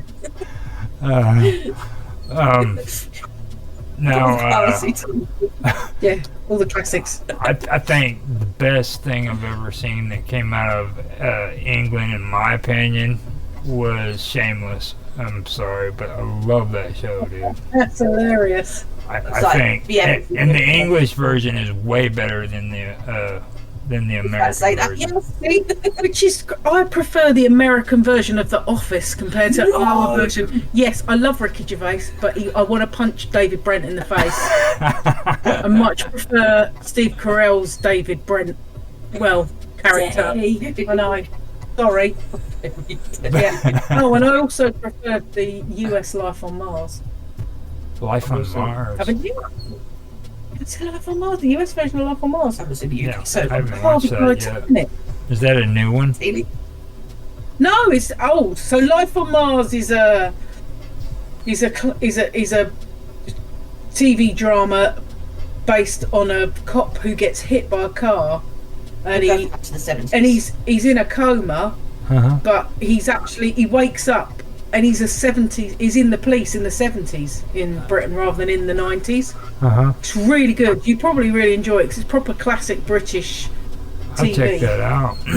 That sounds interesting. That caught my attention. And then they created a second season called Ashes to Ashes. It's obviously named after David Bowie songs because it features in the series a lot. But American TV created a season of it, which was basically both the series mashed together with a different ending.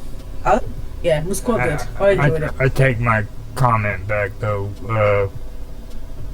On Shameless is one of the best, but I think one of the many series though that you guys had that was really excellent was, and I forgot what it was, the name of it, but it was the one where that plague had killed off like 80% of the population on Earth, and like in England, you guys didn't have electricity or anything, and you had freaking the characters had to basically like reconstruct society there in England, and I forgot the name of it, but it was really good. It was like Outbreak or something like that.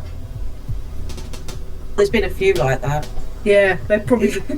Well, I think about every 2 years you get one like apocalyptic world thing just to get us out after death. Yeah, they say. I just remember the introduction it had. It was a guy from China had left from China with this virus and had traveled around the world, and what he was doing was spreading it from one country to the other. And then after that, we're both looking at each other trying to work out what it is. It's I forgot the name of it. But it was really good. Yeah, I mean, I want to watch that. She's gonna hunt it down now. It was back in the 70s or 80s. Yeah, I mean, we had one in the 80s that I remember like watching. We were made to watch it in school. It was called Threads, and it was about what happens when a nuclear bomb goes off. Oh God! And it was like a 4-part series, and it was like Britain. What would happen if a nuclear bomb went off in London, and you're like, okay, and you're watching people like eating like stuff they shouldn't really eat, and it was horrendous, and and I've never seen it shown anywhere else. It was shown on BBC One, and then one of our teachers recorded it, and we got shown it in school because like my mum decided it was too horrific for me to watch at home. I said I must be about 14. It's like, oh no, but we'll show you it in school. And so traumatized by it. And to this day I can still tell you what happens, and it's like, oh my God, it was horrendous. Yeah. But but no, I mean, it's like Doctor Who is available on Disney Plus in America. Yeah. But it's not available on Disney Plus in the UK. Well, you know why, don't you? Yes, because Disney bought the rights from BBC with it. So yeah. Doctor Who exploded here in the US, and the new ones, like the younger kids, they love these newer episodes like you wouldn't believe over here.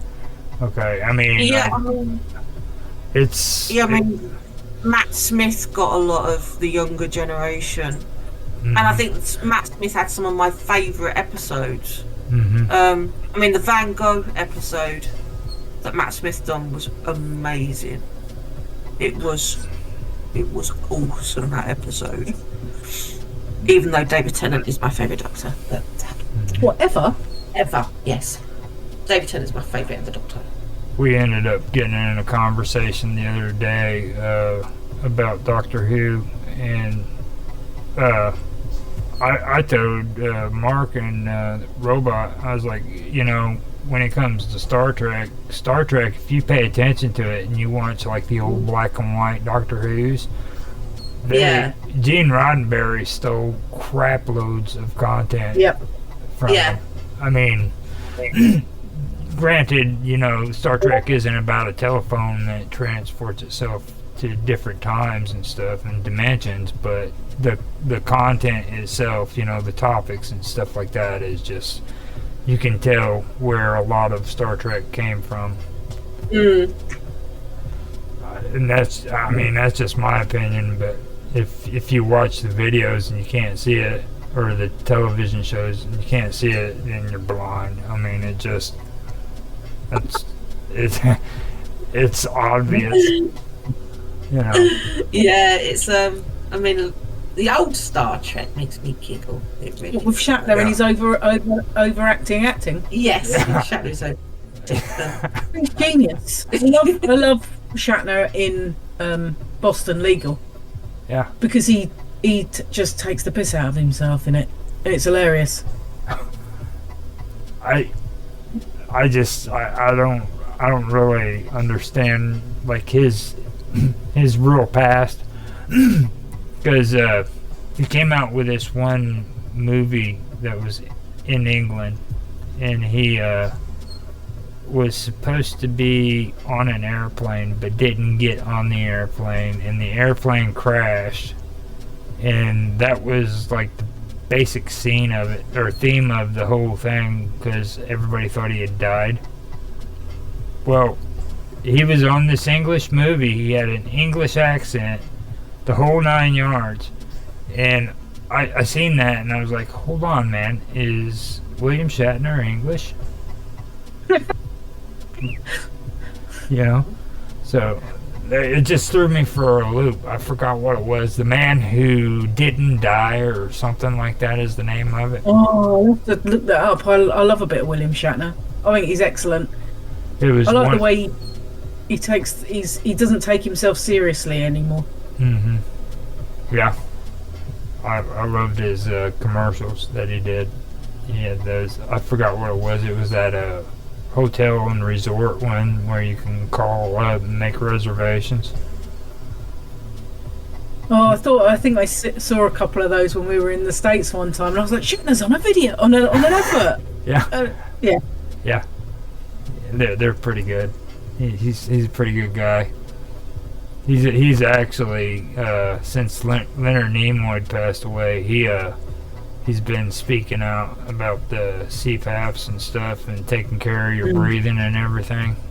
Because of Leonard Nimoy. But I gotta admit though, I'm not gonna back down on that about the Doctor Who thing. You know, I mean, I love the actors, you know, that were involved with Star Trek. Don't get me wrong, but the writing, you know, I mean, come on, you know, it's like Gene Roddenberry.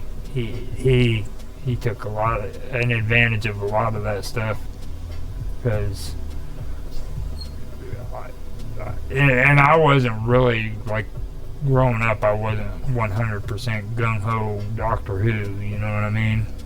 But later on, when I got older, I actually started paying attention to it. And I was a little kid growing up on Star Trek, you know? So I turned around and I started watching some of the older Doctor Who's, and I'm like, whoa, hold on a minute. There's too many coincidences, you know? It's way too many. Especially the older guy with the blonde hair, the curly blonde hair, the first one. I forgot his name, but John Pertwee. Yeah, I think so. He had the long nose. Yeah. Yeah, that's him. Back when he was on there, like that's where a lot of the early Star Trek, in my opinion, came from. Like, yeah, that would have been late 60s, early 70s, or was that early 70s? I can't remember when John Pertwee took over. It was, I know some of his earlier stuff was like really black. It was like black and white. And I don't know if he was ever in any of the colored episodes. Yeah, he was. I think John Pertwee was black and white when he started, but it changed the colour at the end. Mm. Oh, when I was I'm in like a Gen X group on Facebook, and someone said, I never realised it with the Wizard of Oz changed to colour because we only had a black and white TV. Oh my god. Oh my god. That was the first black and white, or that was the first colored movie, wasn't it? That's the whole point of the Wizard of Oz, was it started in black and white and then it went to colour when Dorothy went to Oz. How disappointing! It took them years to realise that it actually changed to colour because they had a black and white TV in the house. Wow, that's crazy, dude. Oh my god! I'm like, when you said that, I was like, oh my god, that'd been bad. That's horrible.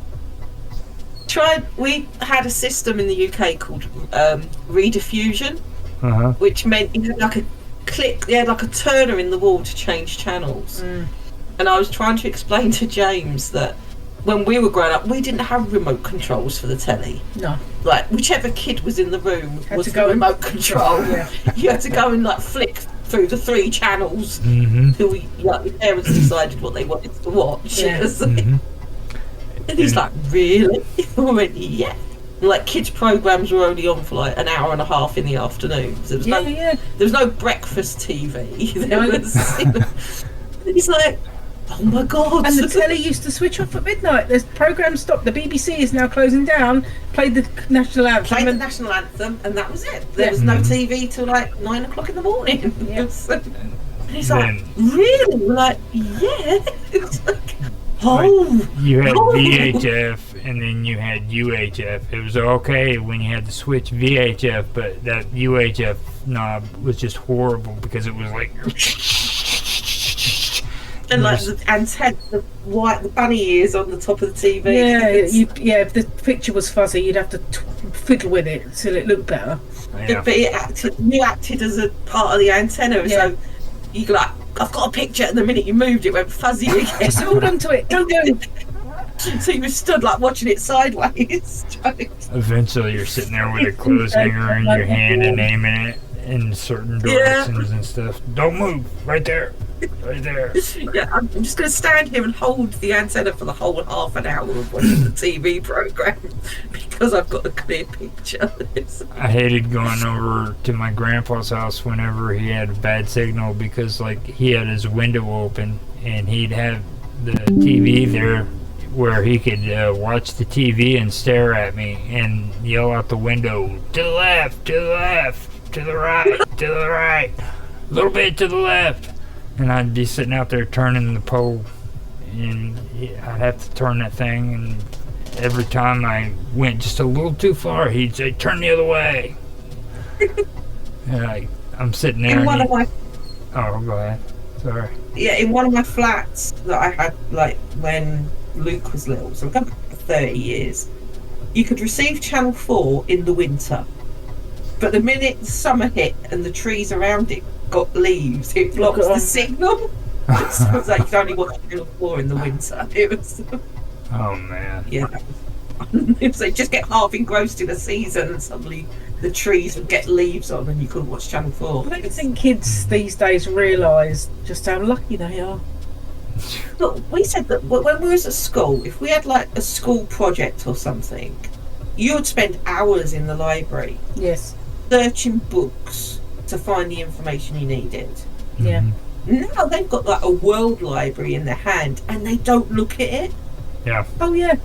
James will come down and ask us a question and we'll just go Google it. Yeah. It was like, you know, I remember like leaving school, going straight into the library, searching thousands of books for what you needed and then coming home and having to write everything. Yet now it's like you've got the world is at your oyster. Yeah. No, the world is your oyster. The world is your oyster. The world is not at your oyster. Oh, the world is at your fingertips. All that, don't mix your metaphors. And you know, they're born. They don't know they're born. But then I remember sitting in the library and looking for something and end up reading just random stuff. I used to do that. I'm a bit like that with Wikipedia now. I'll go and look for something that I specifically want to know, and then I'll go down the Wikipedia rabbit hole going, oh, this looks interesting, I'll read this, and the next thing you know, I've spent 3 hours looking at random crap. And I found the thing that I wanted anyway. Yeah, exactly. Mm-hmm. It's a dangerous place. Yes. Yeah, you find some interesting stuff. Stuff you didn't know you wanted to know. Yeah. So, but yeah, I mean, you know, said our generation is we've gone from books to internet to a whole world of different things that, you know, and when we're the last ones to use libraries really. We didn't. Yeah, kids these days don't know what a library is. Well, no, it's getting to where like a lot of them are gonna have to really start getting more into it. You know what I mean? Because like, there's just so much stuff going on in the world.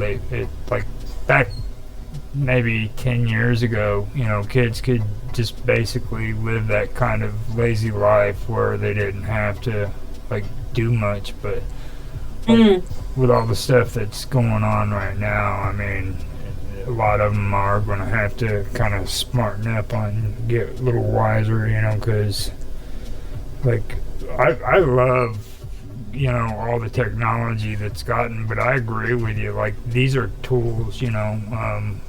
I take full advantage of learning off of it more than I do anything else. Like we were talking about history, you know, I love history, and all the tools that are available to me now, where I can just get on the internet and just look it up and read it, you know. I mean, it's amazing. Yeah, I mean, you know, when we were growing up, unless something really, really major happened in America, we didn't know about it. Mm-hmm. You know, unless it was something like a new president, then we'd hear about that, but that was about it. Yeah, but, you know, there was no American news, no American politics on British TV. It was like we were in our own little bubble. Yeah. I think now there's so much information. Yeah, it's almost too much. It's almost too much. You know, it's... Yeah. You know... Yeah, thank you. I'm being... It's like Sharon's got 2 dogs and one of them's decided to come and say hello and eat them. So, you know, I feel sorry for them in that aspect. In some cases, it can be totally overwhelming. But you don't have to read it. But you don't... No. You don't have to read it, but, I mean, the information they get given is so... You know, I mean, I go back to, like, the Depp Heard case. One, we'd never have... The best we had was the artist's impression of a court case, and just like legacy media reporting, the BBC giving you the bits they want you to know. Yeah. And to actually sit and watch a 6-week court case live is like unthinkable. You know, it's like, I mean, one of the big cases I remember in the UK was obviously the Yorkshire Ripper. Yeah. And you know, to actually think that nowadays you could watch a court case like that. I mean, the Idaho murders one at the moment is the big one in America, where they're arguing about whether they're going to show it live or not. And it's where. I mean, for me, it's amazing because I love, like, obviously true crime, and it's like, oh my god, we get to like see everything. Yeah. So yeah, it's amazing how it's coming, how far it's come in like 30 years. Like, and rolling 24-hour news. Well. I think that's a massive thing. Yeah. Well, I've had conversations with people over in England, and it's like they don't even understand that concept. The younger ones don't, because like it seems like they don't understand what was going on with the BBC. You know what I mean? Like it's unforgotten history. Like the BBC was the only form of information that you guys were getting for the longest time, and it was a state regulated, you know, TV channel. It still is. Yeah. Yeah. It still is. I mean, I know people go on about like the Russian TV channels and the Chinese TV channels. Well, you only get to hear what they want you to hear. But that's exactly what the BBC used to be like up until the mid-90s. Yeah. Well, it still is. Well, it still is now, but because there's a lot more competition and other channels involved. But it's basically that you got your news from the BBC, and the BBC told you the news. Yeah, I mean, it wasn't until really Sky News came along. Yeah. Yeah. You know, and then you had like a different news, and you're like, "Whoa, we have options." It's which was like, and then it became like the conversation piece of, well, the BBC said this, yes, but Sky News said this. It's completely different. Yeah. Yeah. And then when 9/11 happened, because we had rolling 24-hour news and obviously Sky and Fox News and other channels were all, it's like we watched 9/11 happen live, which was both fascinating and horrifying. Well, I was living in Germany when 9/11 happened, and we had in Germany, if you're like with the British Forces, you had BFBS, which is British Forces Broadcasting Service, and it shows you the best of UK TV, which is basically soaps. You just had soaps on all day. About 6 weeks after they're shown in the UK, so it was. And I remember I was watching Neighbours, and all of a sudden it just stopped, and it was like reporting live, and it was BBC News, and you saw the first tower had been hit, and we just sat there watching it going, what on earth has happened? You know, there was not a lot of like commentary on what was going on, and then it started telling us that like the first tower had been hit, the World Trade Center, and at the time obviously they didn't know it was a terrorist attack, and then you just saw the second plane go into the second tower, and you're like, what is happening? Well, what is going on? What is for us being in the military, it was like, are we watching the start of like World War III? It was like, what is going on? And then there was phone calls coming in from like our husbands going, right, we're now on high alert, this is what is happening, blah blah blah. And we're like, right, okay. It was it was mad to actually see something like that in real time. But now it's a given that if something happens in the world, anywhere in the world, we get to see it like pretty much instantaneously. Yeah. It's and see, that's what I mean. It's like you talk to the younger ones. I've talked to the ones that are in their 30s and their 20s and stuff like that, and it's like a lost history, kind of like they don't know. You know what I mean? It's like it's almost like it's just been erased. Yeah. I mean, you think like back in World War II, news was taking like a week to come back. Yeah. Like just from France, so. Which is literally, I can see France from where I live. If I stand on the beach and look in the right direction, I can see it. It's that close. Yeah. Yeah, and that was news was taking a week or so to come back. And again, it was so heavily edited. It was almost propaganda, not news. Yeah. And so now, 80 years later, we've got instantaneous news. It's mad. But yeah, and I think kids today do just take it as granted, as like, if anything's happening, I'm going to hear about it straight away. Yeah, they go straight to. Not to Twitter because they're young. They don't use Twitter, but it's not Twitter, it's X. Yeah. Elon Musk. Elon Musk. Don't start with me about that. I'm not it. It's like, it's like I say to James, have you heard about so and so? He went, oh yeah, I saw it on Facebook. Yeah. And you're like, okay. Or oh yeah, I got a notification about it, or. And I mean, I think newspapers are going to be gone soon. There's such a. Whereas that's what, I remember having to go down like and get the newspaper for my granddad, the Sunday newspaper every weekend. The big one. So I could read the news. The big Sunday paper. Yeah. The one that you fold out into a map, fill up the table. You used to have to get the News of the World and the Sunday Mirror, so you got both viewpoints. You've got to get two just to make sure I get everything.